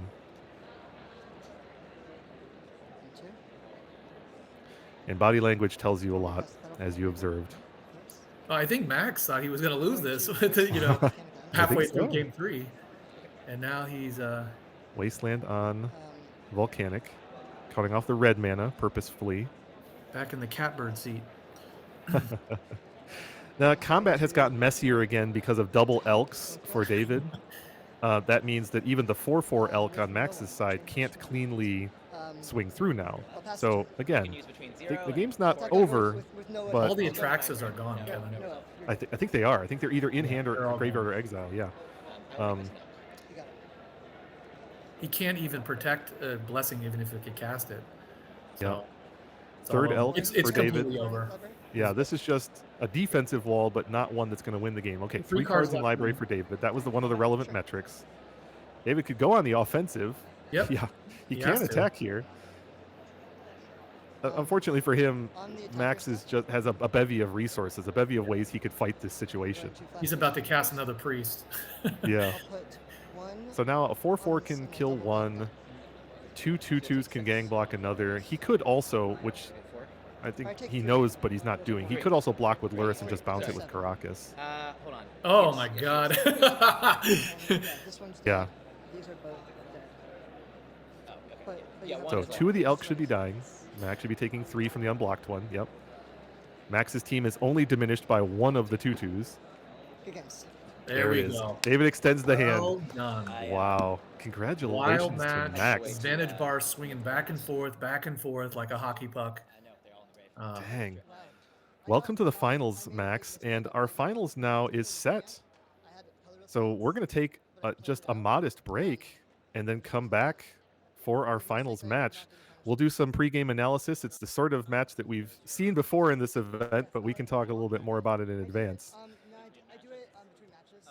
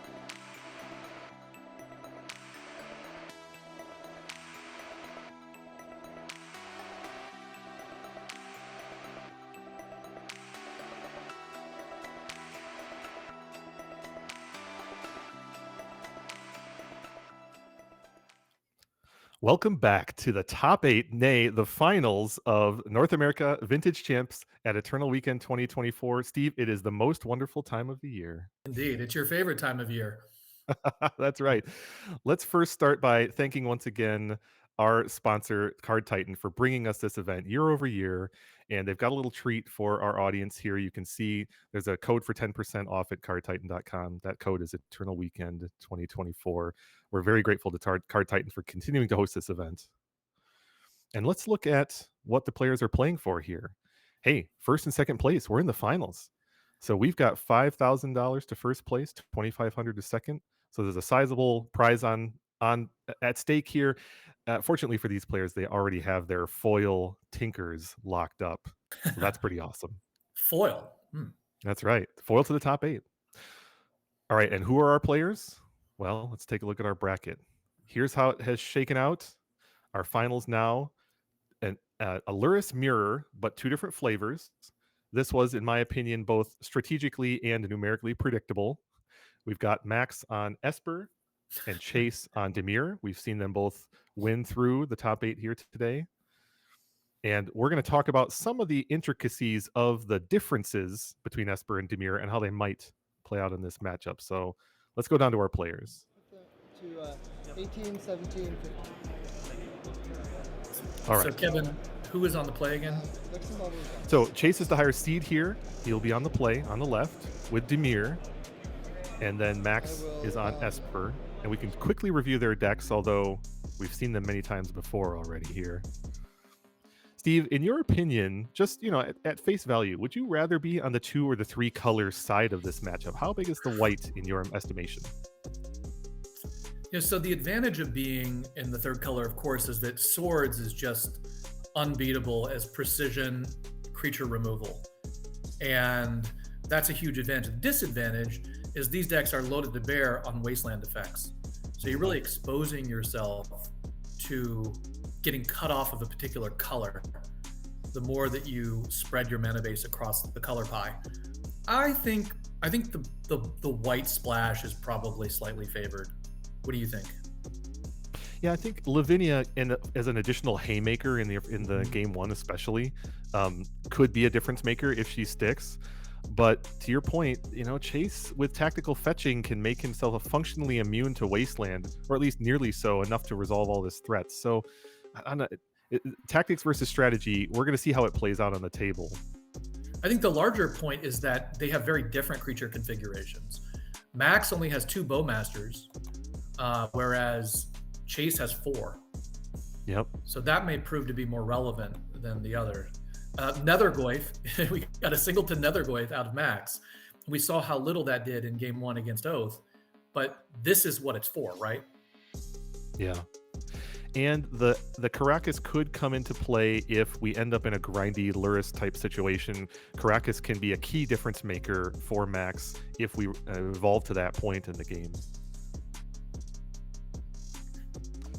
All right, I think we can go down to the table and see how this shakes out.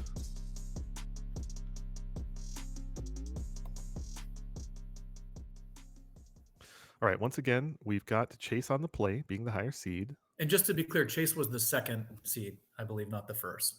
That's right. We've got our beautiful trophy on the side cams there. All right, Chase is evaluating his opening hand. It looks like a single land, but with multiple castable spells. Max has a multi-wasteland hand here, and Nethergoyf. It wasn't clear to me if he had a source of black mana. Chase starts off things with the bauble, looking at the top of his opponent's library. If he's going pass here, oh man, he's got to draw some lands. Oof, that wasteland is not what Chase wanted to see. Let's see what he pulls off the top. Looks like a misstep. He had a Spell Pierce and a bauble, I think, were his next 2 draws, and he didn't hit the land. Oof, this is rough. And we know Max falling up. Another wasteland too. Yep, and that Nethergoyf to provide early pressure. Well, talk about tempo. He can't even probe off the top for Chase, though. He's going to see the bad news. He's going to see the wasteland. Yeah. Yep. Okay, so we've got Ponder Force, Swords, Is that, what's the blue card on the far top? That's Lorien Revealed. Lorien, yeah. Fetch and Wasteland. Yeah, Max has excellent distribution of resources here. Mana, removal, control, and an early threat. Chase draws off of Probe and passes. Wow. I mean, it's a little bit high variance here for Chase not finding another mana source in 4 cards. Chase also has a Daze in hand. Yep. Which, unfortunately, can't do anything. That is the risk of keeping a one-land hand that is vulnerable to Wasteland. If you're playing against a 4 Wasteland deck, I don't know that that's actually a keepable thing. I'm with you. What's happening here is that Max had pre-announced Lavinia, I think. Oh no, Psychic Frog, excuse me. And Chase is forcing in response. Players were doing a little shortcutting there in order to speed things up. It's the finals. I think they can maybe lean back and not speed things up quite so much. But either way, dueling forces here, and it looks like Psychic Frog may resolve, although I can't recall if Chase had another form of free interaction in his draws. He does have Force Negation. Yep, sure enough. Okay, so Max's Force of Will is exiled. Force will resolve on Frog. And we're back to beatdown with Nethergoyf, which is now, to my eyes, 4 damage. Instant sorcery land creature. Yeah, the size of the Goyf just... Did he just draw a strip line? He did. The universe irony. Is telling... Yeah, exactly. It's a... to 18, Yes. 17, 15. It's a little bit of a dust in the eye there. Well, but at least he can cast Bauble. Yeah, the Vexing Bauble. Not that that's going to do much good at this point. Wow. Jeez. Oh, I'm sorry. I've been misstating Nethergoyf's power about this. I'm wrong. That one only counts your graveyard. I apologize. It's still 3 power now. Still 3 power now. Yep. I overstated things earlier. Wasteland on Strip Mine there. You know, it's an interesting tactical choice on Chase's part to. He knew about the Wasteland in Max's hand, and he still tapped his Strip Mine to play that Vexing Bauble, which is of debatable value at this stage in the game. Not 0, but debatable value. Would you have cast that Bauble or just left your Strip up to maybe get a 2-for-1 in a different way? I think he's trying to dig. I think he's hoping to cycle it. I see. Well, that is a valid choice. Still very much behind the 8 ball here. And I think he scooped it up. That's right. Yep. Oh, an unfortunate sequence of events for Chase there. He took a little bit of a gambit and was heavily punished. Now we'll go back to our sideboards here. And Steve, this is an angle to the sideboards that we haven't really talked about yet today, because now we're in a near mirror, not quite. How do you approach this kind of sideboarding for Lurrus mirrors where some new cards come into play in terms of their relevance? Well, in this particular case, I think Chase has probably a slightly better sideboard because the Esper version is loaded with Containment Priest, which is not for this matchup, right? Right. So Chase can bring in Fatal Push. It can bring in the Long Goodbye. Just Long Goodbye, rather. Yep. Can bring in potentially Dress Down, although I'm not sure if you would. Would you? Interesting question. It plays well against your opponent's Bowmasters, but given that his opponent's only on 2 Bowmasters, I tend to say no. So then he's not going to be bringing in many things unless he brings in Consigned to Memory as well. Yeah, which is part of that fun debate about how many triggered abilities is enough to justify Consign, right? At face value, Consign is not for this matchup. Yes, it can play a couple of roles. It can interact with things like Urza's Saga and things like Orcish Bowmasters, but I don't think it's coming in. So Max is bringing in 2 Fatal Push, probably Mindbreak Trap, and maybe that's it. And then Chase is bringing in Fatal Push, the Long Goodbye, and maybe something else. He'll bring in at least Soul Guide Lantern and maybe Tormod's Crypt, because that fights the Lurrus recursion. That's another advantage that the Dimir list has, whereas Max here has, well, he has Nile Spellbound, excuse me, which will almost certainly come in. Having Swords to Plowshares against Lurrus is just such a huge advantage in this mirror match. Yeah, I agree with you. I do think that the Dimir list has a superior sideboard with more options and more improvement between games. All right, let's go back down and look at game 2.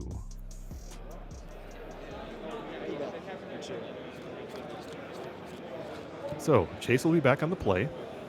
Okay. There's a resolving mulligans. Once more with feeling this time, as they say. Yes. A much better mix of lands and spells. He has Strip Mine, though. Mm-hmm. Psychic Frog, a Daze, and Force of Negation. A fairly fair hand for Chase. Could protect... No, he can't protect... Well, with Daze, he could protect his turn 2 Frog. Max has a greater diversity. Where did that version of Swords come from, Kevin? I cannot tell you exactly which set. I think that art has been used a few times. Okay. But it is like the 4th or 5th iteration of Swords art. I think maybe Commander. I can't recall exactly. I'm just so used in paper vintage tournaments for people playing the alpha version, beta and alpha Swords. Okay, shortcutting some fetches from Chase here. Oh, we're seeing a thing that we discussed in the pregame that Chase did not have access to last game, which is fetching Dueling Basics. Now he is nearly immune to Wasteland. All right, he's set now. He's good. He's not. That's right. He will not be losing in the same fashion as last game, at least. Max looks like he's having a good laugh about that. Yes, almost certainly. Both players, I'm sure. This blue-black fetch portends this Psychic Frog. Here it is. Unfortunately for Chase, this is where, as you spoke about in the decks, Swords to Plowshares, just unconditional. So good. Yep. Chase has... He has Daze, but... he drew Force of Will. Oh, that helps him. Yeah. Why is he not pitching? I guess he values the Daze more than the Force of Negation there. Interesting. I agree that is interesting. He's not expecting Force of Negation to be as relevant, I guess. Now, Daze won't be able to fight this follow-up creature from Max, of course. But Chase knew that. Max's hand is so good. It really is.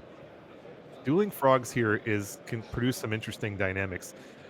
Chase now has 3 cards in his graveyard that he can use to jump his frog, so he can, barring other interaction from Max. I was going to say, if Chase strips him, he's getting closer and closer to that Treasure Cruise. Yeah. Ooh, there's the Soul Guide Lantern. Oh, this is a strong follow-up. Yeah. That was a good draw for Chase. This not only interacts with the frog's ability to jump into the air, but it also insulates against future Lurrus and that Treasure Cruise, as you described. Yes. Oh, interesting. That was surprisingly high value. Great point. Yeah, I'm interested in the fact that I would just rather have jump there. I would just much rather have the Force of Negation than that Daze right here, I think. Although you knew about the Strip Mine in his hand, though. So I'm just so concerned about Swords, I think. Well, that's fair. That is fair. Okay, Max replaced his land that was stripped. He's back to 3 mana. There is a nice bonus to the Daze, which it can get the land to hand, so you could potentially use that with the Frog. More removal from Max. Jeez. Yep. Fatal Push. Chase is activating the Soul Guide Lantern to draw in response, hoping to find a way to save his own frog. This play right here could be pivotal. If this frog from Max goes uncontested for more than a turn or so, it could be an avalanche of advantage. This is why Frog is so good, right here. Ophidian effects. It's been a long time since we've seen those in Vintage, and Wizards decided to print a version that's just so powerful, they decided to graft it onto Psychotalk. Well, oh gosh, it's painful. Lurrus is a great card. It's a reason why it's so dominant in the metagame. It is difficult for a Lurrus to keep up with an active Frog though like this. It just costs so much more mana. Frog is free now. Turn over turn. Watch, if he gets fetch land here. Yeah. He could probably, if he has fetch land, he could, oh my god, if he has fetch land, he could cast Treasure Cruise right now, but yeah, why bother? There's the pitch. Chase just has to sigh. He drew Force of Will, and that's good, but all it did was address the new threat, not the existing one. Ooh, one more. Almost there, the Treasure Cruise. What does he have to follow up with? Oh, he has Nethergoyf. That's a pretty good follow-up. Yep. Nethergoyf is currently only a 2, but... Well, Chase drew a land, so he does have access to his last card in hand. I think is that Lurrus. He can play the Lurrus and replay Soul Guide Lantern, which is nice, and better, I think, than he realizes. Max is almost certainly a little dismayed. Ooh. Oh, mental misstep. Oh my God. Oh, wow. Dagger. Max had the perfect answer. And now Max can cruise on his next turn, I believe. Oh, absolutely. And really, really stymie the benefit of that Soul Guide Lantern for the rest of the game. Minimum of 5 cards this turn. Wow. Now, there are some tactics here because, yeah, this attack is not wholly free, meaning Larissa's a 3-2, right? Chase could have blocked there. It would have prompted some action from Max on the Psychic Frog, but that's not what happened. Chase is valuing his resource more than his life total. Count this correctly. Poor Max. We're not trying to pile on. It's just been a little bit of a sticking point for him. The proper number of cards to delve. But he got it right first try here. Oh, that's funny. Well, he didn't at first because he only tapped 1 mana and played it, so... I just cannot envision a world where Max does not finish this game off here. Oh no, he's doing great. 3 hits from the Frog. Yes, Lurrus is a good resource engine for Chase, but it's just not enough. Chase is looking at his cards. What do I got? Oh, Ponder. Ponder was a good draw. Ooh, Bowmaster's in response. Boom. Oof. Good game. Wow, Hand is extended. Congratulations. Max Gilmore, the 2024 North American Vintage Champion. Amazing. Congratulations. And congratulations to Esper Lurrus, arguably the odds-on favorite to take home this event, depending on who you talk to. It was my pick from an archetype standpoint, and I'm glad to see it doing well and in the hands of a strong player. Wow, Max Gilmore, your latest and greatest vintage champ. Congratulations to him. Steve, what do you feel about this event now in hindsight? You've seen the whole thing in the rearview mirror. How does it feel to you? I think that this top 8 in particular was very skill intensive. Almost every game turned on critical decisions and really pivotal moments. I think the format feels pretty heavy. I mean, the balance in the top 8 maybe could have been a little bit better, but we saw some meaningful diversity. We had workshop decks, we had Doomsday deck, we had an Oath deck, a bunch of these aggro control decks. It seems like a very healthy format, all things said. I mean, if you were going to compare this top 8 to the previous 2 years, I think I would define this as healthier than, the combo shenanigans we saw last year or the initiative dominance we saw 2 years ago. What do you think?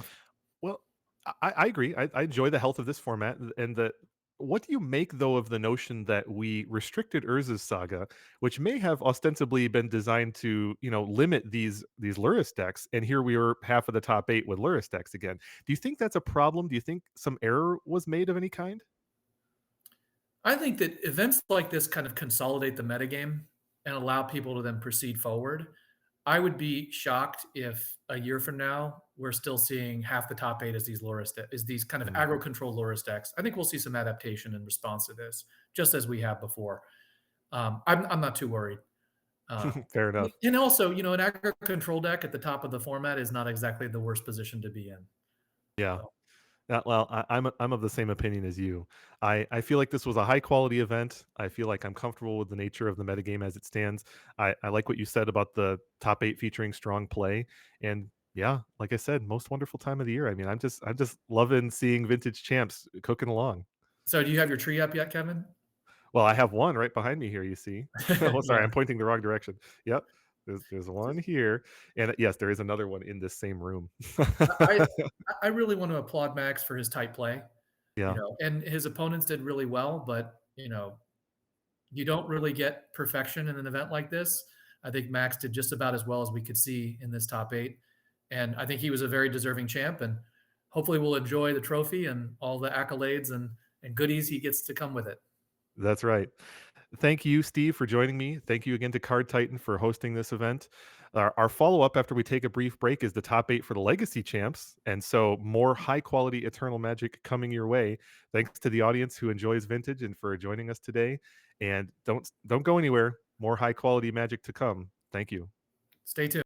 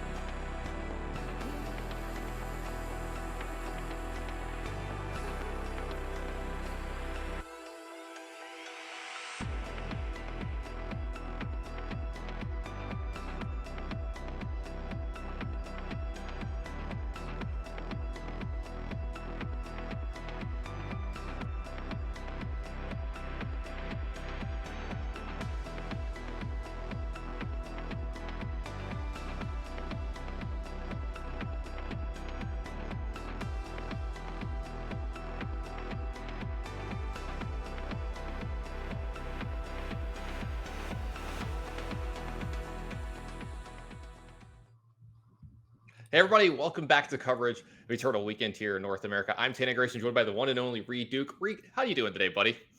Hey, Tannen. Hey, everybody. I'm doing great. It's been a jam-packed weekend. I just, got finished watching the Vintage Top 8 as a fan, and now we're here for the Legacy Top 8 just to cap off an extraordinary weekend of Magic. Yeah, congratulations to Max to win it there too. As a fan myself, I had watched most of what was going on here. And now we're going to be moving into the top 8 and crown a champion in the legacy portion of this tournament. But before we get into that, let's talk about our sponsor here this weekend, because it wouldn't be possible without Card Titan. You can see on your screen there, if you go to www.cardtitan.com, they've got a little gift for you just in time for the holiday season. 10% off of your order if you use that code Eternal Weekend 2024. Make sure you go over there, give them some support. They supported us and all the Eternal formats this entire weekend. I've had a blast, Reed. I know you've loved doing this yourself as well. Yeah, most definitely. I feel, I actually had toyed with the idea of going to compete at Eternal Weekend myself. I was a little bit intimidated in terms of both the travel and the, preparation required for really challenging formats. But then when I got the offer to do coverage, it was like, great. Now I get to feel like I'm part of the show, be involved, and not just, miss out on the most fun event on the Magic calendar. I'm not sure how I feel about you saying you were intimidated by this, because if it intimidates you, I don't know what it's supposed to be for persons like me or anyone at home watching. But speaking of intimidating, let's see what these players are playing for here in this top. Now, Reed, they already received in the top 32 these non-foil crop rotations, but all of these players in the top 8 have gotten a foil version of that, amongst a few other things. Yeah, those promotional cards are a really, really juicy addition to the prize pool as of a couple years ago. They're super exclusive, super desirable, just a really nice pickup to kind of remember the event, boost your collection, trade, sell, whatever you wind up choosing to do with them. But it just helps to make the event really special, in my opinion. Yeah, it's like a badge of honor, right? Like, it's like bragging rights that you have one of these. Now, these players in the top 8, you see they've all wrapped up at least $1,000, but they're playing for $1,500 more this round, and then upwards of $5,000 and $10,000 going into these last rounds. And like I mentioned, some bragging rights too, if you were to walk away as the champion of this weekend. Now, let's take a look at the bracket here in the top 8 and see what these players have got going for them. And Reed, why don't you kind of run us through these matchups? I'm going to go through them and you kind of tell us what you think and how it's kind of shaped out. At the top there, we've got the 1 versus the 8. We've got Mystic Forge combo versus Bant Nadu. Yeah, definitely. So, Tannen, we should take a look at like the big picture of the top 8, but also focus the microscope a little bit and talk about the Mystic Forge combo, because, I was watching all weekend. Riley and I covered the last couple of rounds yesterday. Things were looking dicey and diverse with a lot of strategies making a run at the title. And then when I check the final standings, it's like, whoa, number 1, number 2, and number 3 seed are all the Mystic Forge combo deck. Clearly a really powerful deck in Legacy, but not one that I think a lot of people had on their bingo card as being the most successful, as primed to be the most successful deck at the Legacy Championship. But here we are. Yeah, it really is an ancient tomb world right now. We've started to see inklings of this on Magic Online. The Legacy Championships lately have been kind of like infested with this deck, but I wasn't sure if it was just like, the hot new deck on the street, and if people were just picking it up and trying it out there, maybe some of the best players are playing, but it looks like this deck does have some chops. So we've got that. Our second match, you see there, we've got Cephalid Breakfast and Death in Taxes, but it's the Yorion version, so it's the bigger one. Talking about some diversity, we've got some interesting decks there in that second round. Yeah, if I recall correctly, Max and AJ were our 2 9-0 players overnight, so no surprise to see them both appearing in our top 8 and doing it their own way. Death and Taxes and Cephalid Breakfast. Once again, maybe these are in the top 20 decks in Legacy, but not number 1, number 2, or they're not the ones that people were gunning to beat. And perhaps that's part of the secret of performing well in a huge event is showing up with a deck that better than everyone else, and every single matchup you play, you have more experience in the matchup than your opponent does. You know every single card, exactly what it's supposed to do, and these players have navigated through a tough field to make the top 8 with their respective weapons of choice. Yeah, I think you're exactly right, Reed. I don't think you end up on a deck like Cephalid Breakfast on accident. I don't think you just like stumbled into that one. As you see, we've definitely got more Mystic Forge versus Rakdos Painter, and then the last one we got another Mystic Forge combo deck against Dimir Reanimator. You know, some decks that we kind of expected to see here. And I exactly good. So Dominic representing the blue-black X Psychic Frog contingent. You know, I've been following the conversation around Legacy for a few months now. Grief was banned in sort of an effort to weaken the blue-black Scam Reanimator shell. A lot of people felt it wasn't enough. Psychic Frog still too strong. Dimir color combination still too strong. That indeed was a really, really well-represented strategy this weekend, but only one in the top 8. So I would say, you know, kind of an underperformance in terms of if you look at just top 8 representation, but Dominic still carrying the torch. I thought this was the number 1 deck going into the event. So if I'm going to stick to my guns, then he's certainly a player to watch as one who could make a run at the trophy. Yeah, and you know, I've got to be right there with you. This was the deck on my radar. This was this was the deck you had to, if your deck couldn't beat this one, you probably couldn't play this deck in this tournament, because this was going to be the most often deck you were going to get paired into. So I definitely believe you in all that. I think the players are just about ready. If we could head on down to the feature match area and get our round started, we can take a look at our first matchup, and we are going to be going to that 1 and 8 seed. We're going to be having John Barber with Mystic Forge against Bailey Sarkis with Nadu Elves. And one thing I wanted to point out a little bit here this weekend, because even though we have blue in this matchup, I want to talk about this. There were not a lot of brainstorms in this top 8, Reed. I was very surprised for how few there were.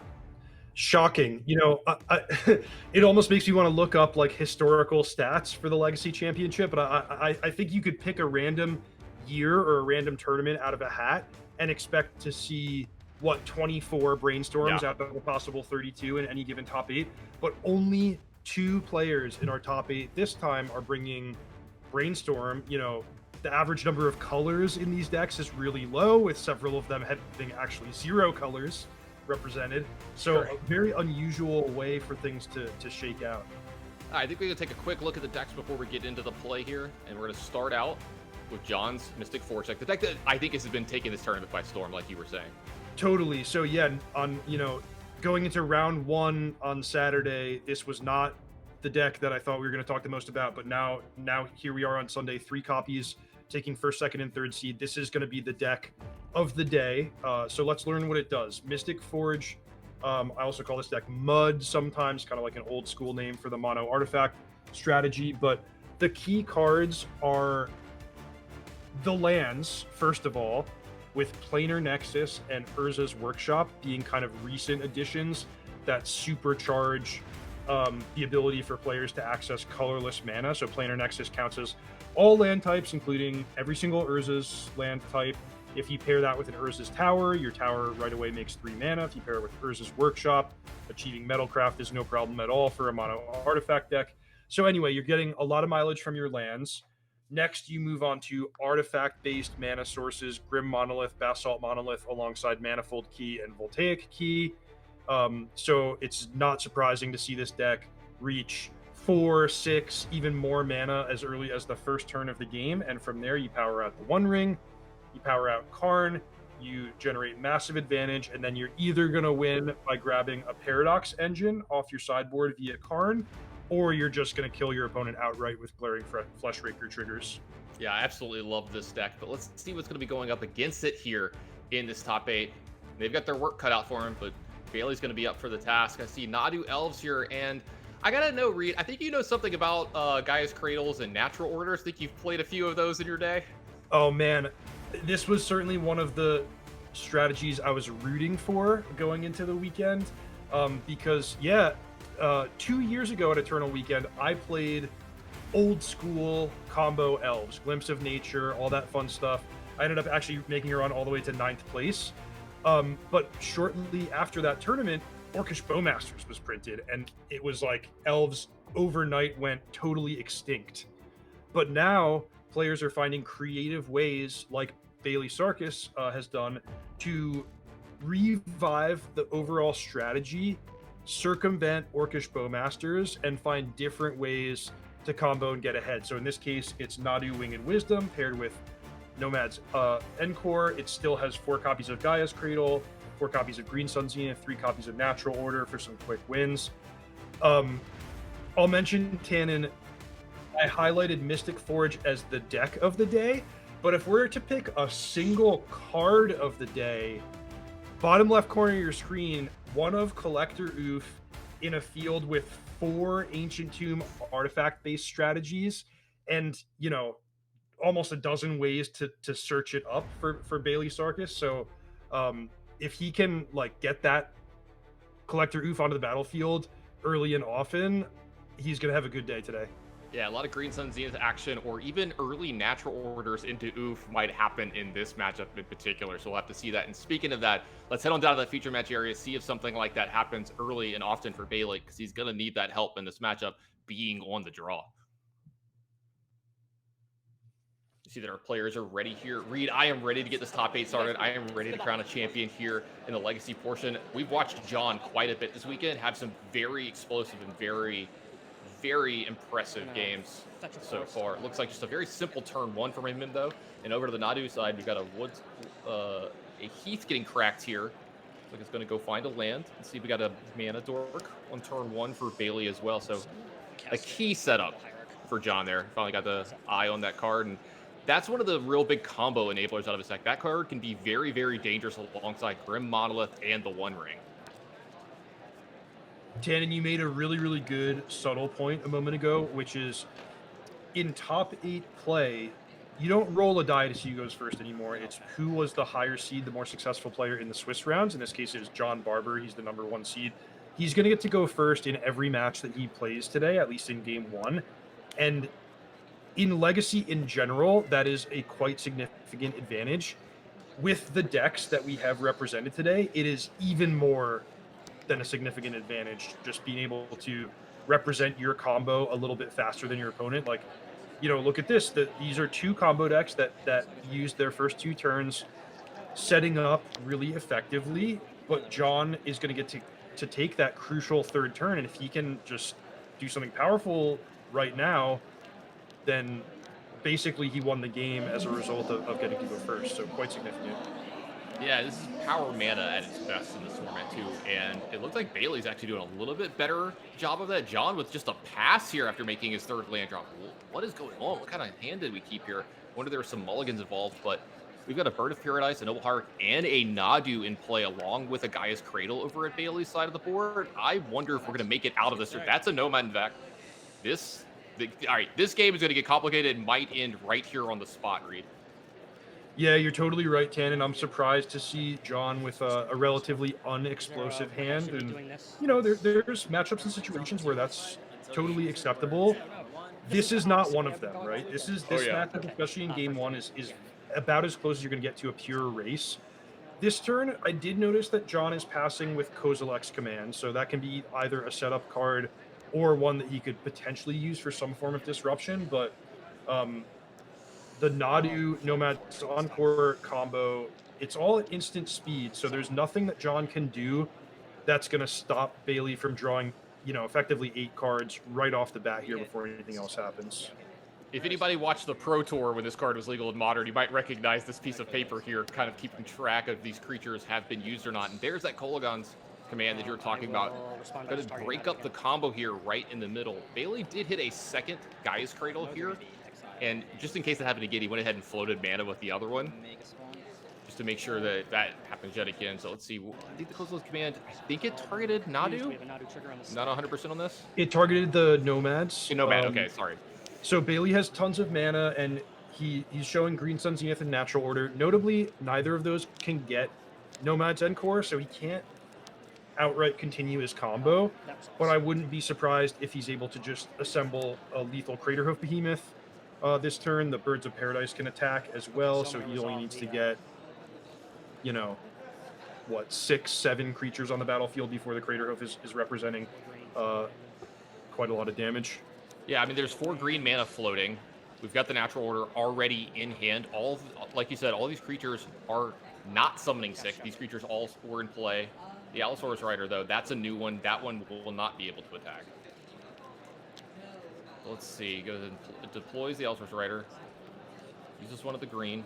Looks like it's going to be 3 and a green, possibly paying in the Noble Hierarch. Well, looks like we're going to Green Sun Zenith first instead. Green Sun Zenith down to 1 green mana floating. So this is for 2, you know, this is a spot where you could totally get Collector Oof and just be satisfied with that, but I think Bailey has greater ambitions and is going to go for what I see as an extremely high probability win this turn. Yep, looks like Sylvan Safekeeper is added. Looks like another Green Sun Zenith is being cast here. This one, I believe that is a Springheart Nantuko. Yep. Clear. So that will add a bunch of creatures, Reed. Yeah, so Bailey has the Sylvan Safekeeper, which is not not infinite in the way, or it's not unbounded in the way that Nomad's Encore is, but it can get an awful lot of cards. He finds another Nomads right off the bat. So again, the Nadu combo, for those who have seen this across a variety of formats, it's not quite infinite or deterministic, but just brass tacks, like Bailey is winning the game this turn. I have no doubt about that. Yeah, so now the Nomad comes into play. Now he no longer has to sacrifice lands. There we go. We got the guy's Cradle yet again.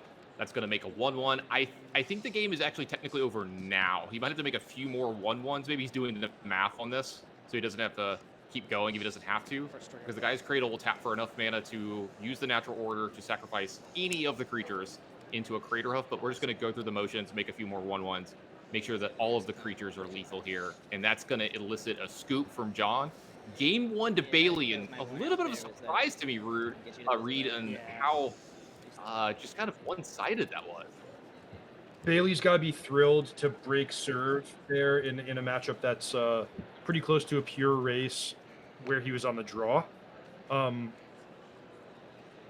Yeah, it's so interesting and it's so subtle, Tannen, because that was a one-sided affair in terms of, John didn't deal any damage to Bailey. He didn't play that many spells in the game. Bailey took way more game actions and did indeed win the game in dramatic fashion. But if John had one more turn, the script could have been flipped very easily. Like these matchups they live or die based on one mana here or there, or one turn, or one key spell. So great for Bailey that he was able to win there, but you shouldn't get complacent, because if you give your opponent any breathing room, that Mystic Forge deck is very scary. That's a really good point. Maybe one card different in John's hand and that game goes a different way. Let's go ahead and take a look at these deck lists and take a look at these sideboards and see how these players maybe want to change stuff up. We're going to start on the Mystic Forge side with John. We take a look at the sideboard. Reed, this is a deck that doesn't change many cards in and out of its main deck from its sideboard. Do you maybe catch your eye at possibly changing, or is there a card or two in the sideboard that you think are like very good wish targets for Karn that you think might be the first ones to go get? Yeah, great question. So between the the focused combo element, the Karn wish board, and just being a deck that can't access colored mana very easily, there's not as much you can do in terms of taking sideboard cards in and out of your deck. There's a few that John could look to as options, like, if he thinks the matchup is really that explosive, that much about racing, he could turn to Mindbreak Trap, even though it's not always going to line up the way you want it against Nadu Winged Wisdom or Natural Order. Pithing Needle is super effective because you can name Nomad's Encore to reduce the potency of Bailey's combo. But even that invites the question of, like, do you get more mileage out of Pithing Needle by shuffling it into your deck or keeping it on the sideboard to access with your 4 Karn, the Great Creator? So some non-obvious sideboard options that John Barber is going to have to wrestle with. That's a really good point. I didn't think about actually possibly boarding out a card from the main deck to the sideboard, so you technically have more copies of it with Karn. It's a weird card and a weird flex on how you have to make your cards. Let's take a look at the other list, this Winged Wisdom, Nadu, Elves deck, and take a look at their sideboard and how they might change up in this matchup. As you see here, the sideboard's about to pop. I love this little pop-up. Here we go. We got some Force of Vigors, something that could possibly come in here. Yeah, definitely. any card that says colorless spell or artifact, you're probably going to want it against the Mystic Forge deck. So 3 Consign to Memory, 2 Force of Vigor. I think those are just coming straight in. Deafening Silence actually looks like it could be an approach that you could take. Now, in game 1, it wouldn't have been effective because Bailey was the one comboing off, but you could certainly take an approach where you say, hey, I'm going to play a Deafening Silence and a Collector Oof, and I'm going to start attacking you, and let's see how you deal with that Mystic Forge combo. So I think Bailey's sideboard is going to be a lot more meaningful than John's, and the dynamic of the matchup actually could change quite significantly, especially for this game 2, where Bailey is going to be on the draw and might feel like he can't engage in that pure race situation. Well, let's head on down to the match and see how they're going to do here in game 2. I'm thinking about this, either the Collector Roof Deafening Silence plays like you're talking about, and I was like, man, I thought we crowned a vintage champion already, because this feels like a very vintage strategy to do. You know, when you used to see like shops running rampant in vintage and stuff years ago, and I guess this is just the way Magic works. You know, a few years down the line, some of these cards will make their ways into other formats. Yeah, no doubt about that. I actually had to look up the last card in Bailey's sideboard. It's called Toxicrene. It's a weird one. Printed card, and it's a green creature that says all lands can tap for 1 mana of any color and lose all other abilities. So if he feels that John Barber is mostly drawing a lot of the power from the lands in his deck, he could turn to that as a way to reduce their potency. Well, Reed, we talked about this in game 1. As much as 4 to 6 mana on turn 1. That's going to be a 4 mana turn 1. An Ancient Tomb, into a Grim Monolith, into a Lotus Petal, into a One Ring. And Bailey didn't even have a card in play yet. So he gets off a decent start here with a Force and a Bird of Paradise. This is more like what we expected to see out of John in this matchup. Yeah, totally. So the One Ring isn't going to win the game all on its own, but by the time you draw and say 6 cards off of this, you're going to have amassed enough resources, enough explosive mana potential that I think it's going to be over. So Bailey's probably going to get one more turn to set up and try to deploy some disruptive elements like Deafening Silence, Collector Oof, Consign to Memory, whatever it might be, and then it's going to be too late. Speaking of too late, this is something that's definitely going to speed the game up. One of the keys has showed up, and that has been able to untap the One Ring and tap it yet again. So 3 more cards to John's hand here. Go ahead and play another land behind this. Is that Metalcraft? He's going to deploy here. Looks like another key and then a pass. So Bailey is going to get another turn here. But like you said, I think you have to set up here. Cross your fingers. Looks like, oh, well, all right. Maybe I spoke too soon. Green Sun for 2. We know what that's likely to get. That's Collector Oof. Yep, there you go. And that unassuming 2/2 creature is stopping John Barber from drawing 15 cards off of the One Ring this turn. You know, 4 plus 5 plus 6. Yeah, as I say, I wonder if you actually did the math on that, because I was like, it's a lot. I know it's a lot. It's more than I have fingers, so I probably can't go up that high on the number. But it was gonna be a ton this turn. So, what does John have in his space? Like, how does John get out of this?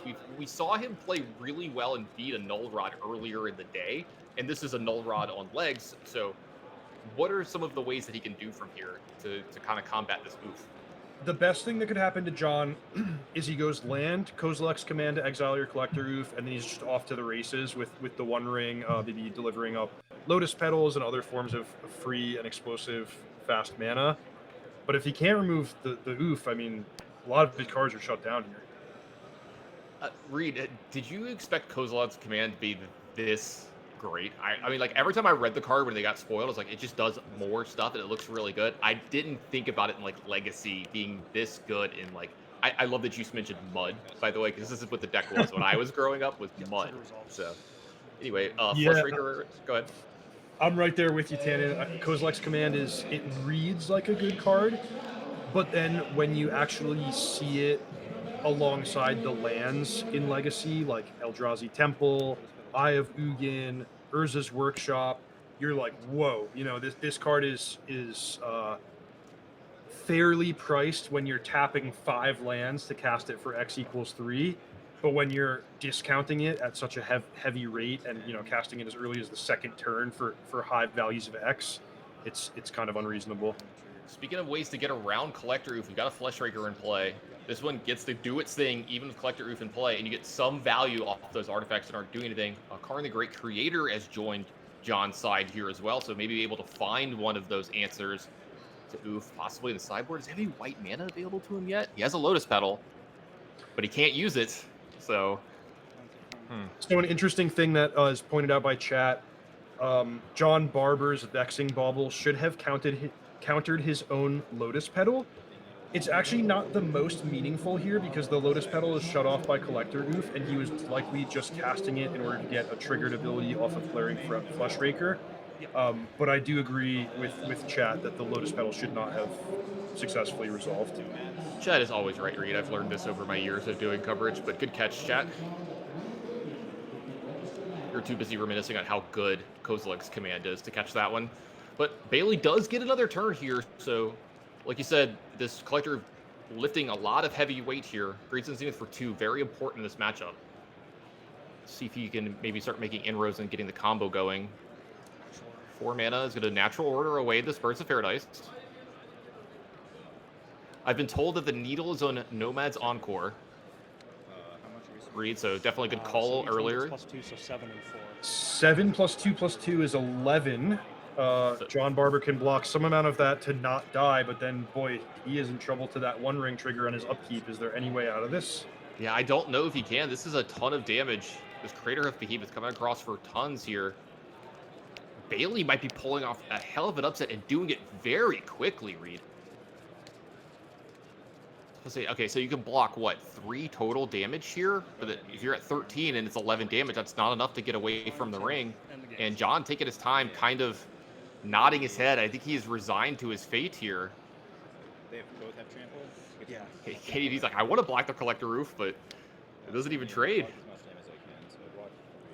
Yep, so you take 8. Yeah, it looks like John's going to block 3 of the damage here. Nasty ring trigger. Gonna put him down to, is it 4? I was going to say, it puts him down to 3. That ring is looming. The burden of the ring is too much, and Bailey pulls the upset, Reed. And look, I know we're supposed to be neutral here. I know you got to be at least a little happy for this deck to get through. I know you're a big fan of this strategy. I loved that match. I love Bailey's deck. The fact that he was able to win via his combo in game number 1, and then in game number 2 via disruption combined with like literally just attacking for 11 damage, that shows a well-rounded deck that can take the game in the direction it needs to go, that's difficult to attack, has access to really nice sideboard cards. So just really, really nice showing from him. And yeah, in terms of reading equity, like John, obviously wonderful tournament. He was our first seed going into the top 8. His deck is still represented by 2 other players in the top 8. And, you know, perhaps we even get to put Bailey through the forge of that matchup again before the day is out. But anyway, just great run to both players and really nice performance by Bailey to advance to the top 4. Yeah, I was really, really impressed with the Nadu deck there and the fact that it won 2 games very decisively, but in 2 completely different ways, which is awesome seeing the deck have that many angles and still be able to stop your opponent from doing things as well. So really great first match there. It sounds like we're going to be taking a really short break, but don't go to where we'll be right back. It's going to be a real quick one. We'll have some more of this Legacy Top 8.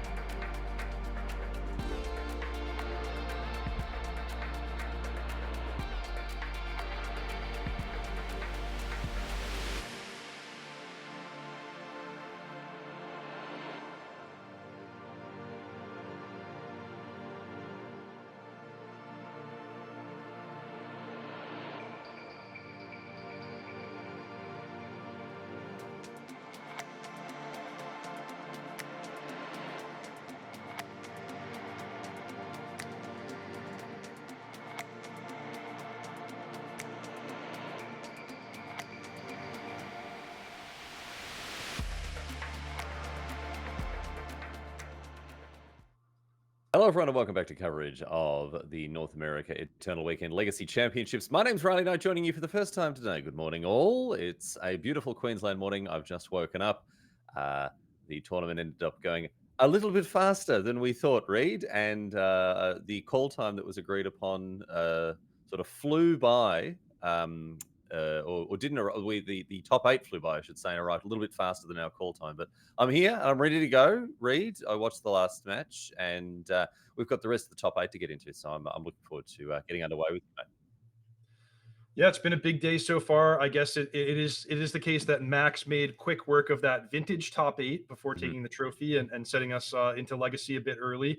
We're actually going to cover another Max who's making a run at a different trophy. So it could be Max Power today.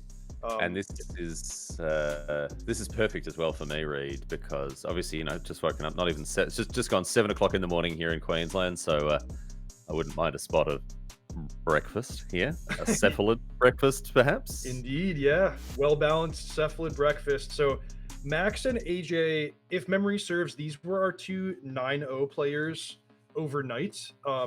Max with a Nadu Winged Wisdom deck, but a very, very, very different one from what we just saw from Bailey Sarkis.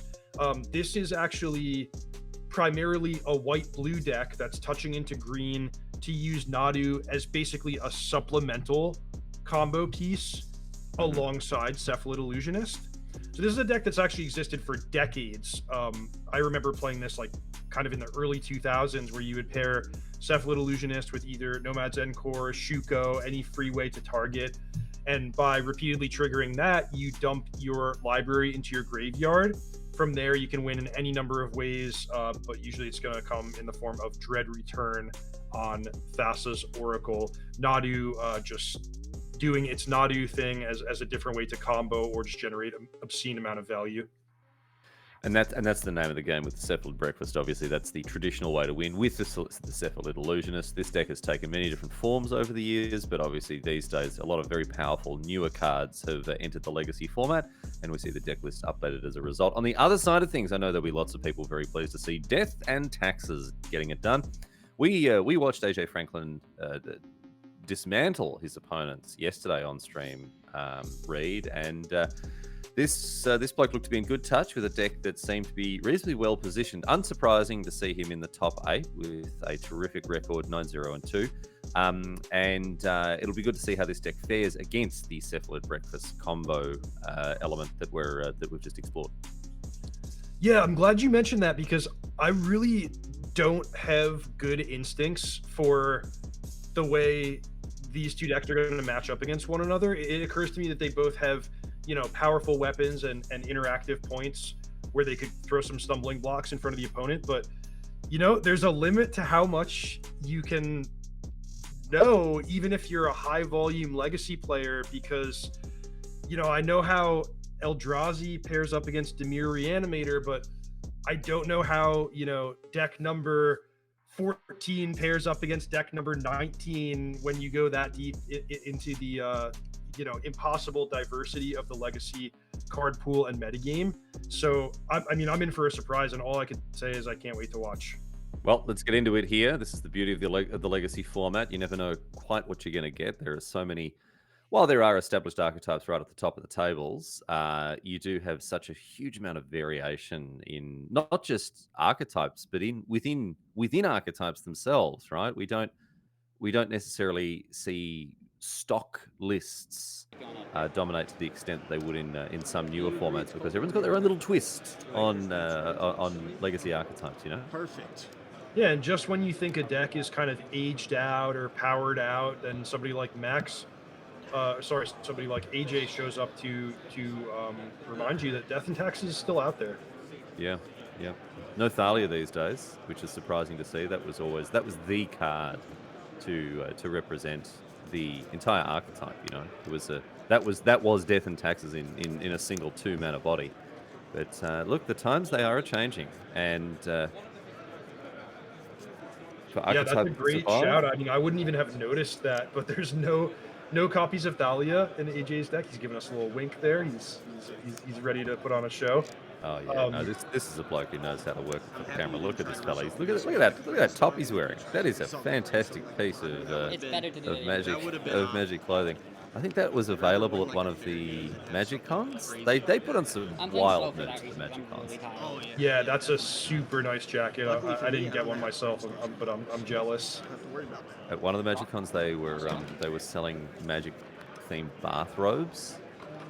So it's a bathrobe that's striped with the 5 colors of Magic. It looks horrendous. I obviously got one. My fiance is not a big fan of it. I think it's one of those so bad it's good situations, you know.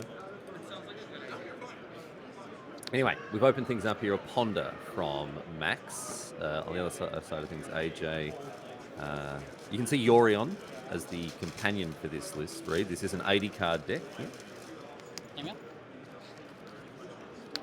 Yeah, so Max really took his time on that Ponder, just trying to see all the branching possibilities of the next couple of turns and make sure he's developing as well as possible, sculpting an effective game plan. And now turn 2, he's going to set himself up with Tamiyo, which, as far as I can tell, Tamiyo is not really a part of the combo. It's more just like, hey, this card is great, and if I can get this early and start attacking, I'm going to like my position. And then also Urza Saga, which can contribute to the combo by grabbing Shuko at Chapter 3. We'll see what land AJ wants to grab for himself here. I get a parlor. Sure. He does have access to 2 copies of Elegant Parlor. Yeah, that's the pickup here for AJ. These Surveyor lands have really, really overperformed. I didn't take part in, but I overheard some very, very interesting arguments about the Surveyor lands when they were first released. And there is a certain Australian Magic player whose name I will not mention on the stream, who was convinced that they were terrible, so overrated, never going to see any play, like just people hyping them up for no reason. He couldn't have been more wrong. These cards are great, and they are seeing play all the way through to Legacy. I think they've proven to us all, Reed, just how much of an impact they have. Exactly right. Yeah, subtle addition to these decks, but really punching above their weight class in terms of what a enters the battlefield tapped land can do for your deck. All right, so the Caracas is going to bounce Tamiyo back to hand here before it has a chance to attack, so no clue to Max this turn. I'll point out as well, this is game 3, we should have mentioned, heading into the final deciding game between these two players here. Well, I guess that's evidence that both players must have some moves that they can do against one another if both have managed to win a game to this point. Mm-hmm. Yep, clearly not a hugely lopsided matchup. Okay, Grafdigger's Cage now, which is useful against that Dread Return finish, something that Max will have to deal with before the Thassa's Oracle can be reanimated. Yeah, super interesting one because it doesn't technically stop the combo. It stops the win condition. And I don't think it does anything against Nadu in this particular case because there's no Dryad Arbor where creatures would be entering the battlefield directly from the graveyard. So Grafdigger's Cage I wouldn't name as one of the most stressful cards that Max can face, but it certainly does protect AJ from the instant win of Thassa's Oracle coming back from the graveyard. I love this. If you're needing win conditions, Constructs will sometimes get you there, particularly if your opponent is short on interaction, short on blockers. And here we see 2 of them. There's a Saga being sacrificed as it hits Chapter 3. And what are we going to see here, Reed? You mentioned Shuko before. Did you pick up? Shuko's actually the only main deck option that you can grab with Urza Saga. There's a few in the sideboard. The one that maybe could have come in for the matchup is Pithing Needle, but I think just set yourself up with a Shuko and, hey, equipping, getting that 1 extra point of power could be sneakily effective here. All right.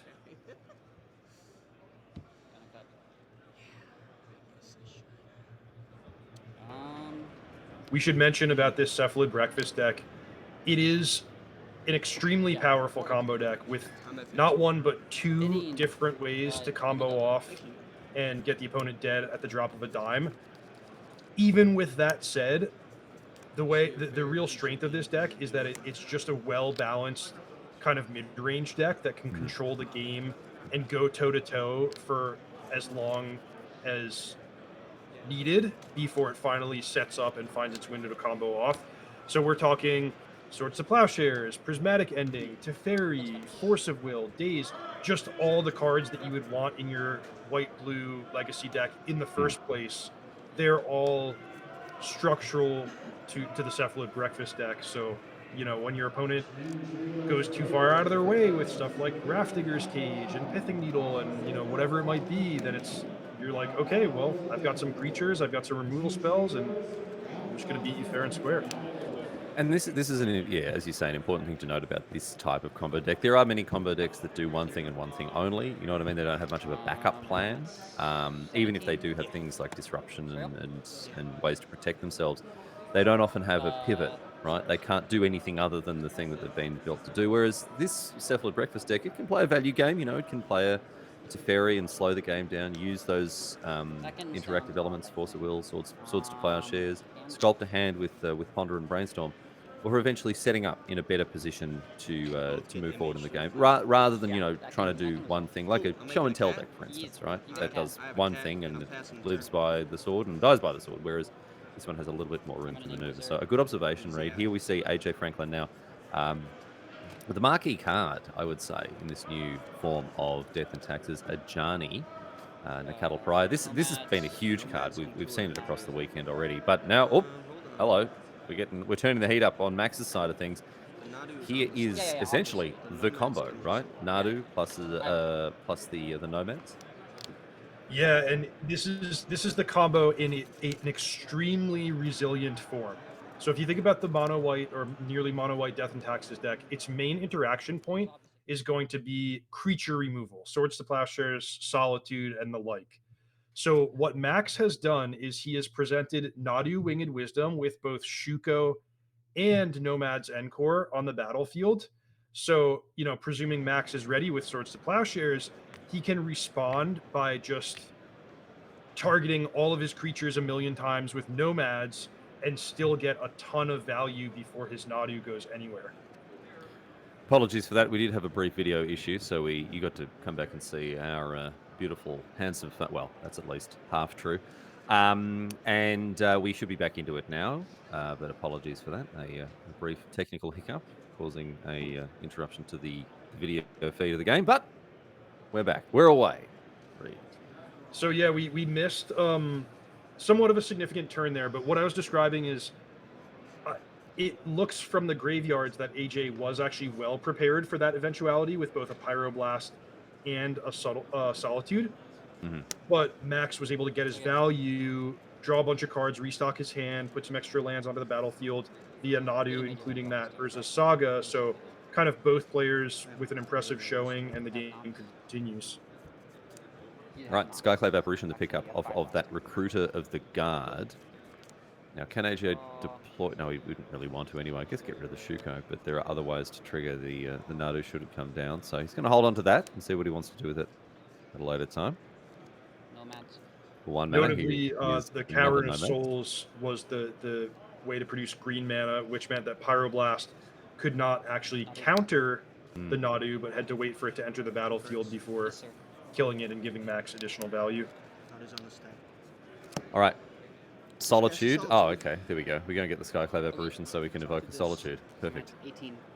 And it's going to be on the Nomads Encore here. And that must have been in response to the Nadu, correct? That's in response to the Nadu, and now Nadu is going to resolve. Max is going to be able to target one thing with the Shuko equip, and AJ is going to bounce Nadu, which will trigger it a second time. But the difference between Shuko and Nomad's Encore in this context is that you can only activate Shuko at sorcery speed when the stack is empty. So Max just can't declare hey, I'm targeting a million things a million times, because no, you have to do it one at a time, and AJ has ample opportunity to respond with Karakas. And that's the difference, right? Because the nomads can be activated at instant speed. So Correct. this is why we see AJ Solitude the nomads, and then Karakas the Nadu, because otherwise it'd just be like, oh sure, in response to the Karakas, I'll draw 8 cards. So I'm confident a tidy sequence there from AJ, but Max still able to get value such as the power of the bird. So fascinating game, because on the one hand, every time this happens, Max is picking up free value. That's just the power of Nadu Winged Wisdom. Every time your opponent has to point a removal spell or an activated ability at it, you're valuing, you're getting value from that.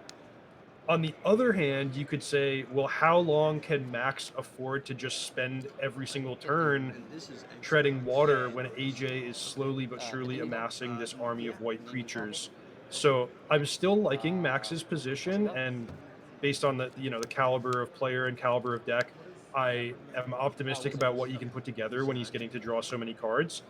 But AJ is putting up a fight, and the longer Max takes to win the game, the more AJ can do scary stuff, including transforming a Johnny, maybe presenting broadside bombardiers or other forms of disruption. It could be anything.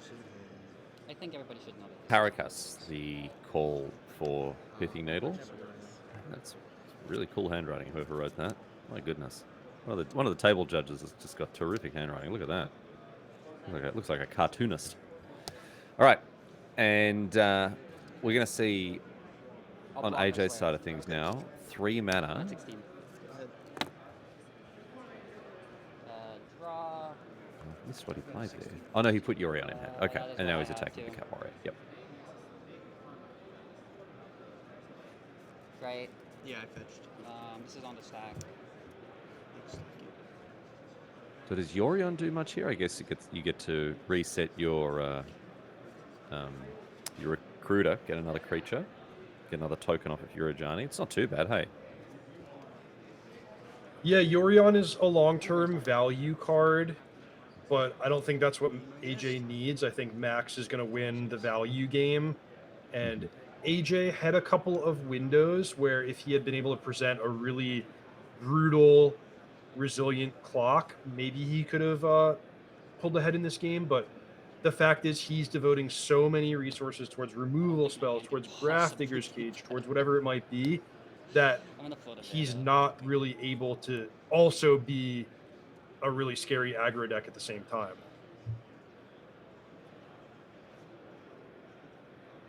All right, Brainstorm, and now Urza's Saga is going to go and get a copy of Soul Guide Lantern, it looks like. Is that what it is? Yes. No, I think you're right. Yeah. Good pickup. Soul Guide Lantern. That one's come out of the sideboard.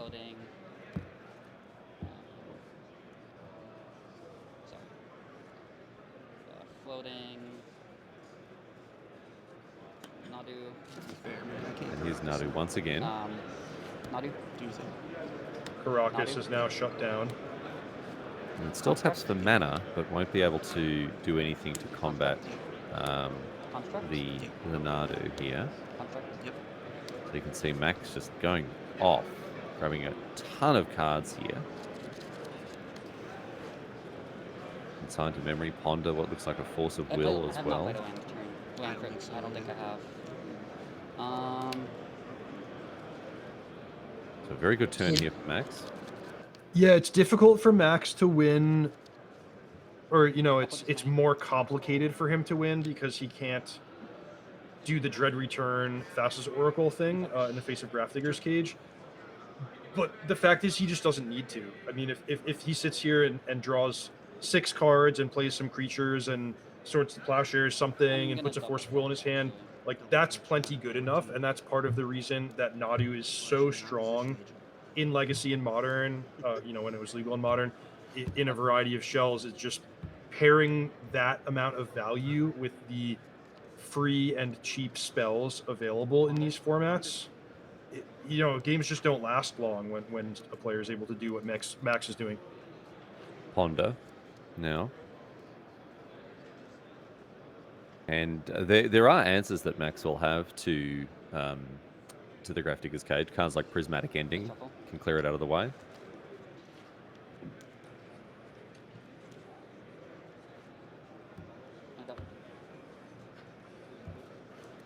So the Ponderer is a shuffle here. So Max will draw a fresh card off the top and finds the Prismatic. Is that a Prismatic Ending? It is indeed, yeah. Get rid of Ajani. Oh, he's just super not worried about the Grafdigger's Cage. Just gonna win with the good old fashioned Shuko beatdown. Honestly, Riley, for all we know, Max could have sideboarded out some amount of his graveyard stuff. Yeah, true. Yeah. I could see a world where you cut your Oracle, Dread Return, Memory's Journey, and 4 Cephalid Illusionists, and you're like, hey, I'm gonna win with Nadu and bring in some extra removal spells, and that's that. Yep, I'm gonna win with the time-honored tradition of just drawing a ton of cards. 7 cards in hand. All right. Speaking of a ton of cards, 7 cards in hand here for Max. AJ down to 3. Not a lot going on for him. He does have a Yorion. The draw here, another Grafdigger's Cage, and a concession. AJ Franklin goes down 2 games to 1 against Max Deresh, and beginning this match, Reed, you talked about how we've seen Max's overperform. We saw a Max take out the Legacy or the Vintage Championships, and now a Max looks to be in very good nick heading into the semis of the Legacy Championships. As you said before, Reed, Max Power. Yeah, Max Power. It's a good day for Maxes, or Maxin, if you will. But we've seen Max, in addition to Bailey Sarkis, 2 different forms of Nadu Winged Wisdom decks overcome their opponents, advance to the semifinals, and we've got a great show coming up for you with the remaining 2 rounds. Yes, indeed. We still, of course, have plenty of Magic to show you. I'm not sure what's... we may be taking a quick break here to get them set up, and then the semifinals will be coming your way before you know it. So don't go anywhere. We will return with coverage of the Legacy Championships here at North America Eternal Weekend. Thanks for being with us. We'll see you back here very shortly.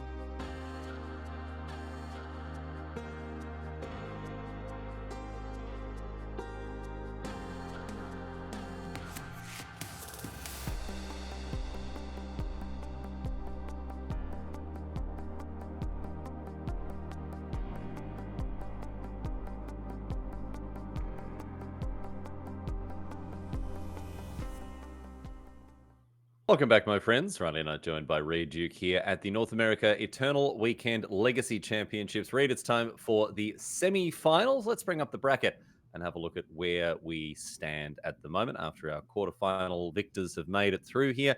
We've got Bailey Sarkis playing against Max Deresh, Bant Nadu, or Bant Elves Nadu, with Cephalid Breakfast over on the other side of the table. But where we'll be starting coverage of the semi-finals, Reed, is with Ari Lax versus Kelvin Wallace, Rakdos Painter versus Mystic Forge. So tell us about these players. Tell us about this matchup.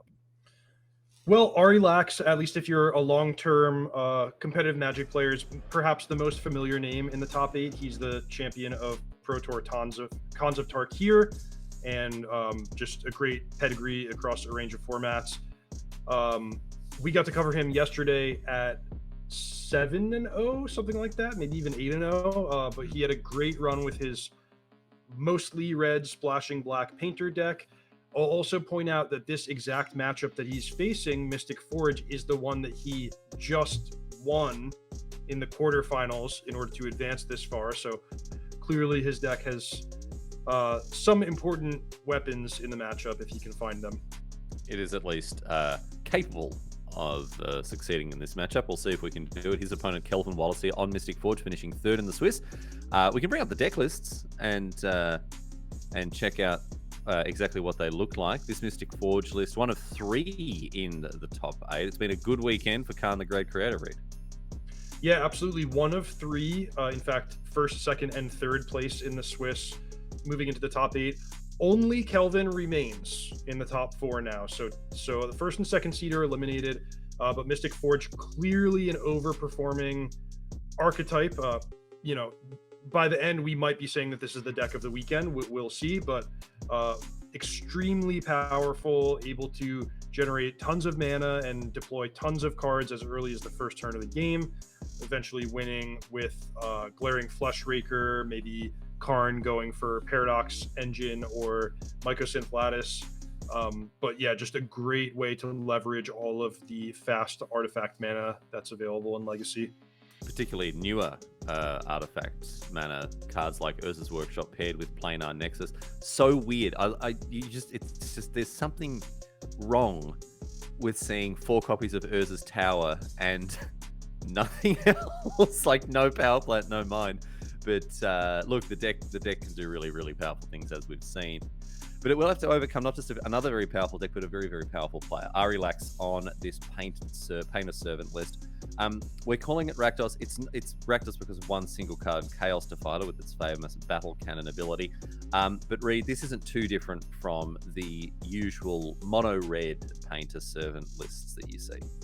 Yeah, exactly. Ari is going relatively heavy on goblins, 4 welders and 4 engineers. You don't always see the complete 8 of those. He also has 3 copies of Agatha's Soul Cauldron, including kind of a nice alternate combo or pet card in Phyrexian Devourer. The way that works is if you can get Devourer underneath exiled by Soul Cauldron, then you can grant that ability to any creature and basically threaten any attacker to be instantly lethal.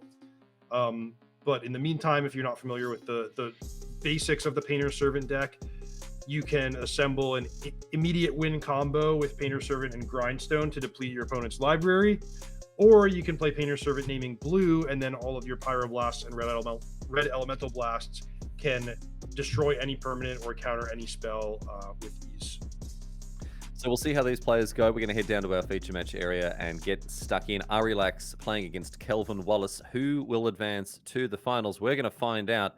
Looks like the players have resolved mulligans, or in the process of doing that. Ari down to 5. We did see a bit of a somber shake of the head earlier on as he was examining his opening 7. So he's going to be on the back foot in game number 1 here, Reed. Starting on 5 cards, not where you want to be, of course. But it looks like he's at least found a 5 that he's content with. Kelvin Wallace's hand looks pretty good, though. A lot of mana in it. So we see Urza's Saga to open. I think there were 2 Lotus Petals. Vexing Bauble. All right. I would even argue that Ari began the game behind before the cards were even shuffled, because Kelvin Wallace, as the higher seed, gets to play first, and that's quite a significant advantage between two really explosive decks that actually neither player has Force of Will, so kind of a race situation right off the bat. Yeah, and also not a hugely explosive start from Kelvin here, not really taking advantage of being on the play. It's interesting to note that both decks are playing the card you see there to the left, Vexing Bauble. So obviously neither player interested in casting anything for free here. Those baubles will just be cycled away, you would imagine. All right, let's have a look at what's going on here. We're going to see a Kozilek's command in response to this SSG and Ancient Tomb powering out... Oh, sorry, City of Traders, I should say, powering out a Grindstone. This is actually amazing. So Ari, after mulliganing to 5, presented a second turn win with Painter's Servant and Grindstone, but Kelvin actually anticipated it, passed the turn with 4 mana available, and was able to save his game by exiling Painter's Servant in response via Kozilek's command. Yeah, that's actually ridiculous. That's just so incredible that Ari was able to find the combo on turn number 2, but Kelvin obviously had the soul read and was able to make sure that he came prepared or was ready with his Kozilek's command. Looks like something's being resolved here at the table. I'm not sure. I think the broadcast can hear the table mics, but we're unable to. So I think they're clarifying the exact nature of how the last turn or two have been sequenced, Reed? Yeah, so Ari went for the combo by activating Grindstone, and Kelvin removed Painter's Servant in response. So, of course, the combo is dismantled. He's not going to lose his entire library. But Grindstone does technically still have an activated ability, so Kelvin should have milled 2 cards. Oh, true. Yeah, you never really think about that, right? It's relatively... That's not what Grindstone says. Grindstone says you tap it, and if a Painter's Servant's on the battlefield, you win the game. There's nothing else. So I saw some cards while I was searching. Just flip the top two cards. All right, so... but you didn't move the bottom. They're going to... It looks like they're trying to determine... because it seems like Kelvin has already drawn. I was busy thinking about how the game was over. But seeing as the library hasn't been... obviously, those bottom 2 cards of the library are known somehow, but it doesn't really matter the order in which he drew or milled here if the library hasn't been messed with. So judges are going to be able to step in and resolve things. Okay, so now the Urza's Saga resolves. Now Kelvin can go and search for an artifact. So a confusing little moment there, but understandable that sort of thing would happen. It was an unusual sequence there. It's, as you say, Reed, it's not often that Grindstone's ability actually resolves in the way that, it is printed on the card. Yeah, if you're not familiar or experienced with tabletop tournament play, that might have looked like a really scary situation where, like, oh god, is somebody in trouble? Is the game ruined? Actually, in reality, that's a totally mundane situation. Calling a judge to fix something like that is not scary. They expect, mistakes to be made, and there's just a really simple way to handle and resolve an honest mistake like that, especially one that, in a strategic sense, has almost zero impact on the game. No possibility of either player trying to take advantage there. Yeah. That's what the judges are there for. That's what they're very good at doing. So avail yourself of their services. All right, we move on. Urza's Workshop, creating 4 mana. 2 mana apiece, and we will see from that a Glaring Fleshraker. 1 floating, Ancient Tomb for another 2 mana here, so 6 mana available off these lands. Here is a Grim Monolith, so we're going to see even more mana available here, Reed. Yeah, so, realistically, the story of this game is that Ari mulliganed to 5. He spent all of his resources going for his combo. It didn't work, and that was kind of that. That is not an uncommon experience in these Eternal formats where the decks are really powerful and explosive, but sometimes you just get one shot and you take it and either it works or it doesn't. So the rest of the game's somewhat academic, where Kelvin can either win via comboing or just, make some big constructs and Glaring Fleshrakers, and either one is going to be plenty good enough. But soon we'll be seeing the players move to sideboarding and get ready for game 2. Yeah, from this position, I don't know what there is that Ari can do. Another workshop here. Crack the Vexing Bauble, draw a card. And, oh boy, what have we found here? Is this going to be a Mystic Forge? No, it's the One Ring. Okay. Just in case the door hadn't already been slammed, we are now locking and deadbolting it. This will almost certainly put the game outside of Ari's reach if it weren't already. Kelvin now with a nice clean way to draw extra cards. Another Grim Monolith. Wow, this bloke's got more mana than he knows what to do with here. Ari slowly but surely being done in by the chip damage of the Glaring Fleshraker. All right, Lotus Petal, and now an Ensnaring Bridge, Reed. Yeah, kind of funny. It sort of saves Ari in the short term, but if both players sit behind this Ensnaring Bridge with no attacks being made, Kelvin is just going to find an alternative way to win. Have a second Glaring Fleshraker is certainly going to do it. Yeah, that's the thing. Ensnaring Bridge can be very, very good against creature-based decks, but if they do have a way to push through damage without needing to attack, and that's the beauty of the Glaring Fleshraker. The Ensnaring Bridge, obviously, not the silver bullet that Ari was hoping it would be there. So, still a remarkable game. A potential turn to win for Ari, subverted by Kelvin's excellent reading of the situation, holding back that Kozilek's command in readiness to disrupt the combo. And so now Kelvin will be very happy with himself having picked up game number 1. However, we move on to the sideboarded games, Reed, and this is where things could really change as players have access to those 15 cards that they've got waiting in reserve. Let's cast our eyes over Ari Lax's sideboard here. Reed, what's standing out to you? Most important card is going to be Null Rod, which, boy, I mean, it's unintuitive for an artifact-based combo deck to sideboard Null Rod, but this is what it's here for. Ari can access it with increased consistency via cards like Goblin Engineer, and if that's on the battlefield, then Ari can win by attacking, or he can just strategically wait for a key moment where he's going to weld out his own Null Rod and win the game. But just a super, super powerful symmetrical effect in this matchup where, given that Ari is the one who has access to it, he can play it or not play it as the situation calls for. Pithing Needle, less impactful, but still something that he's likely to turn to. Other than that, probably not too many dramatic changes. I mean, he could play Blood Moon if he wanted to just reduce Kelvin's lands from tapping for 2 or 3 mana down to tapping for 1. We can have a look on the other side of things now. Kelvin Wallace and his Mystic Forge list, and his sideboard has got some interesting options in it too. I'm looking at cards like Boseiju, who endures here as a way to pick apart potential opposing artifacts. Is that something we're looking at here? Portable Hole can go after the. I guess this is for Portable Hole is more for a Karn sideboard, right? So is it again just a very light touch here? Karn boards mean that you don't tend to change too much. Dismember. What are you looking at, Reed?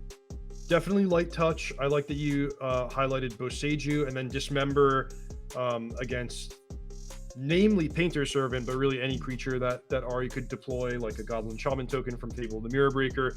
So I would expect those 3 cards to come in, and not much structurally to change. Like Kelvin could maybe take out some Vexing Baubles, or maybe Voltaic Key as a way to reduce his exposure to a possible Null Rod. But yeah, just a couple cards coming in, and mostly plan A can work here. So in the absence of exactly Null Rod, Kelvin just wants to do what his deck does. All right, well, let's see what these decks do as the players shuffle up and get ready for game number 2. This Mystic Forge list has had a lot of success this weekend, as we've already talked about, Reed. The fact that it is appearing not 1, not 2, but 3 times in our top 8. A good weekend for Mystic Forge, and obviously a very powerful, streamlined, and well-tuned list if it's managed to make its way through the gauntlet of other extremely powerful legacy decks across the weekend. Lots of mulligans in this game. Kelvin starting with 6 cards, and Ari for the second time mulliganing to 5. So if he does happen to lose this game, it'll be a bit of a frustrating ending to mulligan twice in the key matchup where you end up ending your tournament. Yeah, mulligan down to 5 twice, rather. Mulliganing out of the tournament is not the way you want to go here. All right, we see Goblin Engineer after an explosive start from Kelvin, who has 4 permanents on the battlefield on turn 1. There's a Saga, got a Manifold Key. We've got Lotus Petal, and a Mox Opal Null Rod has been fetched out by the Goblin Engineer, which will very swiftly be dismembered. And Reed, you mentioned, you highlighted Null Rod as a key card here for Ari to make use of. And unsurprising to see that's the card he chose to put in the bin for future use, potentially with a Goblin Engineer or Goblin Welder. Kelvin had his own sideboard card, Dismember, takes out the Engineer, which means that Ari can no longer access the Null Rod from his graveyard. Grindstone is hit with the Pithing Needle, so it's just a blank piece of cardboard at this stage. See what Ari wants to do as his Urza Saga ticks up, floats some mana, sacrifices it, can go and search for something. The danger with having the Null Rod in the bin is if a Karn comes down, you could go and get something like a Silent Graves. Oh, that's quite expensive to do that, though. I guess to exile the Null Rod with the Silent Gravestone would take some time. But having the Null Rod in the bin, certainly it signals to your opponent that, you know, you do have this very potent disruption piece for the ready. Yeah, so Ari, for the most part, can only access the Null Rod on a delay by playing a Welder or an Engineer, passing the turn, and then once Summoning Sickness it has been worked through, then he can get it back. He does have Arena of Glory, so it's not totally impossible that he could access it unexpectedly, but I think, you know, Kelvin having that timely Dismember, once again, a bit of a case where Ari just took his one shot and Kelvin didn't fall victim to it, and now is pulling ahead based on a larger number of resources, and now, you know, quite significant 4/4 construct token. Yeah, this Blood Moon sort of forced the issue for Kelvin, who made a construct and is now just playing basic mountains, as is Ari Lax in both senses here. Has a Painter's Servant, but again, Grindstone under lock and key thanks to that Pithing Needle, so unable to enact the combo here. Kelvin developing his board, more artifacts, huge amount of mana, and a Mystic Forge. All right, this is good stuff for Kelvin. This means that he can keep the hits coming here. Silent Gravestone did mention that as a way to get rid of the binned Null Rod, so maybe Kelvin was thinking that would be a useful thing for him to do. Yeah, so really tough spot for Ari. Kelvin gets to attack with a 7/7 construct. We know that the Grindstone is shut down by Pithing Needle. And actually, Manifold Key, even though it's there usually to untap the likes of Grim Monolith or the One Ring, it can just make Construct token unblockable. Another Painter's Servant here for Ari. Time running out for our Painter player as Kelvin builds out this enormous board. His Mystic Forge at the moment doing a lot of heavy lifting. And it'll be enough here now for Ari to extend a hand in defeat. And Kelvin Wallace has made his way into the finals of the Legacy Championships here at North America Eternal Weekend. Wow, what a showing there from the Mystic Forge list. Reed, that looked to be very, very confident magic from Kelvin. He did a great job in both games there. I was particularly impressed in game number 1, him holding that Kozilek's Command, having the read on his opponent, recognizing that he needed to be reactive, even though Ari was on 5 cards. That's really the beautiful formula is, you know, have a powerful combo-centric, card advantage-based game plan with exactly one well-placed piece of disruption to throw off your opponent. So in the first game, it was Kozilek's Command. In the second game, it was Dismember. And that's the difference, you know, with both players racing to a combo. If you can have that one moment where you throw a wrench in the works for your opponent, that's usually enough to get ahead, whether it be in terms of a pure race or in terms of just a snowballing resource advantage. Well, very well done to Kelvin. Looking forward to seeing him in the finals. But right now we move on to our second semi-final. We've got Bant Nadu Elves in the hands of Bailey Sarkis playing off against Cephalid Breakfast with Max Deresh. We've seen both of these decks on camera already in the quarters, Reed. Do you want to very quickly characterize this matchup for us? I can see the players are ready to go, so we don't want to keep them waiting too long. But we can have a quick look at the deck lists here and remind ourselves very briefly as to what these decks are doing. Well, the one card that's going to be central to both decks is Nadu Winged Wisdom. But the crazy thing is that the rest of the decks are just so different. So Max has an old school Cephalid Breakfast, white-blue centric deck that seeks to pair either Cephalid Illusionist or the new Nadu with free ways to target Nomad's Encore or Shuko and win the game in that way. In the meantime, it has card selection in Brainstorm and Ponder, Force of Will, Swords to Plowshares, all that great stuff. So that's Cephalid Breakfast here. On the other side of things, another Nadu list. This one, we're calling it Nadu Elves because it does have that sort of, I was going to say, that traditional elf finish of Natural Order, Creative Behemoth. Neither of those cards are elves, but that elf style way of closing out a game.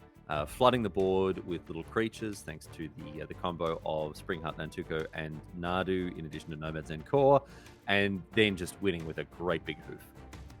Yeah, so this one I would describe as more centered around Nadu, where the goal is to get it out early and often via mana acceleration, via Green Sun Zenith. Sometimes you can even Natural Order for it. And then with a larger density of creatures, whereas, Cephalid Breakfast had interactive cards and card selection, Bailey just has more creatures, but that allows him to tap into Gaia's Cradle and use Natural Order for a possible Craterhoof Behemoth or Atraxa Grand Unifier as sort of an alternate combo angle. And for all the people saying this isn't an Elves deck, look, there are a plurality of Elves cards in the main deck, right? There are 3 copies of Allosaurus Shepherd and there's 1 copy of Leovold. That's elves, plural, technically speaking. So we're going to get underway here with these two players. Bailey Sarkis facing off against Max Deresh in the semi-finals of the North America Eternal Weekend Legacy Championships. My name's Riley Knight. I'm joined by the Hall of Famer Reed Duke. And it's great to have you along as we continue our coverage of this magnificent Legacy event. It's been a lot of fun so far, Reed, and of course, we've still got this semi-final and the finals coming before we crown our champion, the recipient of $10,000.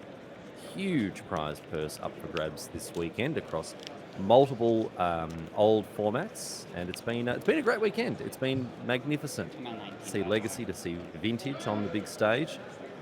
These are formats that many people have very deep and abiding love for, including yourself, Reed. You mentioned yesterday that Legacy is in fact your favorite There is a pen here.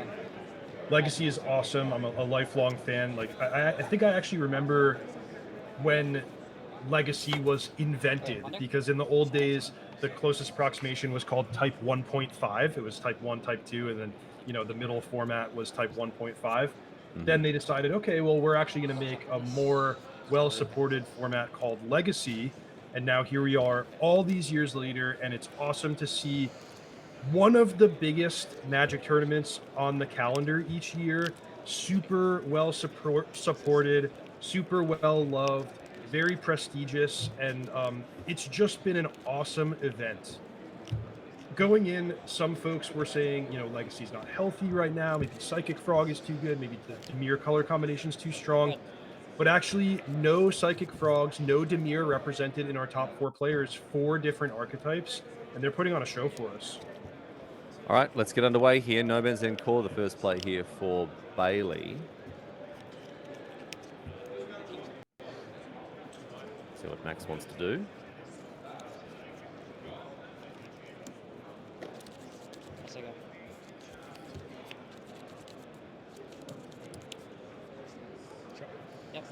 Okay. Allosaurus Shepherd, the follow-up, and a Birds of Paradise here. I would presume that Birds of Paradise was the card drawn this turn. It also looks to me like Bailey was not starting with a full grip here. Yes, I think it looked like a mulligan to well, at least 6. Might have been 5. Yeah, 5 or 6. It wasn't 7 in any case. All right, away go the Birds. And an immediate replacement here for Bailey. In comes the Allosaurus Shepherd. A slower start here for these players. Max notably missing lands.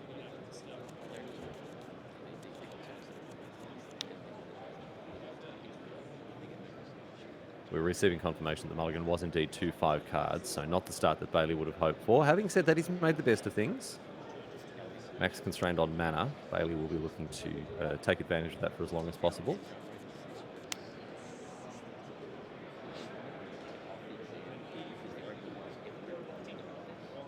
Yeah, so I like what Max is doing. When an opponent mulligans to 5, it changes the dynamic of the game such that instead of saying, oh, you know, we're going to have a scrappy game, we're both working towards our combo, I'm going to use my removal on the most important, you know, save my removal for the most important threats. When an opponent mulligans to 5, that is such a heavy resource disadvantage that sometimes you can just say, well, I'm going to trade 1 for 1 at any opportunity. You play Nomad's Encore, I'm going to Prismatic Ending that. You play Birds of Paradise, I'm going to Prismatic Ending that.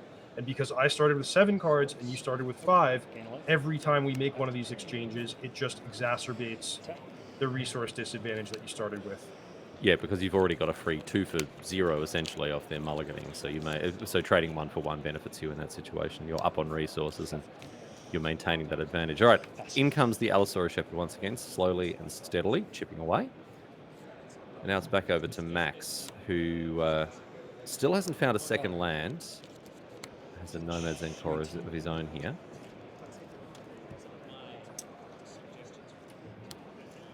Yep. I believe there are no Wastelands remaining in the tournament, which is another interesting point. Tannen and I talked about Brainstorm being underrepresented, but you know, also Wasteland. If there's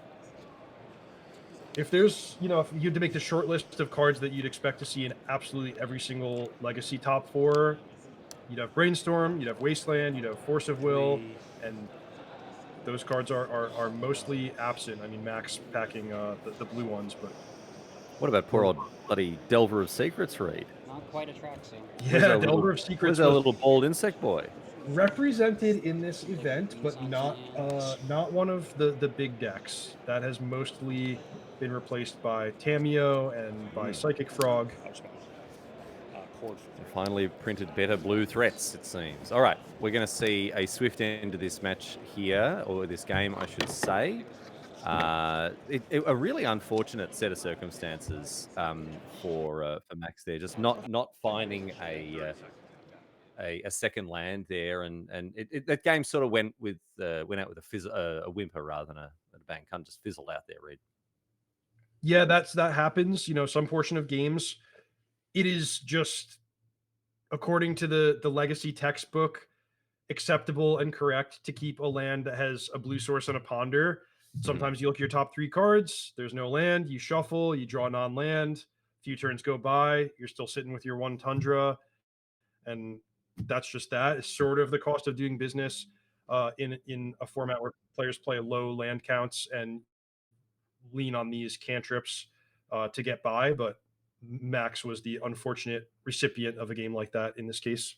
Yes, indeed. We can have a look at the deck lists very quickly before we head back down to the match and talk about the sideboarding that may be taking place here.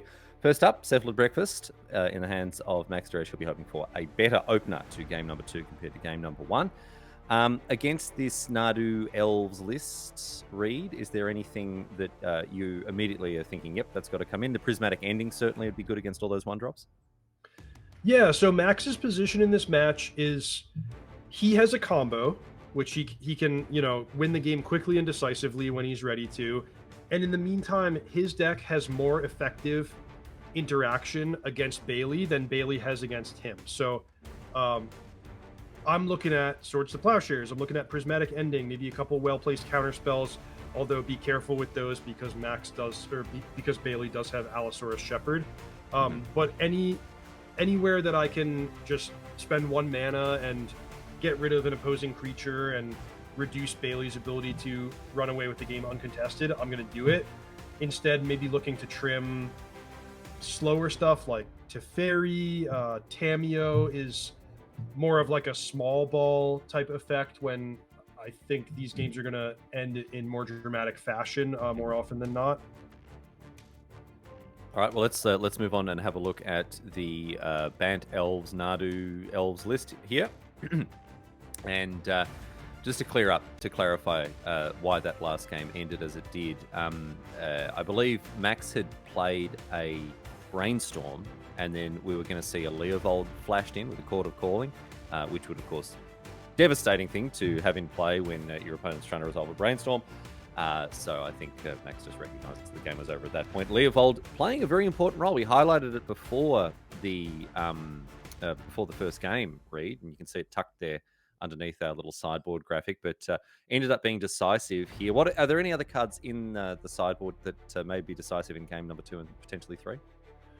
Well, Bailey can kind of hybridize and do a Max impression by bringing in Swords to Plowshares and say, well, let's both slow ourselves down a little bit so that we can make sure to have interaction and not just let the opponent have an easy go of comboing off uncontested. So I would expect those 4 Swords to Plowshares to come in. Mm-hmm. That's probably about the end of it. If I was Bailey, I would be really focusing on my own combo and trying to get the game over with if I can. But an easy swap would be, for example, Endurance out. Well, maybe I'm speaking too soon, because Endurance can actually interact against the Cephalid Illusionist half of the combo. But anyway, Swords to Plowshares certainly is the card that I would be looking at in the sideboard. All right, we'll keep an eye on that for game number 2, which we're going to head into very shortly here. Both of these players in our semi-final here at the Legacy Championships at North America Eternal Weekend. My name's Riley Knight, joined by Reed Duke. Pleasure to have your company as we wind towards our top 8 grand final here. This is the semi-final. One of these players will be heading through to play against one of the 3 Mystic Forge lists that made it all the way to the top 8. Kelvin Wallace waiting in the wings, ready to go in the finals here. Looks like Bailey's kept a crisp 7 cards this time, as indeed has Max. So we're going to have hopefully a bit more of a fully fleshed out game here, Reed, in game number 2, opening up with Max, who kicks things off with a Ponder. Max actually had an interesting decision right off the bat, where he has Cephalid Illusionist in hand, so he could just play Urza's Saga and just patiently tick up until it reaches chapter 3 and grabs Shuko and try to combo right off the bat. But it does mean that he would be starting his game with a colorless land and be unable to cast any spells until the time comes. Instead, he's choosing to just lead on Ponder. Okay, look at the top 3, put them back, draw a card or shuffle, and then draw a card. And we see Max happy enough with the 3 that he saw. And Bailey's going to open things up with a 1-drop of his own. This time it's Noble Hierarch.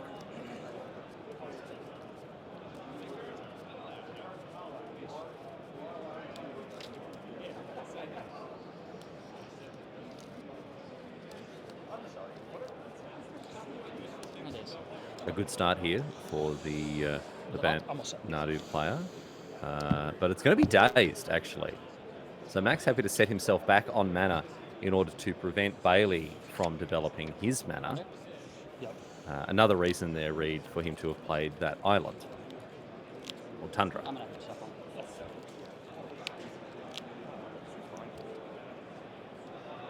right, another Ponder here.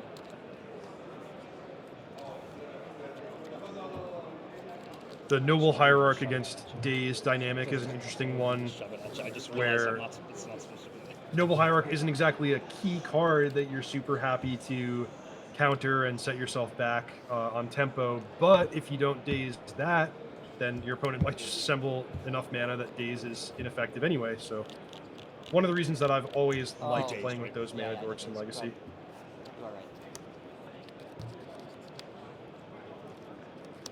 All right, back to Bailey now, who has got another Noble Hierarch. So no second land for Bailey this time. So that day's ended up being extra punishing. And I think Max has the read on this, and it's just like, yep, I'm not gonna allow you to develop your mana. Trading off resources extremely aggressively with a Force of Will pitching Narcomoeba, just to make sure that Bailey isn't able to get out of this situation where he doesn't have enough mana to do anything really. Yeah, there's a trick. Yeah, even perhaps more than just a simple read. I think Bailey tapped his land. He said, "Noble Hierarch, go." And Max is like, "Well, wait. You know, now that I know you're not playing the land, I have an opportunity to respond to the Noble Hierarch." So it wasn't so much a read; it was more like Bailey was reading to him. Right? It was like a little bedtime story. All right, we're going to see a Swords to Plowshares go after this Cephalid Illusionist. You go to 19. Yep. You're up. So Max could have taken a lot of different approaches to this game. The one that he has settled on is, you know, really putting a lot of his resources towards fighting Bailey's development, whereas an alternative would have been to just go for a fast combo, maybe protect his Cephalid with that Force of Will. But I mean, things looking good as long as Bailey is kind of stagnating. Might have a rather heavy hand. Looks like this Birds is going to get there at least. Max now fetches a Trop, 3 mana. Or sorry, 2 mana to make a Khan construct token with the Urza Saga.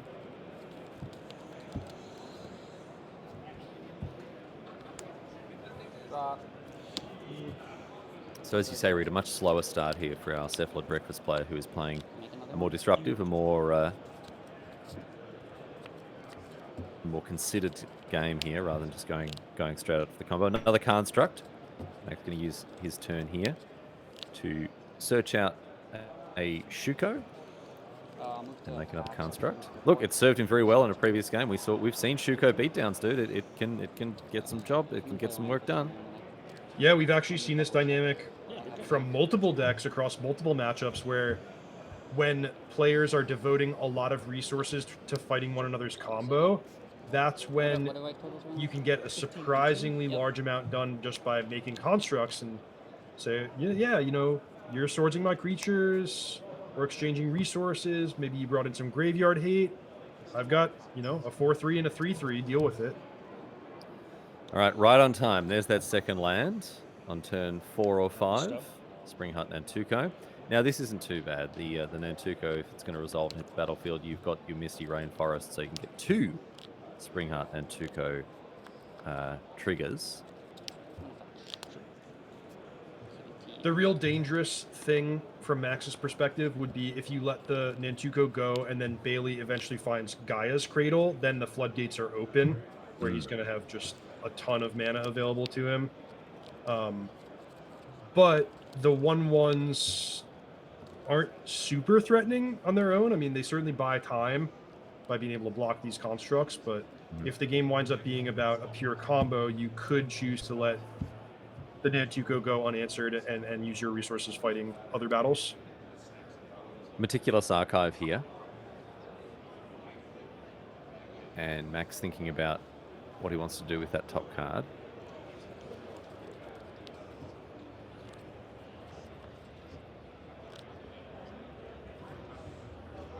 Obviously having a good old think about it here, or what's... Okay, we're going to see. Right, yes, there's the Misty Rainforest. Makes a 1/1. Makes another 1/1.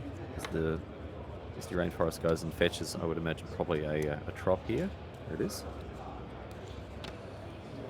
We should add, Riley, Court of Calling being a scary card and a consideration here with letting the Nantuko go unanswered. I believe that from what I saw, Bailey has neither Gaia's Cradle nor Court of Calling in hand, but Max is going to have to absolutely be thinking about both of those cards.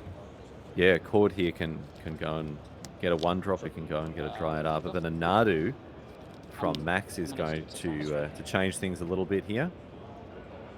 With Bailey just F6ing, we're going to see Max draw an effective 5 cards. A lot of good cards in there. Oh boy. So against the tapped out opponent, these players just kind of shortcutting, breezing past. Max says, okay, I have 3 creatures, I have Nadu, I have Shuko, can I do this 6 times? Bailey says, sure, absolutely. Show me 6 cards. So, Cephalid Illusionist. What I believe is at least 1 Force of Will, maybe 2. I'm not sure what that second from top blue card is. A Brainstorm. And then at the bottom of the pile, not a great look at that card either. Prismatic Ending, maybe? It's a Prismatic Ending, maybe the old border Prismatic Ending. Here's Nomad's Encore. So another 2 cards off the top. Flooded Strand, another Cephalid Illusionist. Great turn for Max here. Unsurprising, an unanswered Nadu with a nice full board and a Shuko ready to go. Makes things a bit tricky. So it looks like he's not going to be able to win this turn. If he had at any point been able to hit 2 untapped lands, he could have played Cephalid Illusionist and gone for the graveyard kill. But no worries, because he has now drawn 8 additional cards, and he can pass the turn and do the same thing over again with the instant speed activations of Nomad's Encore. And in some worlds, that might not be the death knell, but in Legacy, where you have Force of Will and Swords to Plowshares, and of course Max even has opportunities to hit more untapped lands off the Nadu activations, I do not believe there's any way Bailey is going to be able to combat this. Huge difference here as well. We saw Nadu run roughshod over Modern until it was banned, and that was without any way to activate or to trigger Nadu's ability at instant speed. Very different story in Legacy, where cards like Nomad and Core actually enable you to do that. So things are going to go from bad to worse here for Bailey Sarkis, and he's going to pack them up. Yes, indeed. We're going to go to game number 3 here. Max Duresh taking out game number 2 in pretty convincing circumstances. But unfortunately, Reed, we've seen both of these games in the semi-final unfortunately go the way of the player who managed to draw their second land in time. So this isn't the magic that we're hoping to see in circumstances like these. Hopefully game number 3 will be a little bit more robust. Yeah, certainly I guess the word is feature of Legacy, that many games are determined by players not having the proper number of lands, not being able to deploy their cards. But that's just what the format is about. And a lot of players make deck building and gameplay decisions to kind of help that along. So in some cases it's Wasteland, but in the case of that game that we just saw with Max against Bailey, it was Max choosing to dedicate his resources towards fighting Bailey's mana development. Prismatic Ending on your first mana dork, Force of Will on your second mana dork. Very unintuitive play, but you know, that's what we're dealing with in this format.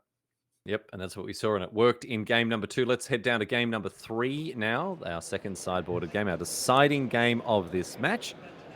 Both of these players, I imagine, hoping that this game is a little more forgiving when it comes to them both drawing a sufficient number of lands. We can have a peek here at Bailey's opener.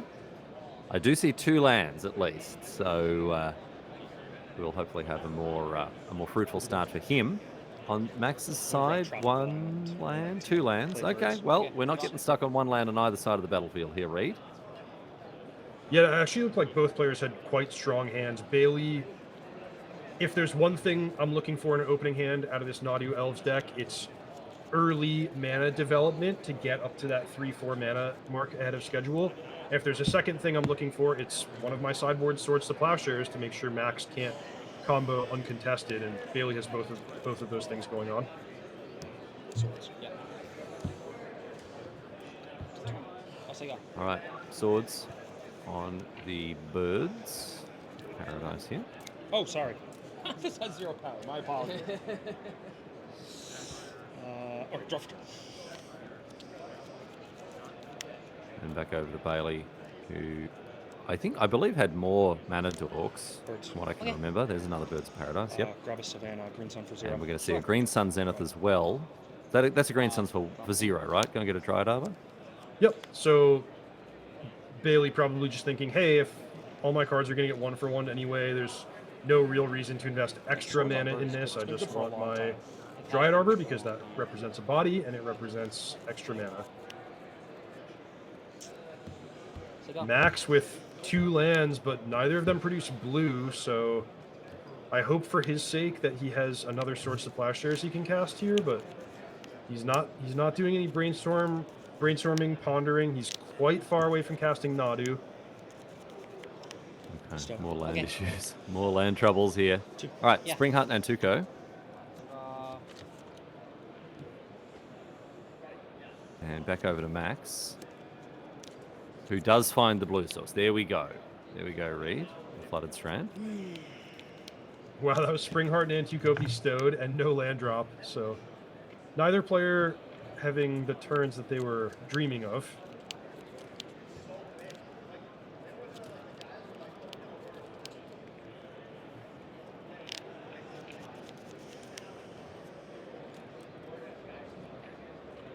All right, Max looking to sacrifice this Flooded Strand. Head off and pick up a blue source, you'd have to imagine. Tropical Island, potentially. I think that's a good bet. Unlock all of his colours. There it is. There's the trop. Riley with the big calls. Don't worry about it, mate. Been doing this a long time. Can see Tropical Island coming. All right, let's see what's next on the docket here for Max.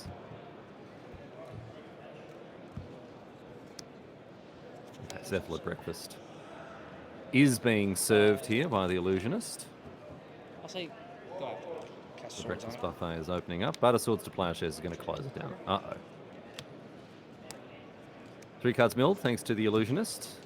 Nadu, Nomads, and a Brainstorm hitting the bin. I think it's 18 now. 18, and then what do you Keep in mind that Illusionist was threatening to go off next turn once Urza Saga Chapter 3 delivers Tuco. Yes, of course, yeah, because you can just continue to target it over and over and over again. There's no limit on. You can re-equip an equipped creature. Yep. Now you're at 19. Game 2 this time. Oh crap! Wait. To 20, right? Wait. Shouldn't I be at 17? So Max did indeed have 'Cause you hit me Source with of Plowshares. He's going to go after And then the I should be at 17. Dryad Arbor. This is one of the really And powerful then- things about the bestow You gain one ability from the of swords. Springheart and Tuco is the swords you mess kind me of up. have I was to like, have 2 removal spells in order to remove that powerful permanent from the battlefield. 2018. I swear. We can figure We this can out. get to I, the bel- bottom I of this. believe So long this. as we get a magic. Go ahead. Pass. Still no land here for Bailey. This has been a recurring theme across this match, Reed. We have seen players fall a little short when it comes to developing their mana properly. Trigger. Brainstorm. So Max is not going for constructs. He identifies this as I think correctly identifies this as a much different game where this is going to be decided by a player comboing and not by Max being able to attack for damage over the course of a few turns. So a little pseudo Brainstorm fetch there, using the Brainstorm in response to the legacy, to the Urza's Saga, as a way to shuffle 2 cards back into the library. Clever little piece of timing there for Max, who goes and gets Pithing Needle. Heard. Interesting, Pithing Needle, because this is, a pseudo mirror match. The best card on Bailey's side that can be Needle is Nomad's Encore, but that's a key card for Max too. So we'll try to get some intel on exactly what was named, but that is an interesting and non-obvious play. Well, there's the Shuko. That's why the Shuko wasn't searched up.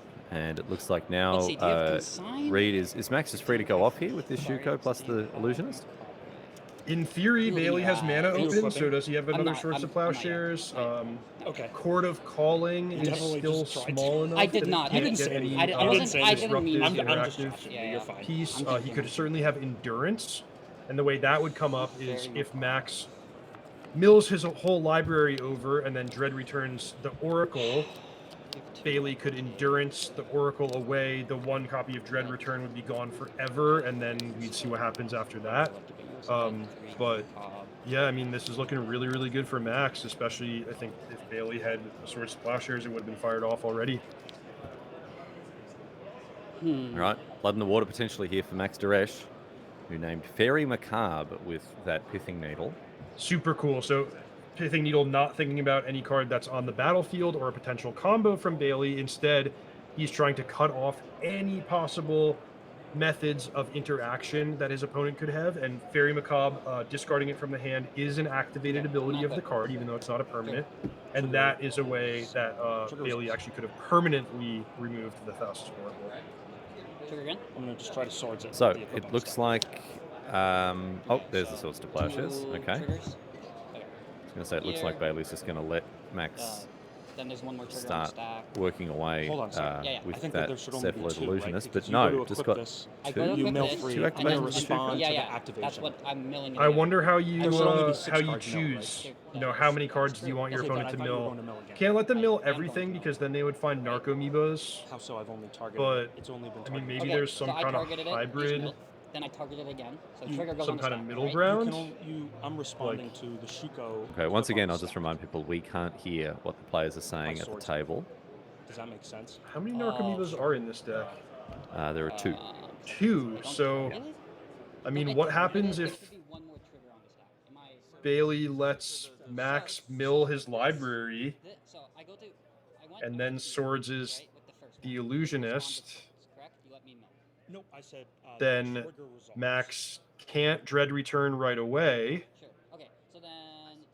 And Oh, because you need 3 creatures to do it. Yeah, of course. Yeah. yeah, if he sideboarded out his One of Memories journey, he could be in big trouble. I mean, we're gonna have to see how this plays out. But anyway, that doesn't look like what happened. Bailey just stopped the combo in midstream instead of having Max commit to milling his whole library. Okay. All right. Well, the swords is deployed. The Cephalid Illusionist hits the exile zone. And the game moves on. Bailey's still stuck on 2 lands. But does have a Chord of Calling here. Chord for 0 goes and gets a Dryad Arbor.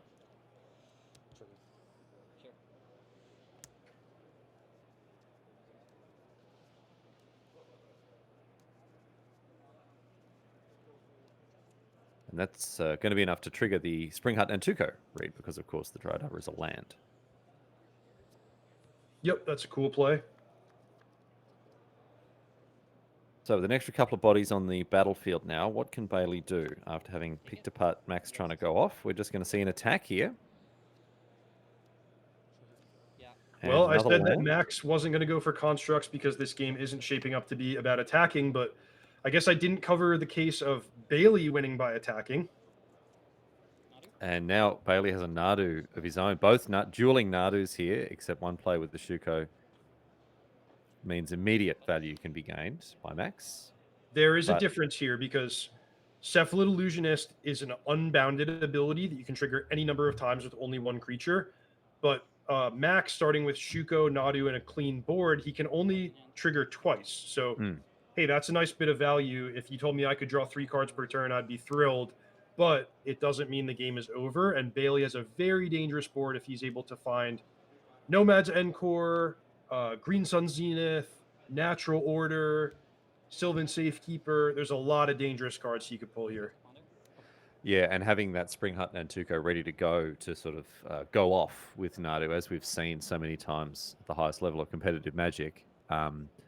Bailey poised here. Big draw step for him, obviously. I'm not sure if he has any cards in hand. He may be Hellbent. I think he just cast a Ponder, but with only Kos mana available, I mean, probably the best he can do is set himself up with a Force of Will. Mm-hmm.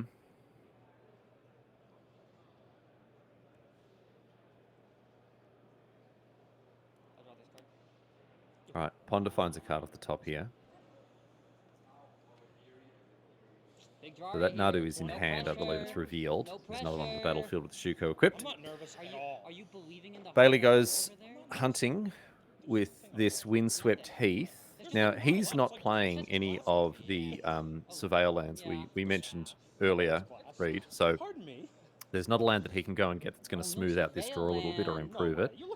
Yeah, But, he does have 2 Dryad Arbors, but they're both gone already. So honestly, Riley, like the game might be coming down to this draw step for Bailey. If he can find something to pair with the Nadu or otherwise progress his game plan, he has a very good chance of winning. If not, he's going to pass, and Max is going to have access to a lot of cards off of this Nadu Shuko combo.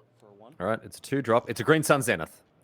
It's a Green Sun Zenith, and that should be enough here because you can go and get a Sylvan Safekeeper and start to trigger your Nadu. Although that does have a limited number of activations because you can't sacrifice too many lands. Yeah, we'll restate this is not infinite or unbounded, but it is. I mean, Bailey's going to get to see a lot of cards, so I would certainly bet on Bailey from this position, but there's no scooping yet. No, not quite yet. The other important thing to note is that with the Sylvan Safekeeper, it gives a creature Shroud. So you have to activate the second activation in response to the first, and then once it's been fully shrouded, even you can't target it. So, oh boy, right, Green Sun Zenith is a nice one. So that I guess that's not that big of a deal yet. But if Bailey finds Gaia's Cradle, he might just be able to get Craterhoof Behemoth right off the bat for 9 mana. Every land that he finds will give him more looks with the Safekeeper. And what he's really looking for here is the Nomads, because that'll just close the door on this game immediately here. Nomads, Gaia's Cradle, maybe Natural Order. I think he has enough mana for that. And then plenty of redraws in the form of lands. So the land replaces itself neatly here with the Sylvan Safekeeper. Another Green Sun Zenith, all right. So 2 mana floating at this stage. You have played your land for turn already. No, I drew empty-handed, drew Green Sun. Remember, you were like, what if you could... Folks in chat saying it's over. It is not over, at least not from what I can see. Reed, I'm going to choose to believe you.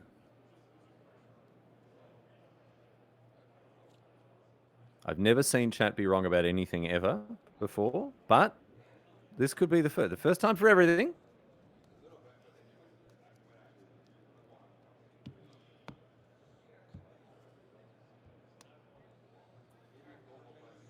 Because keep in mind, the key combo card is Nomad's Encore, which is a white creature, cannot be found by Green Sun Zenith.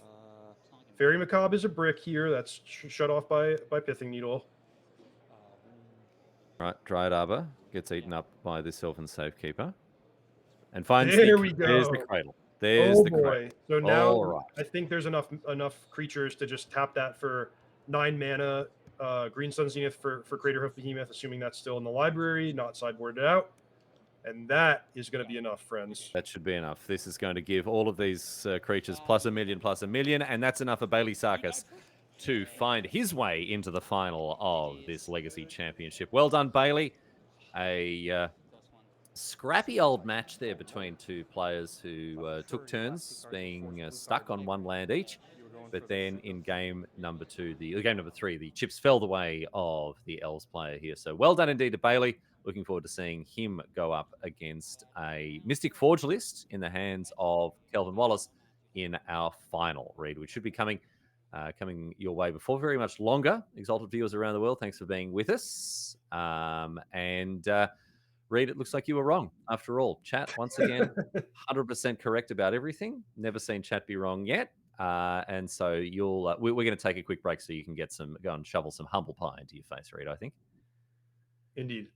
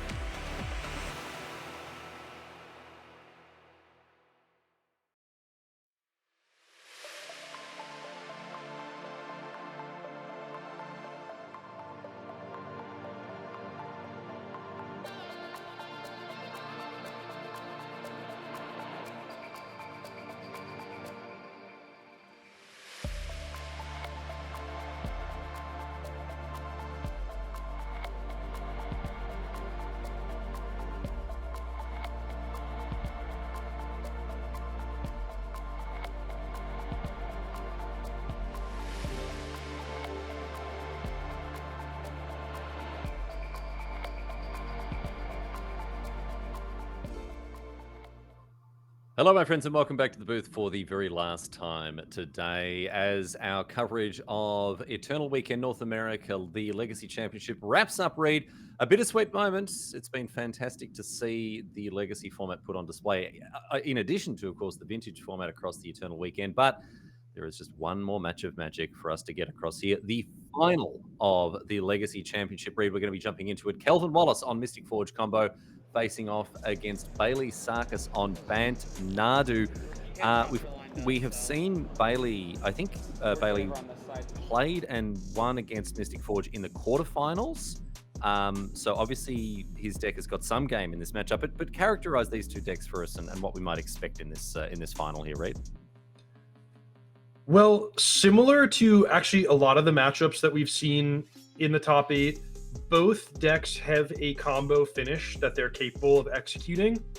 And they also have a few key interaction points. So Kelvin, I would say, has the more direct and fast and explosive route to winning with a combo. Mm-hmm. But Bailey has a really key card, which we'll get to in a moment. Anyway, Kelvin's deck is looking to capitalize on his advantage as the higher seed of getting to go first. He's going to look for a hand that has a lot of mana and power out, something fast, the One Ring or Karn or Mystic Forge, something to that effect. Or he can pass with a big Kozilek's command, which can either progress his own game plan or exile a key creature that Bailey was counting on to combo off. All right, this is Kelvin Wallace's list. Let's have a quick look here at Bailey Sarkis's list. We're calling this Nadu Elves just because of the play style more than the creatures that appear in it. This elf style, build out a massive board of creatures and then either cast Natural Order or a Green Sun Zenith or indeed a Court of Calling for a Craterhoof Behemoth to end the game. Featuring the classic combo of Nadu and Nomads Encore, Reed, in addition to Springheart and Tuco for a bunch of value. Mana Dork, Nadu, Nomads Encore, I win. So Bailey, possibly as early as turn 2, but more likely turn 3, he can present a combo win.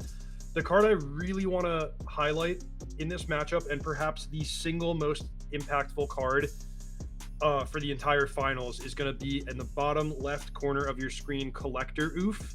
Mm-hmm. Bailey can access this via Green Sun Zenith, via Court of Calling, Natural Order if he really wants to, but that is capable of almost single-handedly shutting down, definitely his opponent's combo, but almost his opponent's whole deck. So that's a significant advantage that Bailey has in the matchup, even though his deck is maybe a hair slower in a heads-up race, and because he's the lower seed, he's going to be on the draw in the first game. Well, we'll see how things pan out. If our players are ready down in the feature match area, we're going to get underway with the final. $10,000 to the winner here, $5,000 to the runner-up. Huge amount of money on the line for these two players. This is likely one of the biggest matches of Magic that any Legacy player could hope to play, being in the finals of the Legacy Championship and at an Eternal Weekend. It's been a terrific celebration of Magic's oldest formats, and hopefully we will have a thrilling conclusion here for your viewing pleasure. Around the world, wherever you are, thank you for choosing to join us and hang out with us here as part of this broadcast. It's been our pleasure across the weekend to bring it to you, and hopefully we're going to see the sparks fly now in our final match here between Kelvin Wallace, Bailey Sarkis, Mystic Forge, Nadu Elves, and off to a fly here. Look at Wallace go. Oh, my goodness me. Unloading his hand. Holy moly, Reed. Yeah, both players with really strong hands. I actually saw that Bailey has the exact configuration of cards that you need to achieve the rare turn 2 kill. It is, turn 1 Mana Dork, turn 2 Nomads Encore, Gaia's Cradle, Nadu. But unclear if he's even going to get that far with Kelvin untapping with an amount of mana that I can't even count that high. Yeah, and I don't think numbers actually go that high. I think we're in La La Land. This is so X equal 10 there. That was 12 mana on turn 2, Reed. Yeah, so this is I actually have not seen Kozilek's command used in quite this way, where Kelvin is trying to just combo all in one turn. So he's you got 10 investing a lot of mana, but he's recouping much of that mana with the Eldrazi spawn tokens, and he's scrying to whatever card or cards he thinks is going to be most important for him. So, for example, if he makes 10 Eldrazi spawns and scries into a Karn the Great Creator, which I do see is available there, he's off to the races. He can just play Karn, get Mycosynth Lattice, and that could be all she wrote.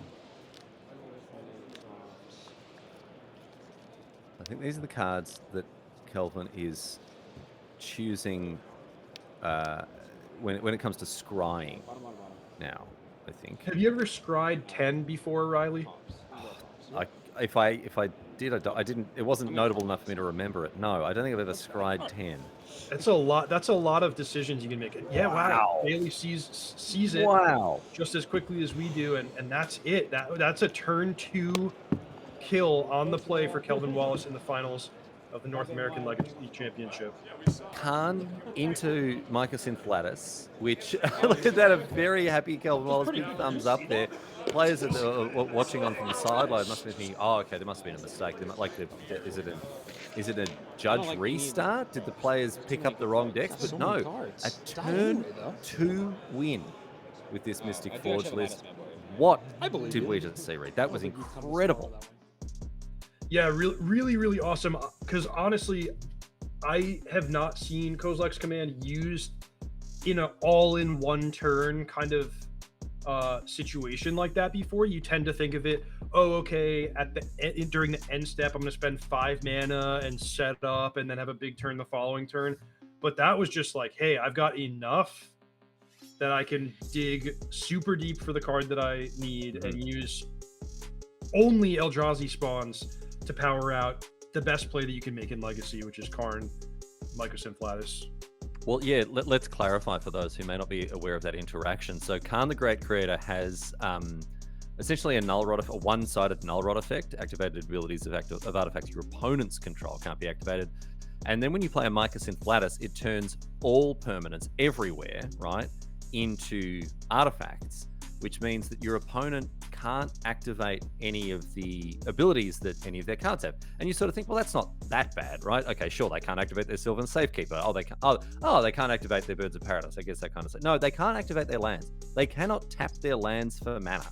So it locks you out of the game. There's very few ways to win once you're under the Karn Mycosynth Lattice. And you're certainly not winning, Reed, if it happens to you on turn number 2. Yeah, it turns out being unable to produce mana is a substantial disadvantage in Magic. The one thing you can do is attack. So in a hypothetical world where Bailey had, maybe already had 6 power and toughness on the battlefield, maybe the game could continue. But when you've just gone lands, Birds of Paradise, and that's it, that is the only play you're allowed to make for the entire game, we're done here. So, a quick look at the sideboard here for Bailey. What are you liking the look of? Obviously, those Consign to Memories look very juicy against a colorless artifact deck. Yeah, Bailey has an extremely strong and deep sideboard for this matchup. Consign to Memory and Force of Vigor, I think, are slam dunks. I'm really, excited about Deafening Silence too, just to shut off the most powerful turns that Kelvin can have. And then even this Toxicrene is a card that you could consider if you thought it was worthwhile. But Bailey's going to have to, sculpt a well-balanced deck after sideboarding where he makes use of these most impactful disruptive elements, but also maintains his own ability to combo off. Let's have a very quick look at the sideboard of Kelvin Wallace here, our victorious player in game number 1, the Mystic Forge combo deck. Its sideboard is more of a Karn sideboard. So, Reed, I don't think he's going to be able to, or perhaps will want to change too much. Maybe something like bring those Dismembers in for key, to deal with key creatures. Yeah, you nailed it. Dismembers coming in, but we can fairly say that first game was Kelvin's greatest advantage because it was a pre-sideboarded game where he got to go first. So it's good news for him and for all Kelvin Wallace fans at home that he won it, because things are going to get potentially significantly trickier once Bailey reaches for his deep sideboard and Kelvin's deck stays mostly the same. Okay, those are the sideboards. We can now jump into game number 2 here, where Bailey Sarkis will be hoping to get back into it after a stunning game 1 defeat, a turn 2 victory by Kelvin Wallace that saw him generate. How much mana would he have ended up spending? 22 mana on turn 2. Not bad. Yeah, that'll win you. That'll win you a lot of games. That'll win you a lot of games. All right, we're opening things up here a little more quietly on Kelvin's side, just with a Vexing Bauble. Not a great card in this matchup. Doesn't do a huge amount in most situations. A Noble Hierarch opening the account for Bailey. Better start from him. Ooh, and a Collector Oof as well. We'd be happy to see that. Yeah, wow, look how hateful this hand is, Riley. Bailey's going to play Collector Oof, which is a main deck, we're after sideboarding, but that card is in his main deck. Creature that shuts off every non-land permanent in Kelvin Wallace's deck. And in case that wasn't enough, Bailey also has 2 cards that cost single blue mana and counter any spell in Kelvin's deck. Do you know why they called it Collector Oof? Oof. Because oof is the noise that you make when someone makes a joke about oof being the noise that you make when you play it when someone's playing a lot of artifacts. Wow, they really mapped that all out. Oh boy, did they. Anyway, here is the oof. Oof, there it is, you might say. And this is a great start here for Bailey. A much, much better position than the one he was on in turn... Well, I was going to say on turn 3. There wasn't a turn 3 in last game. So Bailey is... he's really improved. He really turned things around, Reed, by making it through the game this long. I'll make 2 spawns. I'm sorry, I'm at 15. Oh, sure. And a consign to memory here. Another key card we identified in this matchup coming out of the sideboard, Dryad Arbor. Kelvin's going to have a really hard time in this game. He's trying to fight through the consign to memories and the collector oofs by casting Kozilek's Command in an effort to exile the disruptive creature. But really the best thing that could happen to him is that he would find Dismember off the top. He's going to have not that many turns to do it because his mana is coming in the form of Ancient Tomb, and Bailey's deck, even though it is a combo deck, it's pretty much all creatures. So, oh, and a natural. Wow. Okay, this one was just as fast as almost just as fast as the next, because what we saw there was, I believe, Bailey with the Green Sun Zenith for 1 to go and get a Dryad Arbor, and then sacrifice that Dryad Arbor to natural order to go and get Crater of Behemoth, which would have brought down a huge +4/+4 and trample to all creatures. That's right.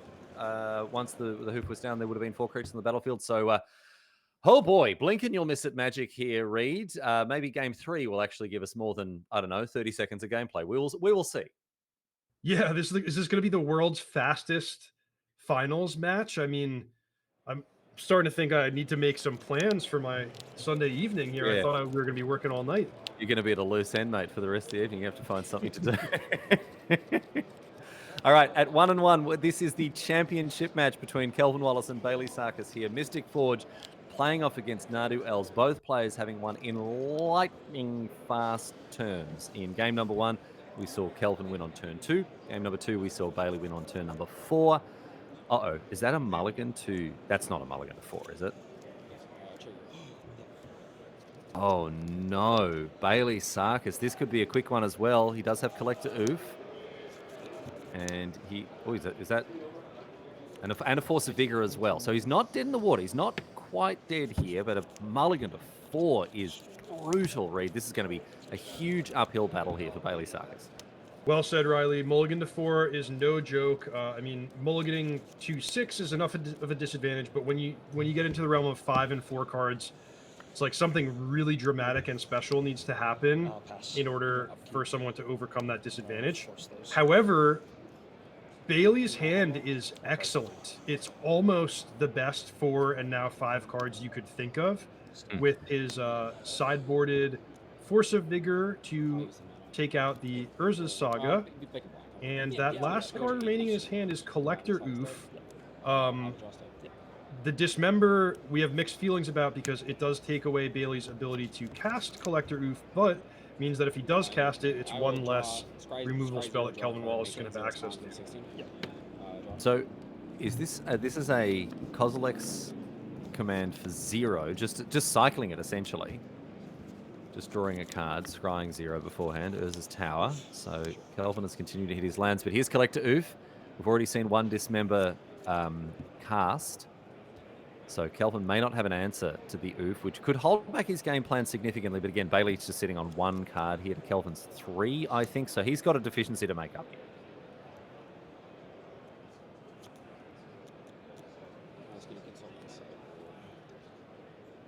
This is one of the best mulligans to 4 I've ever seen. Usually a mulligan to 4 is like, okay, this game is over. We can, you start thinking about what you're going to have for lunch, that sort of thing. But this is one of the best mulligans to 4. I'm not saying Bailey's going to win, but Reed, he's put up a hell of a fight considering he went down to just 4 cards. In fairness, if that Collector Oof sits on the battlefield, that can represent just kind of an unbounded advantage by shutting off 2, 3, 5, 15 of Kelvin Wallace's non-land permanents. This Mystic Forge, that does work. That has a significant impact on the game, even through the Collector Oof, even though you can't tap it to exile a top card. But boy, with double Ancient Tomb and having already paid 4 life for the, or maybe was it 2 life for the Dismember, Kelvin's gonna have to do something pretty quickly before he's locked out of spending those ancient, that Ancient Tomb mana altogether. Well, this is the other thing that's important to note about Collector Oof as compared to Null Rod. Obviously, you play Collective because you can search for it with Grandson Zenith, Collector Company, whatever else. Or not, Court of Calling. But it also attacks for 2. And when your opponent is doing a huge amount of damage to themselves, as you say, with cards like Ancient Tomb, with that Dismember, this Collector Oof is it's a 5-turn clock. Doesn't sound like much, but when your opponent can't really do anything, when they're hamstrung because you've got this hateful piece out, this is an opportunity for the Collector Oof to be a little bit more lethal than it would be otherwise. Wow, so we might see Karn play out in a way that we're not used to here, where instead of pulling an artifact from the sideboard, the most impactful use of Karn could actually be just making Mystic Forge into a creature that can then block Collector Oof. And that I think is is what's happened here. So Karn can wake up artifacts, and Mystic Forge is there as a 4/4 now. We'll see if Kelvin wants to run back that line and try to continue to defend himself. All right, Manifold Key off the top, thanks to the Forge. So Kelvin is basically trying to tread water until he can find either Kozilek's command or Dismember to answer the Collector Oof, or just more lands so that he can get his feet underneath him, so to speak, and not have to tap the Ancient Tombs too much. In the meantime, he's going to find Pithing Needle to make sure that Bailey can't combo off. So what is Bailey doing? He's trying to build out, and he's trying to find a way to either push through the opposing blockers or perhaps set up a natural order. And look at that, Karn goes down. You wouldn't have expected that if you were Kelvin, thinking, okay, well, the Karn's going to survive at least another turn. But no, a bestowed Springheart Nantuko was enough to push through lethal damage for Karn there. So he departs. A very timely draw there for Bailey. Now, when bestowed, right, the collector, sorry, the Nantuko, the Springheart Nantuko makes copies of whatever it's attached to. So are we going to see more copies of Collector Oof made here? Yes. So if Bailey draws a land, he can make a second Collector Oof, which, the abilities don't stack, but it does make it virtually impossible for Kevin to ever get out from underneath. Well, that's the thing, right? You have extra copies of the Oof, even if the extra copies, again, don't do anything cumulatively, certainly forcing your opponent, who is already playing a removal light deck, to deal with multiple copies of such a devastating card. This is getting real dicey for Kelvin, who, don't forget, is on 6 life. Bailey on a mulligan to 4 here, Reed, is putting on an incredible show for us all. Yeah, this is amazing. much different game than what we saw, and I love the interactivity here. The fact that, as well, Kelvin's hand just has, well, it had 2 copies. He's got so many copies of the One Ring. He can keep dodging these attacks for ages while this Fleshraker slowly but surely builds out a little bit of a board. But Bailey's on 18. He's not at risk of being burnt out by the Fleshraker at any time soon. So what's going on here, Riley? Kelvin is unable to tap the One Ring to activate its ability because of the Collector Oofs on the other side of the battlefield. So he's basically casting it to cycle through the ability to gain protection from everything. Yeah. Now, protection from everything means you can't be attacked, you can't be targeted. Well, you can be attacked. You can't be damaged by the opponent's creatures. You can't be targeted. It also means that Kelvin has protection from his own Ancient Tombs. That's what I was wondering about. Yeah, because deal 2 damage to him, and that damage will be reduced to 0 as a result of having protection from everything. Everything includes Ancient Tomb. So that's kind of a nice breath of fresh air from Kelvin's perspective. But in they come, look at this. Bailey very ready to rumble. Sends in the Collector Oofs here. And we'll see a chump block. Kelvin down to 2 life. Oh, so the One Ring was countered here by Consigned to Memory. Yes, Consigned to Memory dealing with the 2nd copy of the One Ring. There is a 3rd One Ring in hand for Kelvin. But Bailey goes and finds a Dryad Arbor and makes another copy of Collector Oof here, thanks to the Spring Heart Nantuko. Back to Kelvin now. Those Ancient Tombs, deadly. Unable to use them unless he plays his copy of the ring. Does he have enough mana to do that? Okay, Mox Opal. 0 mana artifact is a good start because that does trigger Glaring Fleshraker, even though he's not able to activate Mox Opal itself. I don't think he can cast the ring though. Oh, he can now. Okay, he's got a 4th land. Oh wow, that just super powered those Urza's Towers. Yes. Yep. That Planar Nexus is critical here. Gives him a lot of extra mana to play with. Okay, the One Ring. I'll take 0. Part 2. And now the 2 Ancient Tombs are back online. Makes another so 1/1. super cool. Tapping Ancient Tomb, taking 0 damage. Use my other colors. Now Kelvin can just spend a ton of mana playing artifacts off the top. The artifacts themselves don't do anything, but they do make spawn tokens. And if Kelvin can set the top of his library with a Kozilek's command, now that he has 20 million mana, that could be lethal right away. This Glaring Fleshraker is the absolute MVP here for Kelvin. Not only ticking away at Bailey's life total, but keeping him in the game. Creating all of these little Eldrazi that can block the Oofs. Don't forget, all of those artifacts effectively blank pieces of cardboard at this stage. The Mystic Forge has done a lot of work as well, though, it's fair to say, plucking cards off the top of the library, even if they haven't been able to be activated. The fact that this Fleshraker has been churning out little 1 or 0/1 blockers has been pretty decisive. But for Bailey, what a position for him to be in here. His opponent is on 2 life. His mana problems are over. Those Ancient Tombs no longer as important as they would have been because of that Planar Nexus. What an Kelvin fighting back into it. Game.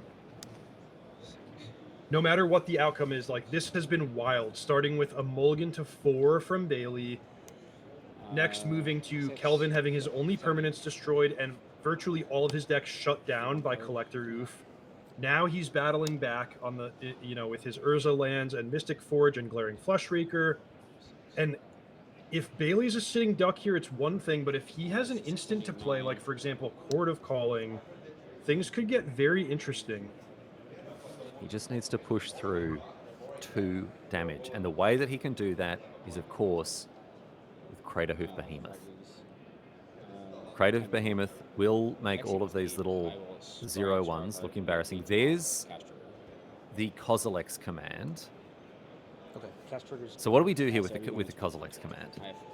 Well, the main idea is you just have to make a whole ton of Eldrazi spawn tokens, which will result in Glaring Fleshraker dealing 12 damage to Bailey Sarkis and making you the champion of the North American Legacy Championship. Bailey, if it is indeed Chord of Calling in hand, on the I wonder what he can get in response. I wonder if he still has Atraxa in his library, because that could help him dig to additional answers. Wow, this is a big moment. Yeah, this is huge here. So we've got X equals 8 for 7. On the Kozilek's command. A Chord of Calling here from Bailey in response. Kelvin checks the top of his library and says, sure, okay, that's fine. That Mystic Forge allowing him to look at the top card at any time. So Bailey Sarkis resolving this Chord of Calling, goes and gets the Atraxa. So remember, you might be thinking, hey, why didn't Bailey cast that Chord of Calling on his main phase? Well, Craterhoof Behemoth was not an effective play because Kelvin had One Ring protection. Nadu was not an effective play because Nomad's Encore is shut down by Pithing Needle. So right now he's digging to Consign to Memory. I don't think he found it. What was he looking for there? Consign to Memory to counter the Kozilek's command. Right, and it doesn't look like he's got it. No, Deafening Silence, a Green Sun Zenith, Spring Hunt and Tuco, and a copy of Gaia's Cradle here. So Bailey takes 8 damage off the Glaring Fleshraker. And Kelvin Wallace will scry 8 and put 1 card of them into his hand, drawing it. Congrats. And Bailey's going to concede to Kelvin Wallace. The Mystic Forge player makes it all the way through our top 8 here and takes out the game and the match. A thrilling conclusion in game number 3 after 2 blisteringly fast games in game number 1 and game number 2. Wow, we got our money's worth in game number 3. We had a mulligan to 4. Bailey putting up the fight of a lifetime. But at the end of the day, on just 2 life, Kelvin Wallace managing to get across the line off the back of that massive Kozilek's command. Huge amount of drama in that last game there, Reed. That was an incredible finish to an incredible tournament. Truly a great game. As you said, a thrilling conclusion. So it came down to every corner case there. The One Ring giving protection, giving him just a couple of turns of breathing room, letting him tap his Ancient Tomb, reducing that damage to 0 as a result of protection from everything. Finally, in the end, the big Kozilek's command paired with Glaring Fleshraker. And what you saw at the end, shortcutted by the 2 players, was Bailey was scrying for a bunch of cards. He said, I'm just going to put all these 0 mana artifacts on the top of my library, cast them off of Mystic Forge, continue triggering the Glaring Fleshraker. And that was Bailey dropping from 13 to 0 in the course of 1 turn. Atraxa be damned. Yep. And it seems like, I would guess that Kelvin probably has a brand new contender for his favorite card of all time, because that Glaring Fleshraker was the only reason he was able to win that game. That was an incredible thing to see, a dedicated artifact deck, Reed, beating not 1, not 2, not 3, 4 Collector Oofs all on the board after a mulligan to 4. But look, full credit to Bailey. He put in an incredible shift there. After a mulligan to 4, a lot of people, the head would go down. You'd think, okay, well, that's it. The tournament's over. But he played a lot like another player I know, another professional Magic player who has built a bit of a reputation for never giving up. I'm talking, of course, about William Huey Jensen, who has tenacity. No, Reed, look, you are well known for playing until the final whistle, making sure that you give your opponent every chance to stuff it up and hand a game away. And that was what we saw from Bailey there. He was not willing to give that game away until it was finally, ultimately out of his reach. Yeah, credit where credit is due. If we cut to a match where a game where a player's mulligan to 4, what that means is that off screen, that player was looking at their mulligan to 5 hand, and they said, "No, I'm still trying to win, and I need to do better than this." And they shuffled it back, and Bailey actually got one of the best 4-card hands that his deck could deliver. Fought hard, came within 2 life points away from winning. He could have gotten Craterhoof. He could have attacked for 200 damage on the final turn there, but his opponent just had that 1 extra turn of breathing room from the One Ring. So a thrilling game, great match. Congratulations to the players, and thank you so much for giving us all a good show. Yes, and thank you so much to everyone around the world who was here to watch this show. It's been our pleasure to bring you coverage of Legacy and vintage from the North America Eternal Weekend here. Thanks for being part of the broadcast. And the biggest thanks of all, of course, go to Card Titan. CardTitan.com. If you head there, you can use the code Eternal Weekend 2024, 10% off your order. Certainly a great place to be putting your money. Thanking a sponsor of this event. Voting with your wallet, my friends, as they've been good enough to help this broadcast be what it is this weekend. So a huge thank you to Card Titan, but also a huge thank you to all the people working away tirelessly behind the scenes. You don't see them, you don't know that they're there, but without them, these broadcasts wouldn't be possible. To Anurag, to Jeff, to Julie, and everyone else who has worked so hard to make this broadcast what it is. And indeed to the rest of the coverage team here in front of the camera. I've worked amongst a great many very talented individuals this weekend. So thanks for letting me be part of it. And Reed, as ever, mate, it's always a pleasure to work with you, my friend. I wish they'd let us work together more often, but you're too busy off winning tournaments. So, what can we do? Well, likewise, this was great fun. Pleasure working with you.